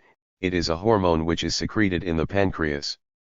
The chemical composition of insulin is now known, and it can even be synthesized artificially. Some of its chemical effects in the body are understood. But this does not mean that the biology of insulin has been or can be reduced to chemistry. To describe and understand insulin in biological terms involves much more than a knowledge of its chemical composition and properties. It involves understanding its role as a hormone and its function in the body as a whole. Chemistry can provide an account of the mechanisms underlying this role, but this role itself can be comprehended only with a different level of concepts and principles which are constitutive of biology as a distinct science. Moreover, biological laws are not strict laws, but rather what Davidson calls statistical generalizations. They hold only within limits, only in normal conditions and for the most part. In short, the same considerations that Davidson uses to argue for the irreducibility of the mental to the physical can also be used to argue for the irreducibility of biological explanations to merely physical ones. Yet this does not warrant the conclusion that biological events are anomalous in Davidson's sense. 26 No doubt, biological phenomena are anomalous relative to the laws of physics and chemistry, in that they are not reducible to such laws. However, such anomalousness is only relative. Biological phenomena are governed by a distinct level of biological laws. Ontological implications. Similar arguments apply to other areas of science as well. In general, different ways of describing and understanding the material world are embodied in the different special sciences, such as physics, chemistry, biology, etc. 27 These different theories involve different explanatory levels which are irreducible to each other. What does this imply about the material nature of the entities described? As we have seen, Davidson gives a non-realist account of the mental standpoint. Whether that is true of mental descriptions we shall see presently. First, however, I want to argue that it is not true in the case of biology. 28 For it is not the case that biological concepts embody only a different subjective standpoint, a different way. 162. Of describing or interpreting things, which has no objective or ontological implications. The concepts and principles which the biologist uses are not simply a, or the, biological way of seeing things. On the contrary, they describe real, objective, and material features of the world. Of course, a living organism is composed of physical and chemical constituents, and nothing more. Nevertheless, it is not a mere collection of such constituents, nor even of anatomical and physiological parts. It is these parts unified, organized, and acting as a whole. This unity and organization are not only features of our descriptions, they are properties of the thing itself, they are constitutive of it as a biological organism. Nor are the laws governing its behavior simply a function of our theories, they are operative in the organism itself as its laws. There are real, objective and material, differences between a living thing and a merely physical or chemical entity which it is the aim of biology to describe. This is the realist and materialist viewpoint. 29 Again, it must be stressed, this is not to suggest that living things involve a transcendent organic unity or that they are animated by any non-natural vital principle. Biological forms and laws do not transcend those of physics and chemistry, they do not supplant or replace them. On the contrary, in a living thing the laws of the lower, physical and chemical, levels continue to operate. On this basis, however, new structures and forms develop. New, biological, principles come into effect, and physical and chemical laws, although they continue to operate, in Hegel's words, cease to be final and decisive, and sink, as it were, to a subservient position. 30 Physical processes are subsumed within a higher form. Engels echoes Hegel's line of thought when he says that in organic processes, the laws of physics are pushed into the background by other higher laws. 31 These new higher laws have an objective existence and real effects, not by acting independently of physical laws, nor by replacing them, but rather by giving a new and higher form of organization to the physical and chemical phenomena. The biological level arises within, and exists on the basis of, the physical and chemical levels, not outside or apart from them. Process in nature. In this way, biological concepts and principles are neither reducible to those of chemistry or physics, nor are they entirely autonomous. 163. Or transcendent. These different levels are relatively autonomous. 32. They are not only distinct but also united, there is continuity as well as difference between them.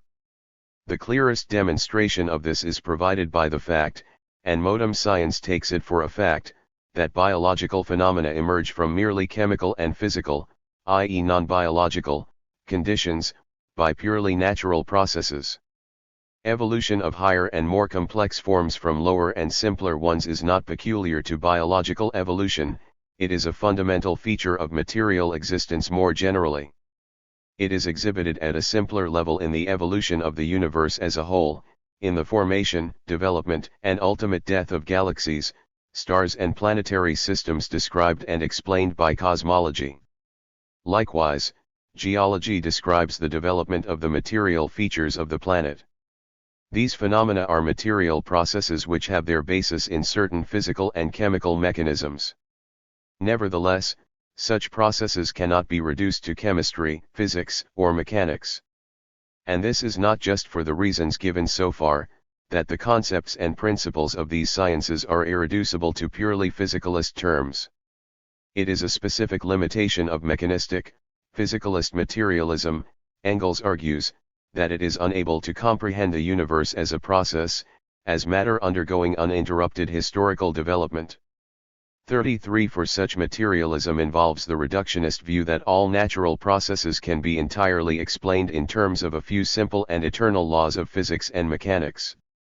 This view excludes a priori the very idea of the emergence, development, or evolution of new forms and new laws within the material world.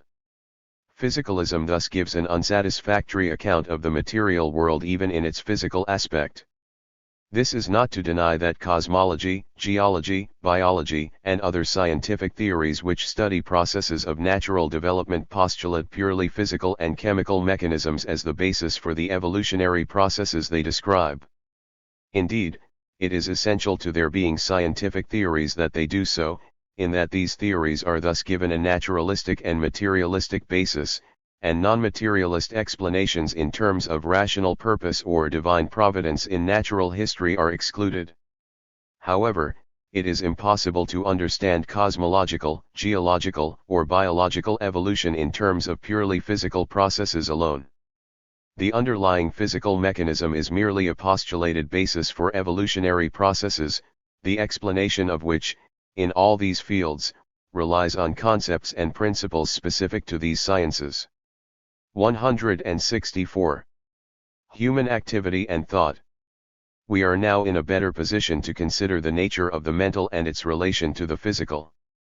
For similar arguments apply in this area too, and when this is understood, there is less temptation to privilege the mental and portray it as in some special way autonomous.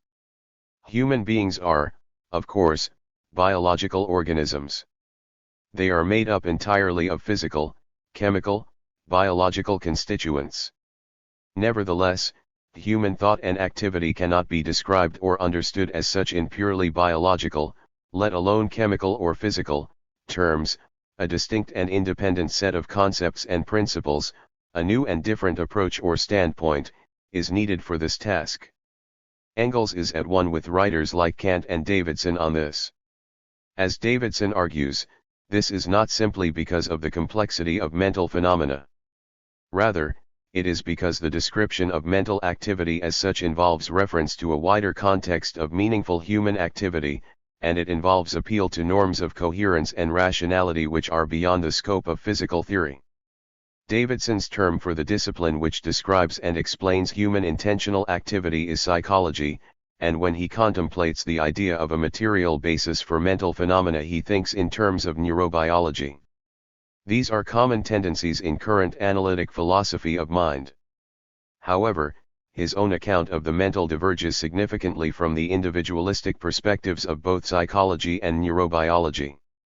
With his appeal to the notion of a context of meaningful practices, Davidson's own account suggests that social theory and/or history would be more appropriate terms. The mental is not just a psychological or neurobiological but also a social and historical phenomenon.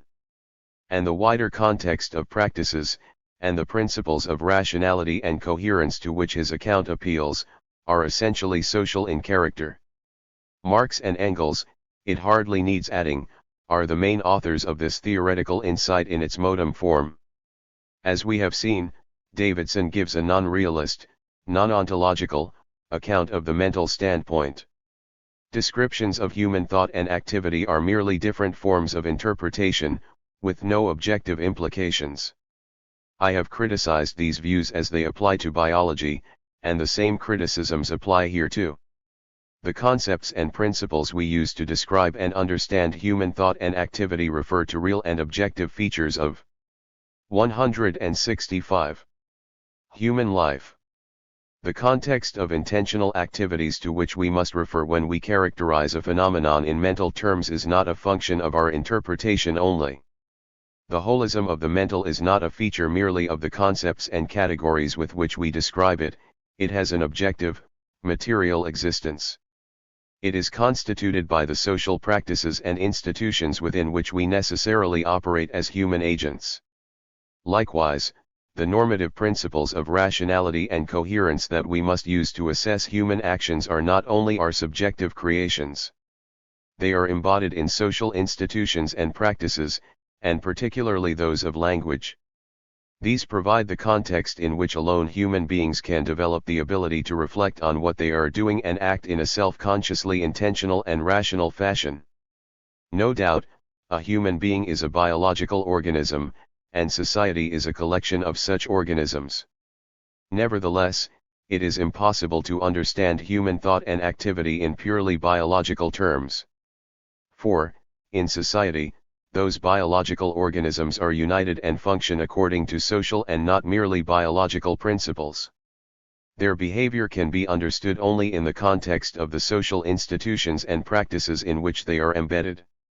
Moreover, these social relations have a real, objective, material existence, they are not merely a function of our descriptions. 34. Of course, society is as it is on the basis of human anatomy and physiology. It is also the case, however, that human anatomy and physiology are as they are because they have developed and function within a social context. 35 Although human thought is an activity of the brain, it cannot be explained in narrowly neurophysiological terms. For the brain's activity is determined not just by neurophysiological laws, but also by its historical, social, and psychological context. To understand the activity of the brain, as the organ of thought, it must also be seen in its social and psychological context, to which the concepts and principles of neurophysiology are blind. The emergence of the mental. According to Davidson, mental phenomena are not governed by strict quantitative laws, they are anomalous. Similar arguments apply to biological phenomena, as we have seen. This vitiates Davidson's attempt to draw a sharp distinction between the mental and material standpoints on this basis. As with biology, moreover. 166. The mental is anomalous only relatively. It is anomalous in the sense that it cannot be described and explained as such in merely biological terms. However, it is governed by a new and different, historical, social, and psychological, level of forms and laws. These new forms and laws do not transcend or supplant those of biology. Biological laws continue to operate in all of human life, even in the highest mental activities. However, with historical development, higher, social and psychological, forms of organization come into operation, to which biological laws are subsumed and subordinated. 36. Davidson has a further argument for the view that there are fundamental differences between human intentional activity and other natural processes. Human behavior is not just law-like, he maintains, it is intentionally so. In Kant's terms, human beings can act not just according to principles, but from them. 37 This distinction captures a fundamental difference between the laws of biology and those governing human thought and activity, which Engels also recognizes. With man we enter history. Animals also have a history, that of their descent and gradual evolution to their present position. This history, however, is made for them, and in so far as they themselves take part in it, this occurs without their knowledge and desire. On the other hand, the more that human beings become removed from animals in the narrower sense of that word, the more they make their history themselves, consciously, the less becomes the influence of unforeseen effects and uncontrolled forces on this history. 38. However, this distinction is not an absolute one, and one must beware of treating it as if it were. Human activity is not absolutely anomalous or autonomous. The ability to act from principle, in a reflective and self-conscious manner, as Engels stresses, emerges gradually and by degrees out of simpler, non-conscious capacities and law-like forms of behavior. As such, this ability is only relatively autonomous from the natural conditions and social practices from which it develops and on which it is based. It is not a merely biological ability, but nor is it an ability that entirely separates us from the material world and transcends its processes. It is an ability which emerges and develops, gradually and by degrees, in the course of biological and historical evolution. 167. The ability to act reflectively is particularly connected with the capacity to use language. The latter is normally present in adult human beings but not in other animals. It has a material and biological basis. Only in this respect does it make sense to talk of a language instinct. 39. Even so, the term is misleading. The ability to use language is not instinctive or innate, it grows and develops. The newborn child is only potentially a language user. 40. For this ability to be actualized, it must be elicited and developed from without, socially.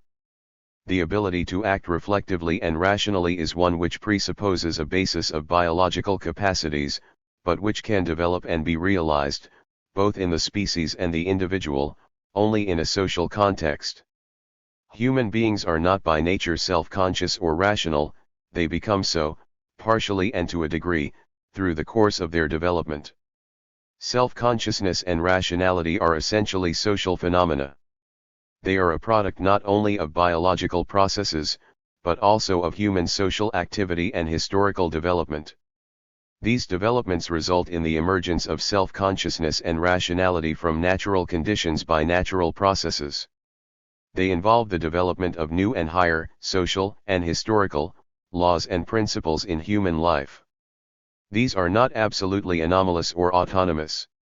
They do not supplant the laws and principles of biology, which continue to operate in every aspect of human life. Just as with the relation of biology to chemistry previously discussed, however, and within the limits that biology determines, these new social forms and principles develop and become operative, and the lower, biological principles become secondary and subservient. Evolutionary processes of this sort are incomprehensible within the framework of Davidson's standpoint dualism, not just because he attempts to give a non-ontological account of the mental, which makes it impossible to understand how mental phenomena could have emerged from material conditions or be embodied by them, but also because the physicalism it involves is incapable of comprehending natural evolution and development. Indeed, these are two correlative aspects of such dualism. By trying to make room for mental phenomena, by separating them off into their own logically autonomous space, such dualism makes a mystery of how they could have emerged and developed in the material world. However, the non-physicalist form of materialism for which I have been arguing shows there is no need to make room for consciousness, intentionality, and rationality in this way. They 168 have evolved naturally from material conditions. They have made room for themselves by emerging and coming into operation on the basis of biology, and within the parameters and limits it imposes. The dialectic of nature. There is no room for the ideas of natural evolution and development in the physicalist picture of nature. As Engels argues, this is a relic of the Enlightenment period, even if it is still the predominant philosophy of nature among analytic philosophers. With scientific advances in numerous fields since the Enlightenment, however, ideas of evolution and development have come to form an integral part of the modem picture of nature. It is these ideas to which Engels is referring when he talks of a dialectic of nature. So far, I have tried to explain and defend them without mentioning this term because I am well aware of the skepticism and hostility it invariably provokes. I am not going to try to deal systematically with objections to it here. 42. However, a couple of points may help to mitigate some of them. As Engels stresses, the dialectical view of nature derives from the attempt to learn general lessons from the natural sciences as they have developed since the Enlightenment. It does not, or should not, claim to explain evolution and development in nature. That is the job of the natural sciences. Its purpose, rather, is to provide a philosophical framework within which it is possible to think the idea that nature evolves and develops through stages and levels, whereas materialism in its physicalist and reductionist forms excludes this thought and makes it impossible. Engels draws his basic ideas about dialectic from Hegel, who also argues that nature is dialectical. However, as Engels points out, Hegel does not ultimately succeed in transcending the unhistorical view of nature which prevails in Enlightenment philosophy. In nature, Hegel believed, the relation between the different levels that he identifies, mechanism, chemism, and teleology, is only logical or conceptual. There is no concrete, temporal evolution of natural forms in his philosophy. Why, in stressing that modern science posits such evolution, and by comprehending this in dialectical terms, Engels goes beyond Hegel and makes a contribution to philosophy of originality and importance in its own right. 44. But this is not the way in which the idea of a materialist dialectic is usually seen by academic commentators on his thought. It is almost 169. Invariably dismissed as a confused borrowing from Hegel. Dialectic, we are told, is a logical and rational process. It applies only to human thought and activity. The very idea of a dialectic in nature involves attributing human intentional and rational processes to mere things. Far from being the expression of a materialist philosophy, it is an extreme form of idealism. According to Coletti, for example, in order to be a form of materialism, dialectical materialism must affirm the heterogeneity of thought and being. 45. Such views are exceedingly common. 46. Nevertheless, they are mistaken. Coletti here insists that thought is distinct from matter, and claims that this is materialism. But the mere distinguishing of thought from matter, the keeping of them apart in this way, is dualism, not materialism. Materialism, by contrast, asserts that there is no thought independent of matter. It insists on the unity of thought and matter. It is a form of monism, a form of identity theory. So too, it is true, is idealism, which is also a form of monism. Idealism and materialism agree in rejecting dualism and in asserting the unity of the mental and the physical. Beyond that, however, these two philosophies are opposites. 4. According to materialism, all phenomena are material and not ideal. Intentionality, reason, and other mental phenomena are ultimately embodied materially. Natural processes are at the basis of our rational capacities. Human thought and activity emerge and develop, by natural processes, out of simpler natural conditions. Mind is matter organized and acting in a particular way. It does not transcend the material world. No appeal to ideal or transcendent principles is required to describe and explain it. These are Engels's views. His aim in putting forward the idea of a dialectic in nature is not to idealize nature, but rather to naturalize the mental and to develop a form of materialism which is consonant with modern science. 47. 173. 174. Christopher J. Arthur. Textbook by M.C. Howard and J.E. King on the Political Economy of Marx, which appeared in 1975. Treating of what they assume is Marx's logical historical method, they give passages as if they quote from Marx when the passages in question are really the work of Engels. 3. They are from a review Engels wrote in 1859 of Marx's contribution to the critique of political economy. Howard and King also calmly say that Marx begins Capital with a model he terms simple commodity production. For no source is given for this, which is not surprising for the simple reason no such term occurs in Capital, Volume I. Their previous footnote is supposed to give relevant passages from the whole 3 volumes, but not one exhibits the term, none are from chapter 1, and furthermore, again without acknowledgement, the last is from an appendix by Engels. However, Howard and King were simply reproducing what they had read in R.L. Meek. In all his work, Meek was absolutely unself-conscious about treating Marx and Engels as one person. Throughout, he quoted freely from Engels when purporting to give Marx's views. In his 1967 essay on Karl Marx's economic method, he used both the 1859 review and Engels's preface to Capital, Volume 3. 5. As late as 1973, Meek was still working in the same way. I still think I was right in laying special emphasis on Marx's logical historical method. Indeed, if anything, I think I underestimated the extent to which Marx's economic work was guided by it. Marx's logical transition in Capital is presented by him as the mirror image of a historical transition. 6. The by him in this remark is simply false, because all the quoted material is not from Marx but from Engels. After disposing of some strictly textual questions, my paper will conclude with a discussion of the substantive issue of Marxian method, of what Engels made of it, and what it should be. Engels as interpreter of Marx's Economics 175. Engels and Capital. In the literature, the writer who exhibits the most obsessive hatred for Engels is Norman Levine, an attitude signaled well enough in the title of his first book, The Tragic Deception, Marx contra Engels. However, his most extraordinary achievement was to read into Engels's reviews of Capital the exact opposite of what is stated there. This occurs in his 1984 book Dialogue Within the Dialectic. Endeavoring to show that Engels tried to turn Marx into some kind of natural scientist, Levine claims one such review states that political economy is now universally valid.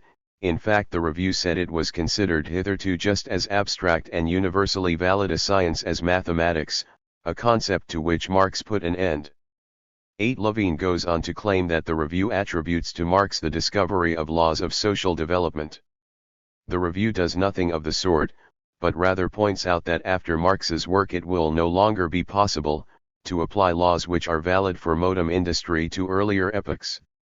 9. Levine claims the same review says that for Marx the laws in question do apply, and, where they do not, this contradiction did not show that the laws of wage labor were wrong but rather that the old conditions were heretical. However, Engels here characterized not Marx's view but views he contrasted to Marx's. 10. Turning to another review, Levine says that Engels applauded Marx for taking economic laws for eternal truths. But the review in question says that Marx's sense of history forbids the author to take the laws of economics for eternal truths. 11. Levine is clearly suffering from an Engels phobia. But the most tragicomic case of his determination to show Engels always in the wrong comes when he quotes correctly. He gives a long passage from a review Engels placed in the Stuttgarter Beobachter, 12 to show that Engels falsified Marx by talking about science, laws, and abolition. There is only one thing wrong with this evidence: the whole passage was copied by Engels from Marx, as may be seen by comparing it with the letter Marx wrote to Engels instructing him how to compose this very review. 13. It is a pity Levine shows himself to be such an unreliable commentator. 14. For he is one of the few to have investigated in detail Engels's editing work on volumes 2 and 3 of Capital. 15. There may well be discoveries to be made about this, but we must await the publication of the manuscripts in the Marx-Engels Gesamtausgabe. 176. To c. 16. However, it has to be said that one of Levine's complaints is very odd. Since Marx had planned to bring out the next 2 books of Capital in one volume, he argues that Engels willfully disregarded this wish, and in the process of producing 2 more volumes gave us a bloated text. Why, yet everything we know about Marx's writing shows that promised brochures come into books, and books into many volumes. There is little doubt that if Marx had been able to carry forward his work we would have been lucky to escape with merely 2 more volumes of Capital. Let us come now to Engels's work on Capital, Volume I, which includes the English translation for whose content and text he took ultimate responsibility and on which he spent considerable time. 18 Since the editions and translations of volume I have been available for a long while, the anti-Engels faction has not been silent in this area. But alas, they trip up. The key thing here is the existence of the French edition, virtually written by Marx himself, since he went over every word as Roy submitted it to him, section by section, correcting it, freely editing his own text, and inserting many new passages to the point where he felt able to add a note at the end informing the reader that the French edition possessed a scientific value independent of the original and must be consulted even by readers familiar with German.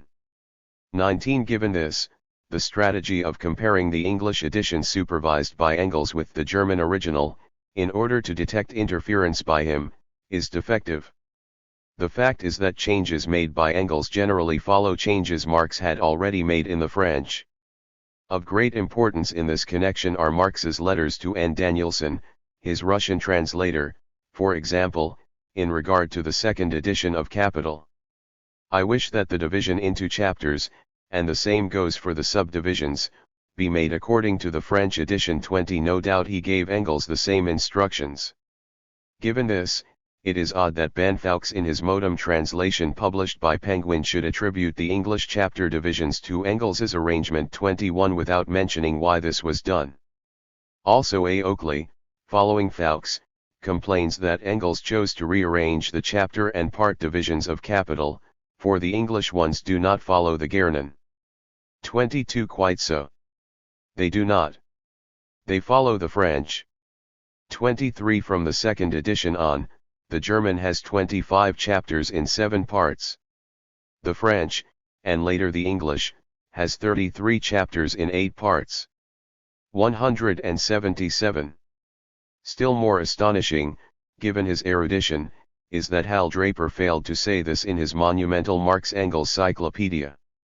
In Volume 2, the Marx-Engels Register, he says that Engels renumbered the chapters for the English edition, but he does not say why, nor does he mention the matter of renumbering when dealing with the French edition.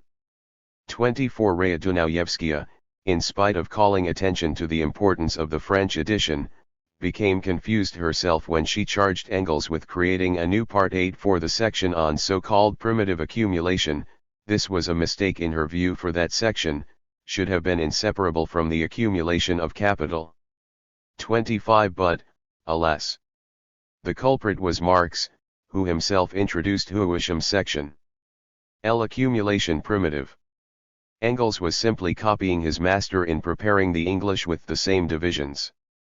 More alarming to students than the chapter renumbering may be the fact that the very title was changed in Engels's English edition. The German book was Das Kapital, Kritik der politischen Ökonomie, and the first volume was Der Produktionsprozess des Kapitals.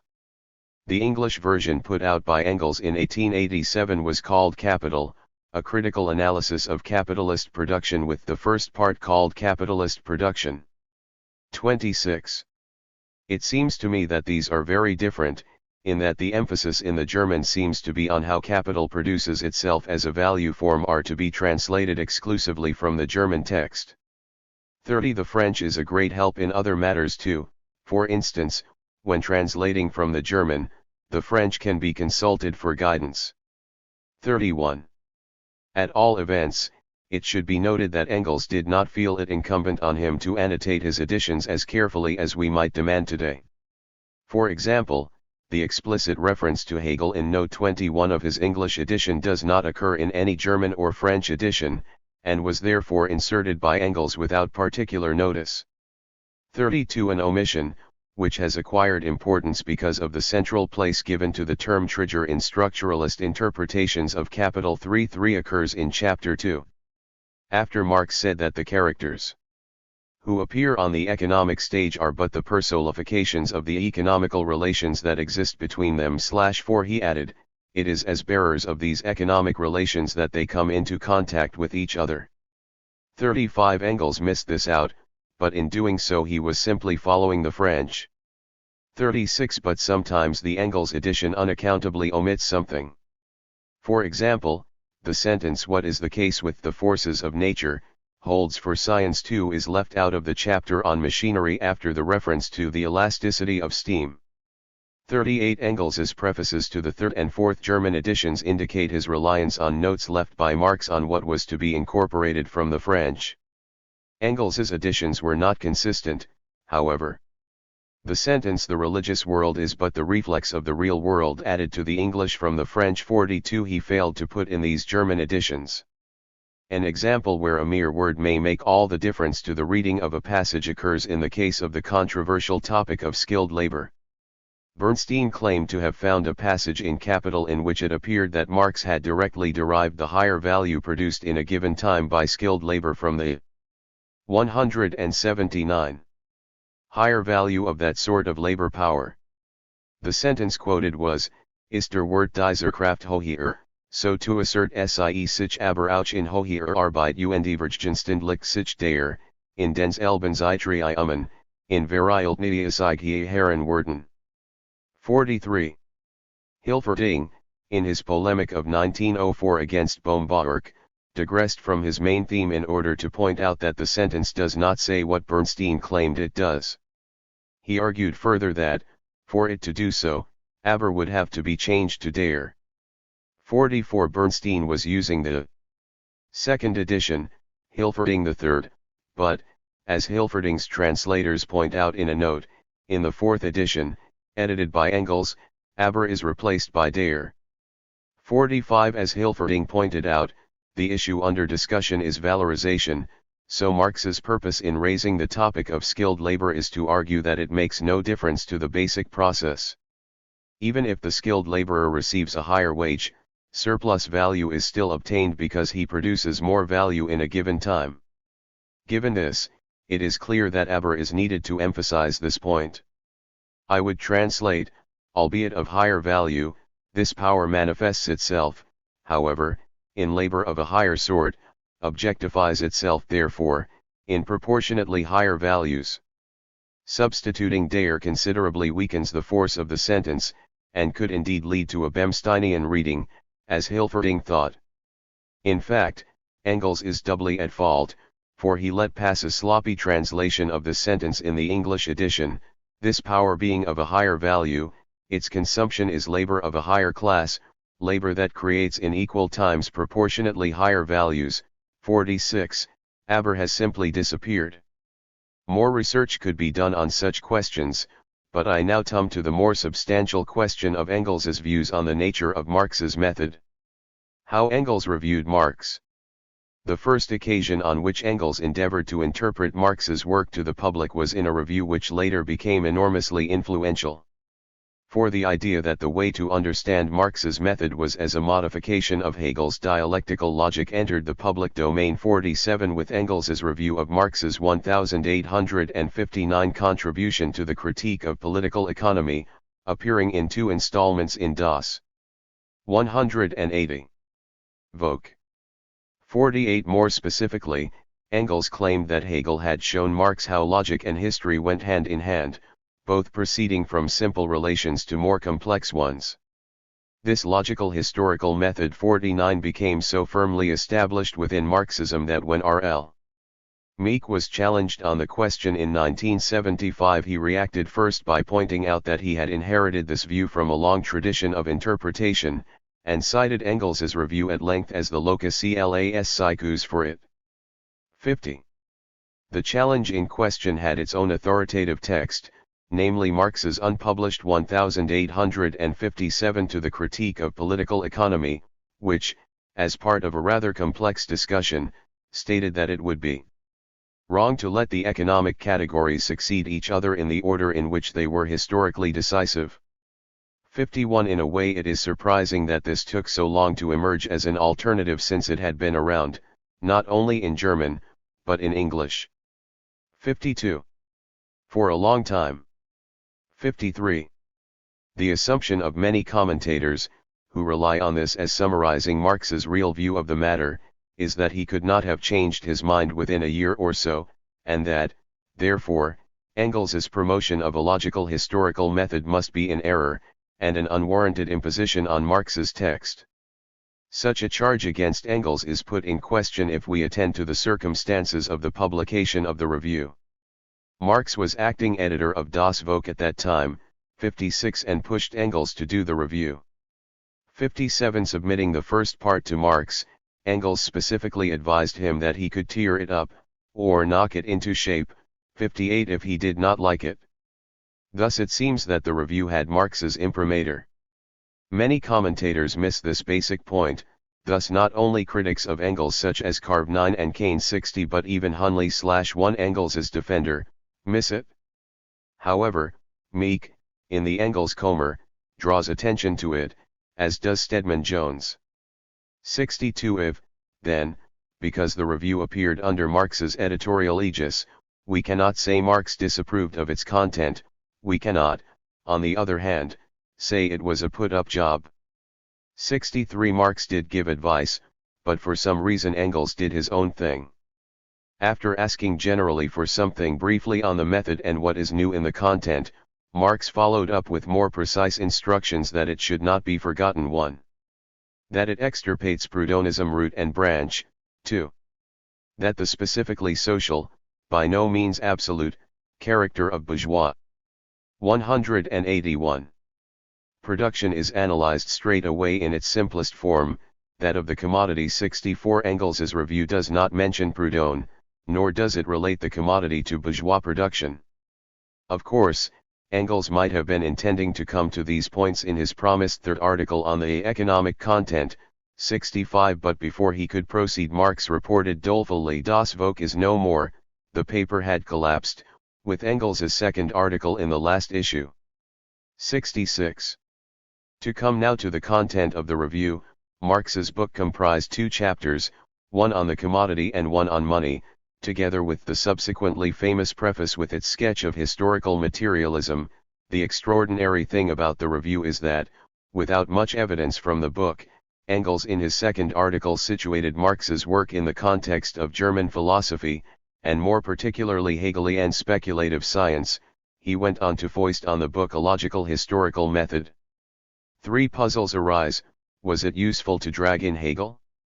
Was Marx's method logical historical? If either of these are to be answered in the negative, why did Marx allow the review to pass? On the first point, has pointed out that the tradition that Marx's work should be approached through a study of Hegel was first established in Engels's review. 68 But, while this is so, it has to be added also that Marx himself adhered to this tradition in the second edition of Capital, in so doing appropriating from the review the metaphor of a rational kernel in idealistic wrapping, where Hegelian logic is concerned. We can trace the origin of this metaphor backwards.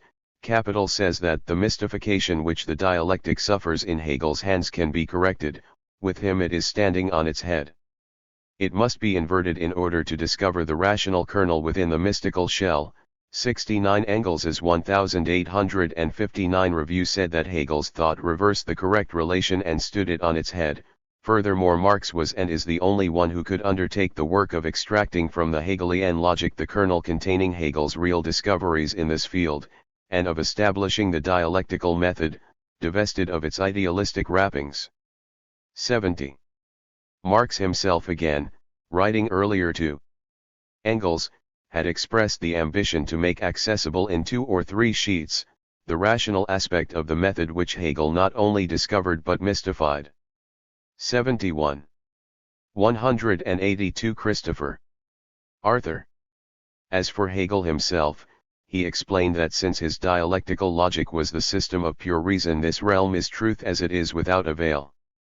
72 As if anticipating Engels, Hegel wrote that in his philosophy the manner of presentation is not arbitrary, it does not stand on its head, because it has got tired of using its legs. 73 In trying to explain why it was not useful as it stood, Engels characterized Hegel's method as one which, according to its own avowal, came from nothing through nothing to nothing. 74. This is a surprisingly vulgar attack on Hegel.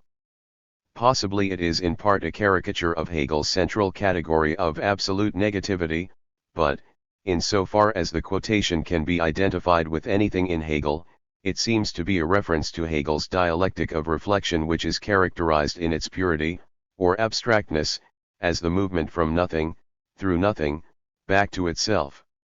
The section introducing this concept, however, is part of a chapter on illusory being, not therefore the standpoint of Hegel's own philosophy, but one he identifies with scepticism and Kantianism, and whose position he is concerned to undermine in order to make further progress. 5. But why did Engels bring Hegel into his review when Marx's text barely mentions him? 76. Apart from his own views on the matter. 77. Engels had the evidence of the above-mentioned letter from Marx, in which it is noted that Hegel's logic was of assistance in the method of analysis. 78. Marx discussed his work on a visit to Engels in May of 1858-79 and could well have infected Engels with his new enthusiasm for Hegel. 80. Officially, the trip was to enable Marx to recover his health after overwork on the Grundrisse. But, clearly, theoretical matters inevitably obtruded themselves. Specifically, we know that Marx discussed the projected chapter on capital with Engels, valuing his opinion on the matter. 81, precisely the material on which Hegel's dialectic had been of assistance according to the January letter. Furthermore, as Engels noted in his review, 82 in the contribution, Marx freely employed the term contradiction, and in one place 83 compared the metamorphoses of commodities to the syllogism Pui, a figure which Hegel treated exhaustively in his Science of Logic. All in all, I conclude that Engels was entitled to refer to Hegel. However, what exactly was the lesson that Marx learned from Hegel? It is necessary to distinguish between systematic dialectic and historical dialectic, of which examples of both are to be found in Hegel. The problem with Engels's account is that he conflated the two. It is clear that Marx was influenced in his work by Hegel's method of developing concepts from one another in accord with a logical principle. But in his review Engels tried to restore Hegel's reputation by pointing to his tremendous historical sense. 84. Engels was thereby led to make the fateful step of inventing a method of exposition which, while logical, is yet nothing but the historical method, only stripped of disturbing fortuities. 85. I say invent because this is not something that can properly be derived from Hegelianism as Engels seems to imagine. 86. For Hegel, in his systematic dialectics such as the philosophy of right, is to be found developing logical orders differing from historical orders. Indeed, when Marx in his 1857 makes reference to Hegel in one place, he does so precisely on this question, pointing out that in his philosophy of right Hegel rightly developed the category of possession before that of the family, although this made no historical sense.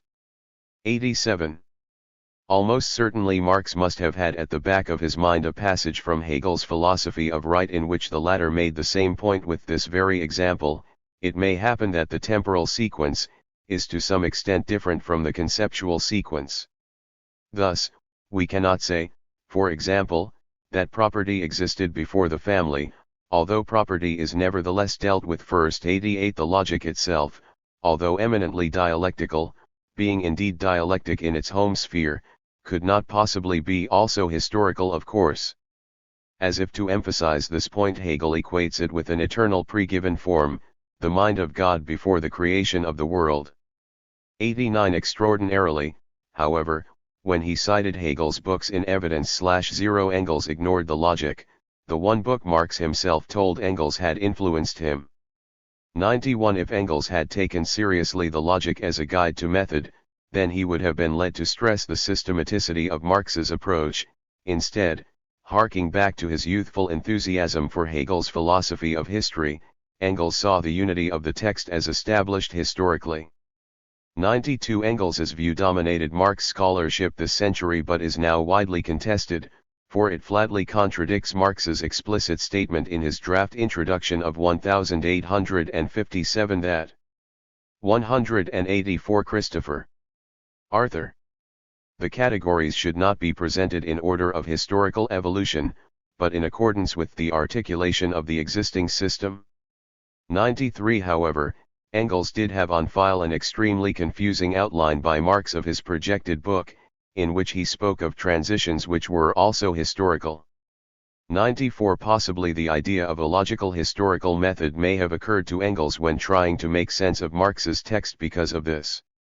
95. Furthermore, Marx always intended to supplement his substantive treatment with a review of the history of economic thought. In the 1859 text we find 3 interludes on this literature, the first explicitly historical. This seems to have been why Engels stated that even according to the method 1, the critique of economics could still be arranged in 2 ways, historically and logically.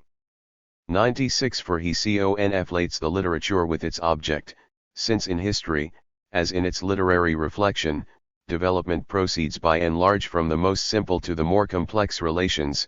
The historical development of the literature of political economy provided a natural guiding thread with which the critique could link up, and on the whole the economic categories would thus appear in the same order as in the logical development. 97 So the double exposition of the contribution in which the substantive critique is followed by a survey of the relevant literature seems to have been interpreted by Engels as a straight comparison of logic and history, since the literature was reflected history, so to speak. The problem lies in the term reflection. Marx gives the following example: caught up in the ideas of the monetary system, Petty asserts that the labor which determines exchange value is the particular kind of concrete labor by which gold and silver is extracted. 98 We see, then, that in a sense Petty reflects an underdeveloped stage of capitalism, but this issues in a false theory, false even at the time. The presumption that money hoards alone constitute wealth reflects the fact that when bourgeois society was in its infancy, trade was the basis of capital accumulation. However, Marx does not leave the matter there. When he comes to the attack on the illusions of the monetary and mercantilist systems mounted by political economy, he says that in truth these old systems were not only historically excusable, they had validity in so far as they sought to express value in an adequate form. 99 Nonetheless, in the logical development, Marx follows classical political economy in concentrating first on money in its fluid form before its crystallization into hoards, whereas the history of the 185 theory developed in the opposite direction, because at first international trade bulked larger than industry. What remains to be assessed is Engels's argument that the history has to be corrected 100 in the light of the logic. What does it mean? Engels is not at all clear on this, however, whereas sometimes he speaks as if the exposition must start with something primitive. In other places he says that the method requires that this not be done, but rather that commodities be studied in their complete development, and that, in general, each moment must be examined at the point of development of its full maturity, of its classical form. 102 The only way of making sense of this claim is to assume that the truth about commodities and money can only be established in their complete development, yet for some sort of unexplained reason one is entitled to read this back into their elementary forms, and that this would have historical relevance in so far as Engels was confident that on the whole history follows the same order as the logic. Such a complex procedure is certainly not explained and justified in Marx's 1859 text. But Engels's reference to the complete development of forms is based on Marx's own exposition. For example, Marx says, the full development of the law of value presupposes a society in which large-scale industrial production and free competition obtain, in other words, modern bourgeois society. 103 But the true relationship of logic and history, if there is one, may be the inverse of Engels's assumption. Marx points out, in the suppressed 1857 introduction, that the simple category of labor in general only acquires practical truth when capitalism is mature. Again, he argued that it was necessary to deal first with capital as the predominant factor in modern bourgeois economies, as against land, however important the latter had been historically. On this basis Marx concludes it would be wrong to deal with economic categories in some historical order. But what is also apparent is that at this time Marx was by no means clear about the relation between logic and history. The piece has very much the feel of an exploratory discussion, and it was very possibly suppressed just because Marx felt the whole issue needed further thought. For when he directly posed the question as to whether simpler categories had historical existence before more concrete ones, he replied that depends, and launched into a 186 complex discussion of the matter. 105.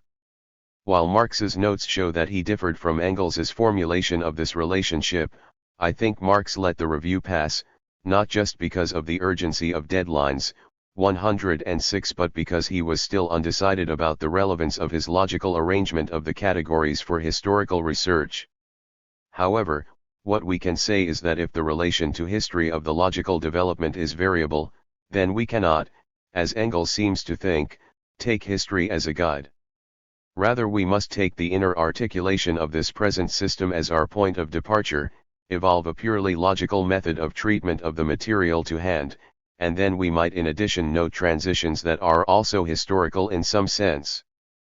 But that would not be a necessary feature of the method, as is implied by Engels's talk about constant contact with the course of history. 107. So the present might provide hints for looking at the past, but this is different from identifying in it earlier instantiations of purely logical phases in the development of the categories of the capitalist economy.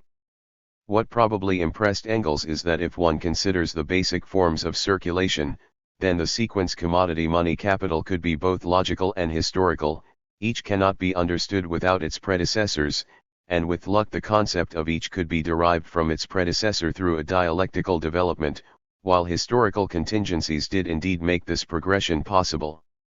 But we should note that starting historically with the commodity would not mean starting historically with value in Marx's sense, because under the contingencies operative in underdeveloped forms of commodity exchange we would have price, to be sure, but not yet labor values which, as Marx allows in the contribution itself, require full industrial development. Let us now summarize how close Engels's review is to the method of the book it is reviewing. Meek was too generous when he claimed that what Engels says is accurate enough as a generalization of the method employed by Marx in the book. Engels was actually reviewing 108 on comparing the two texts, we conclude. Engels was right to refer to Marx's dialectical development of categories, and to name Hegel as an important source for dialectical. 187. Method. But he should have looked to Hegel's logic rather than to his philosophy of history. Engels was wrong to say that the literature of political economy provided Marx with his guiding thread. 109. On the contrary, Marx criticized the literature for its vacillating between categories of different levels of analysis. In his final word on it, 110, he could only do this having independently grasped the hierarchy of categories with his own logical apparatus. Before leaving the 1859 texts, it is interesting to observe something Marx said in contribution which Engels failed to pick up in his discussion of Hegel. In a section expressing ideas Marx will later term his theory of commodity fetishism. 111. He calls the system of commodity exchange perverted, not in a normative but a cognitive sense. In the value form the relation of persons is hidden by a material veil, 112, which gives rise to mystification. 113. Although labors are carried out privately, they require some social mediation. This is achieved through their positing as identical in the value form. This reduction appears to be an abstraction, but it is an abstraction which is made every day in the social process of production. M41T determines labors as social, but in a very peculiar sense, because they are constituted by a specific kind of sociality in which the social relations of individuals appear in the perverted form of a social relation between things. 115. In his review, Engels observed that in Hegel real relations elevated to the realm of pure thought appear in an abstract, distorted manner, wrapped in an idealistic veil. 116. Is there not a striking parallel between this critique of Hegel and that mounted by Marx of commodity relations? In both cases, abstraction is fatal. In Hegel's case, his abstractions, distorted forms of real relations to be sure, veil reality idealistically. In the case of commodity exchange, a real abstraction gives rise to the value form and casts a material veil over the reality of social production. If one wanted to relate literature to real history, one might find food for thought in this parallel. 117. After 1859 nothing more was said on the logical historical method while Marx was alive. 118. It is worth noting that in Engels's reviews of Capital, Volume I, this account of Marx's method was not mentioned. This may be considered very significant. But that he may still have hankered for it can be seen from his letter responding to proof sheets of the first part, in which he said that the knowledge gained here dialectically could be supported by more historical examples, to make the test of history on it. 120. Before addressing the question of what sort of method is implicit in Marx's project, let us look at another relevant text of Engels. Simple commodity production. In his 1859 review, Engels at one point specified that, although both logical and historical methods were possible, the logical sequence was nothing but the reflection of the historical process in an abstract and theoretically consistent form, a corrected reflection but corrected in accordance with laws yielded by the actual historical process itself, since each moment can be examined at the point of development of its full maturity, of its classical form. 121. The question arising from this is, at what point does a moment attain its classical form? With regard to value itself, for example? Engels came back to this question in his preface to Capital, Volume I. He started there by referring to the misunderstanding that Marx seeks to define where he only explains, and that one can generally look in Marx for fixed, cut and dried definitions that are valid for all time. He explained that where things and their mutual relations are conceived not as fixed but rather as Chang-inst, their mental images, too, i.e. concepts, are also subject to change and reformulation, that they are not to be encapsulated in rigid definitions, but rather developed in their process of historical or logical formation. 122. This passage is an excellent expression of the dialectical point of view, and it does indeed apply in full measure to Marx's Capital.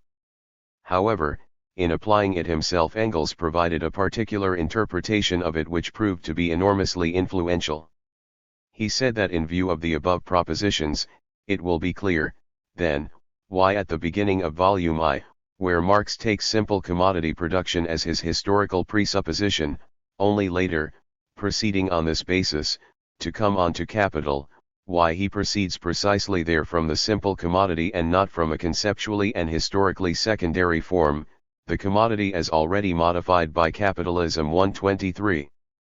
189.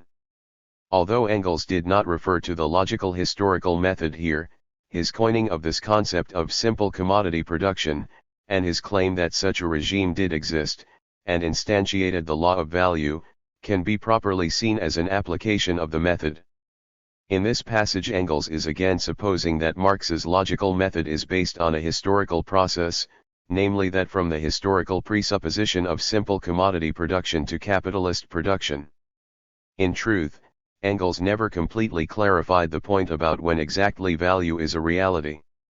Thus, when in response to Capital, Volume 3, Conrad Schmidt put forward the thesis that the value discussed in Volume I is a necessary fiction, Engels wrote to him arguing that the law of value and the distribution of surplus value according to the rate of profit, attain their most complete approximate realization only with the prerequisite that capitalist production has been completely established everywhere, but this condition does not obtain yet even in England. 124. However, the general thrust of his reply was to claim that, notwithstanding the point about its complete realization, value is real enough for practical purposes earlier, indeed at the outset of simple commodity production. The day before writing to Schmidt, Engels had written to Werner Sombart in much the same vein, arguing that value had a direct and real existence at the time when commodity exchange began, but this direct realization of value no longer happens, for the value of the capitalist mode of production is so thoroughly hidden. 125. So strongly did Engels feel about this that he wrote a special paper on the subject, which was placed as a supplement to the second edition of Capital, Volume 3. He was there concerned to dispel any doubt that what is involved is not just a logical process but a historical one. After developing the point at length, he concluded that Marx's law of value applies universally, as much as any economic laws do apply, for the entire period of simple commodity production, i.e. up to the time at which this undergoes a modification by the onset of the capitalist form of production. 126. Of course, The context in which Engels became involved in the discussion of simple commodity production was that in which it seemed to many that in the third volume of Capital Marx had abandoned the law of value in favor of another principle of price determination. However, intelligent readers could see that in Marx's procedure values were a stage in the process of generating the volume 3 prices of production. Faced with the claim that, if such values were not empirically present because they were superseded, 190 Christopher. Arthur. In the presentation by these prices of production, then they had no substance, being, indeed, mere fictions, even if convenient or necessary fictions. Engels reacted by interpreting the stages of Marx's presentation historically in order to ensure that the values were indeed empirically visible, but, of course, in the past, before capitalism modified the relationships involved. But Engels conceded far too much to the skeptics by reorganizing Marx's conceptualization of value in such a fashion that these obsolete values were adjudged the pure form and the capitalistically modified form the secondary one. Skeptics could legitimately wonder if such superseded values had any present relevance. Before discussing the merits of Engels's view, it has to be noted that there is precious little textual support for it. Marx certainly does not develop the idea of simple commodity production at the point where it was supposed to be under discussion, namely the first few chapters of Volume I. This did not prevent Donator, for example, indexing no less than 20 pages of Volume I under the head Commodity Production, Simple 127, striking testimony to the almost hypnotic power of Engels's influence on Marx's editors and commentators. The truth is that Marx never used the term simple commodity production in his life. 128. Likewise, it is certain he never referred to the capitalistically produced commodity as a secondary derivative form. 129. The only occurrence of the term simple commodity production in the whole 3 volumes of Capital occurs in Volume 3, but this is in a passage given to us subsequent to Engels's editorial work, as he himself warns us in a note. 130. It is now possible to check this against the manuscript itself, which recently was published in the New Mega. It is clear that the entire paragraph was interpolated by Engels. 131. It is evidence of the enormous authority of Engels, as interpreter of Marx's meaning, that the standard textbooks for a long time repeated his view of the matter. 132 generations of students have been taught Marxist economics on the basis of a distinction between capitalist production and simple commodity production. Yet this approach descends from Engels, not Marx. It is true that Engels was able to cite a passage from the manuscript of the 3rd volume in which something like the content of the idea of a stage of simple commodity production was discussed by 191. Marx. Seizing enthusiastically on this, Engels claimed that if Marx had been able to go through the 3rd volume again, he would undoubtedly have elaborated this passage significantly. 133. However, it is just as possible he would have decided it was a false trail and eliminated it. 134. Certainly, odd references in Capital to pre-capitalist production are not used with any systematic intent. Let us be fair to Engels. It is of course permissible to invent new terminology in an endeavor to make clear what a writer intended even if he himself failed to put it in such terms. The question is whether or not it gets closer or further from a sensible understanding. This is what will be addressed in the next section. It may be noted that such an outstanding Marxist economist as Ernest Mondale remains firmly persuaded of Engels's opinion that Marx's Capital is relevant to simple commodity production, and that such a regime existed historically. 135. Nevertheless, just as with the logical historical method in general, this application of it is now contested. Engels rightly drew attention to the fact that, in a dialectical movement, concepts must be grasped in their formation. But when do we have a fully formed concept? When do we have a half-baked one? I argue, to put it crudely, that simple commodity production of value is a half-baked notion. I shall not enter on a discussion as to the historicity of simple commodity production, for there is a prior more interesting question from a theoretical point of view, Does the model work conceptually? Does the law of value really attain its maturity at such a posited stage of development of commodity exchange, or rather, does it attain its complete development only with capital? Is it correct to view the simple commodity as in some sense primary, and the product of capital as in some sense secondary, a derivative form presenting us with a less than pure case? The key question we have to answer is whether or not it makes sense to speak of value, and of exchange governed by a law of labor value, in such a pre-capitalist society, just as much, or perhaps more purely so, as in capitalism proper? The truth is that it does not, because there is in such an imagined society no mechanism enforcing such a law. There is no necessity for value to emerge as anything more than an empty form with the potential to develop a meaningful content with capitalism. There are two cases to consider: either there is mobility of labor. 192 Christopher. Arthur. Or there is not. In the latter case, exchange in proportion to labor times expended could only occur on the basis of a normative principle. It might have been a widely followed rule, but not an objectively imposed law to be grasped in its necessity by science. Even if one could find historical examples of this rule, it is clearly irrelevant to commodity production in a market economy based on driving hard bargains. In the former case, exchange at value is supposed to take place because otherwise people would switch into the better rewarded occupation. As with the other case, it should be noted that this presupposes everyone knows what labor is expended by others. This is a very doubtful proposition historically.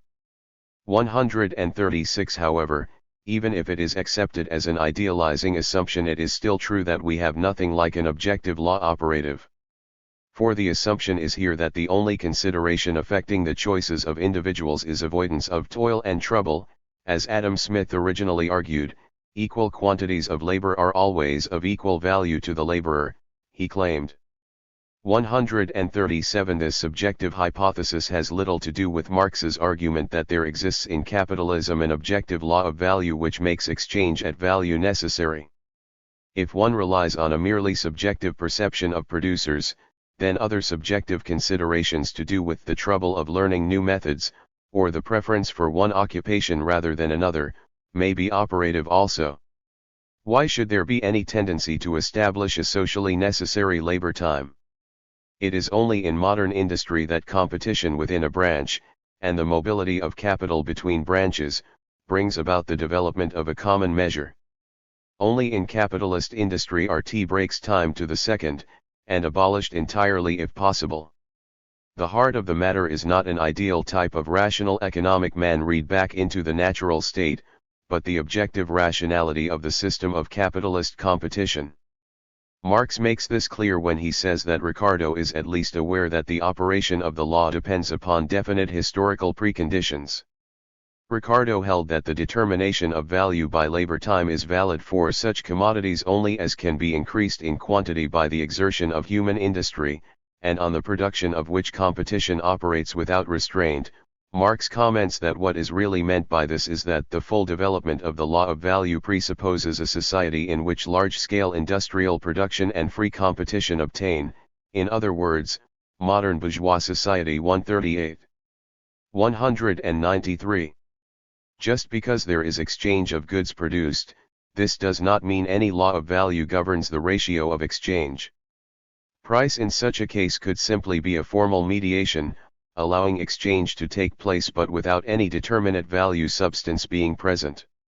According to Marx, the law of value is based on exchange in accordance with socially necessary labor times, but in the case of simple commodity production there is no mechanism that would force a given producer to meet such a target or be driven out of business. When all inputs, including labor power itself, have a value form, and production is subordinated to valorization, then an objective comparison of rates of return on capital is possible and competition between capitals allows for the necessary enforcement of the law of value. 139. If it is granted that value is not a substance given prior to exchange, but one which develops only in and through the forms of exchange, then it is fully developed only when these forms have reached the point at which we can demonstrate that value has become a reality in both form and content, and that its logic has imposed itself on the movement of the economy to the extent that we can speak about a quantitatively determinate law of commodity production. For the reasons explained above, this law cannot hold in the postulated model of simple commodity exchange. In assessing the faithfulness of Engels's commentary on Capital to Marx's intentions, two distinct issues must be separated. First, do the early chapters of Capital refer to simple commodity production?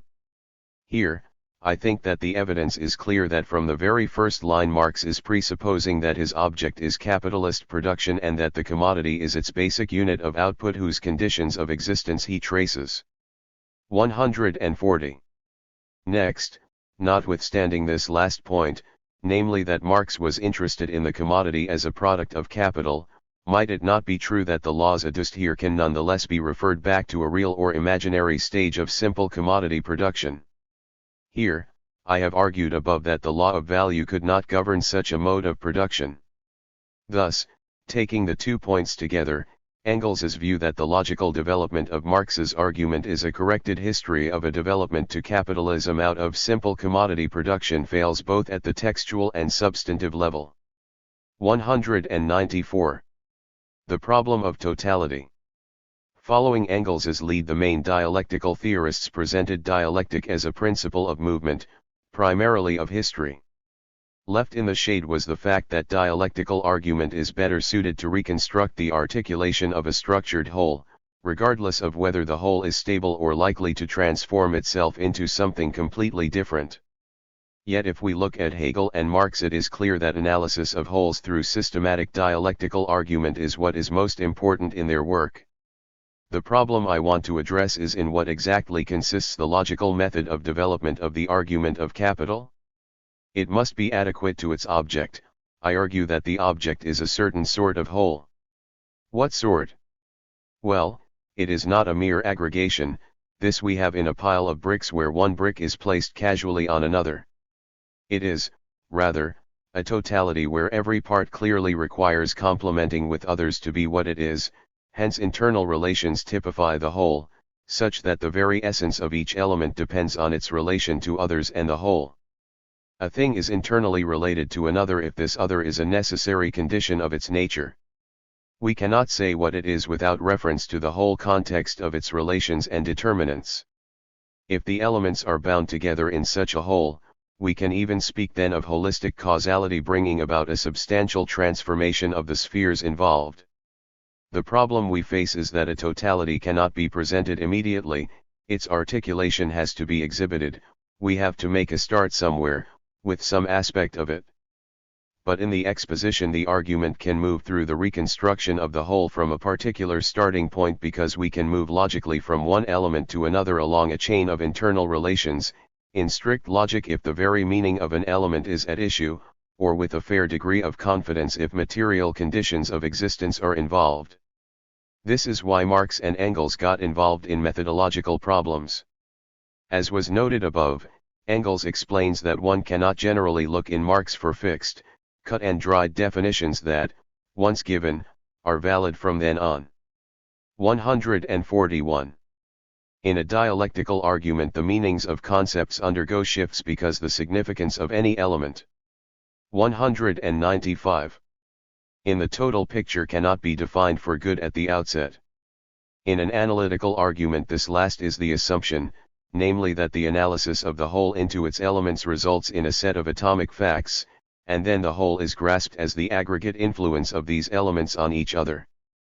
But if, contrary to this, each element is significant only insofar as it is itself determined by its place in the totality, then, as the presentation of the system advances to more complex, and concrete, relationships, the originating definition of a concept shifts accordingly, normally towards greater definiteness, although sometimes new and broader applications of the concept come into view. Instead of foreclosing on reality, the dialectical method remains open to fundamental reorganizations of the material thus far appropriated, as it gets closer to the truth of things. For example, only when commodities are grasped as products of capital can the form of value be seen as infused with a determinate content under the force of valorization. A commodity is not at all the same commodity when viewed as a product, and again when viewed as a product of capita J.L42 for Engels, the value of commodities is real from the start of the exposition, and its truth is transparent at that point, only to become clouded when the later modifications impact on the initial posit. The reason I argue this logic is inappropriate is that at the core of capitalism is a totality which forms its elements in such a way that taken apart from it they are denatured. Thus value depends for its reality on the full development of capitalist production, and makes very little sense outside it. Yet this finished form of value cannot be artificially held apart from its predecessors. From a dialectical point of view, when the movement to prices of production is undertaken, the law of value is realized only in its negation, for the condition which grants it determinacy, namely capitalist competition, brings with it differences that transform actual values. But the law still holds in an important sense, even in the mode of being denied, because prices of production can properly be understood only as the outcome of this dialectical unity in difference, of the potential and realized values. The law of value is not something lying at an origin, whether logical or historical, it is something that comes to be in the capitalist totality. To conclude, let us address the problem posed by historical anticipations of capitalist relations. We have argued that the object of 196. Marx's investigation is a totality in a special sense. In this context we can now locate the problem of how to deal with the fact that elements of the totality pre-existed it, for we know that prior to the rule of capitalist industry there existed commodities, money, and even capital itself in the shape of merchant capital and usurious capital. If one takes Marx's analysis of money, one discovers that he introduced its functions in a quite unhistorical manner. Indeed, as Marx himself was aware, historically these functions were frequently performed by different objects, having been institutionalized separately. 143. What is distinctly different about capitalism is that the actualization of value as a totality of form determinations imposes a requirement for these separate functions to be integrated through the evolution of a single money commodity. Given a single, though complex, concept of money, then the exposition of the totality can develop its functions in the most appropriate systematic order, without any historical implications. Thus money has a key role now as an internal moment of capital. This gives it quite different determinations than any money that performs some particular function in pre-capitalist formations. Next, should one take Marx's derivation of MCM as abstractly general or as introducing capital in a particular historical shape, namely merchant capital? Clearly, systematically it must be counted as the abstract form of capital with no such concrete reference. 144. Interpreted concretely it could be a description of the circuit of merchant capital, but Marx rightly deals with such capital late in his exposition because in this society merchant capital is subordinate to industrial capital. It has a quite new historical determination owing to its function of circulating and realizing values of industrial products and achieving a revenue based on this specific function.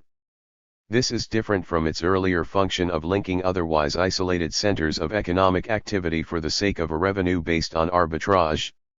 The merchant capital is not now facilitating the circulation of pre-capitalist surpluses, and profiting from that, but it is dealing in goods produced for the market, and helps valorization of capital in genera. 45. The same lessons can be drawn for money-lending capital. We must distinguish first the usurer who originally set up to fund consumption, then the Shylockian lender to speculators and merchants, and finally modern banking, the bulk of whose lending goes to businesses. Thus the abstract form of interest-breeding capital, MM. 197. Covers very different functions according to the level of historical development of commodity production. So, again, simplicity demands the development of the exposition be systematic rather than historical. 146. Marx explicitly concentrates, in Capital, Volume I, on industrial capital and produced commodities, whereas, historically, merchant capital and money-lending capital came earlier because they have fewer real presuppositions than industrial capital. Marx reached them only in Volume 3 because they now have a secondary status when functioning in the service of modern industrial capital, and, therefore, come later in his presentation. When Marx identified industrial capital as the dominant form in the bourgeois epoch, this does not mean simply that it has pushed aside, as it were, other bases of unearned income such as land 147 and merchant capital, but rather that it is the overriding moment in a totality which restructures the context in which other elements operate, and thereby also fundamentally transforms them in their own determinacy and in the role they play in the whole and its reproduction. Thus the capital that pre-existed capitalism is not the same capital that exists now.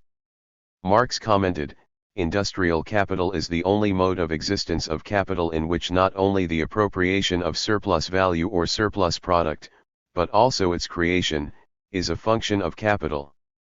The other varieties of capital which appeared previously, are not only subordinated to it and correspondingly altered in the mechanisms of their functioning, but they now move only on its basis, thus live and die, stand and fall together with this basis.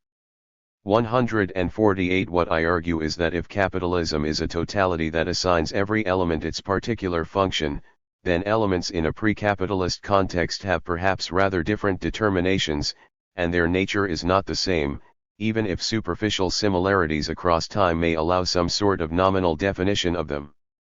But, now, their real definition is given by capital. Marx said, in every social formation there is a specific kind of production which predominates over all the others and whose relations therefore determine their rank and influence. It is a general illuminant tinging all other colors and modifying their specific features. It is a special ether determining the specific gravity of everything appearing in it. 149. In general, then, attempting to fit the logic to the history would be a misconceived enterprise, since the elements traced through the internal relations of the capital totality are not identifiable with similar elements operating in an earlier environment. If the significance of an element cannot be grasped apart from its place assigned by the totality, then even if nominally identical elements existed in earlier periods, they are in truth different just because of the different context in which their effectivity is played out. As Marx put it, even economic categories which belong to earlier epochs of production take on a specifically different, historical, character on the basis of the capitalist mode of production. 150. Although this self-relating, self-differentiating, self-grounding totality dig L, QT ring Rome _nowhere, in so FL.R as its elements pre-existed it in some shape or other, they cannot, just because they were not formed by the totality in question, then have had the same nature, form, function, and law as they gain within it. As I indicated earlier, this is true of the law of value itself. Conclusion.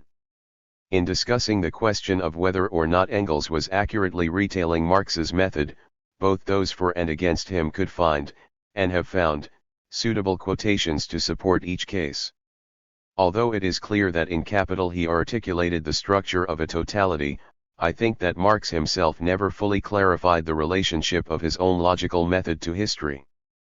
But I hope I have said enough to show that, while Engels was certainly sensitive to the demands of dialectical forms of exposition, it was not helpful to insist so strongly on the so-called logical historical method.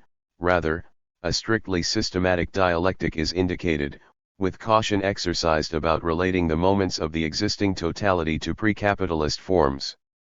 Truer to Engels's account of the dialectical exposition of concepts than treating the starting point of capital as a historical presupposition, or as a simple model, would be to consider it as a provisional immature abstract moment of a complex totality. The exposition has to remedy the insufficiency of the starting point by showing how value, in its complete, finished form, does make good the promise of a law of value, by grounding it in the developed value. 199.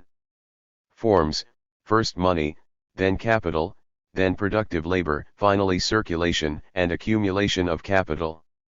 Engels was quite right in his intuition that to comprehend such a system requires, not a rigid definition of value, but an exposition of its development, an unfolding of its forms, discovering deeper essential determinations at each stage.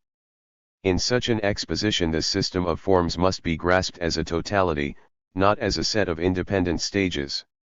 Certainly history is the test, as Engels said, but it is future history because only when capital achieves a mature form does its inexorable law of accumulation take root. We all owe Engels a tremendous debt for the work he accomplished after Marx's death in transcribing and editing the volumes of Capital, and organizing translations. I believe that much of the work he did on volume I cannot be faulted. As for the work he did on the other 2 volumes, more research is required to reach a final verdict, but I have shown that he wrote simple commodity production into Marx. With regard to Engels's attempts to facilitate our understanding of Marx's method, I have argued that he was absolutely correct to indicate the importance of dialectic, but, instead of interpreting this largely in the light of Hegel's philosophy of history, he should have drawn attention to the importance of Hegel's systematic dialectic. 151.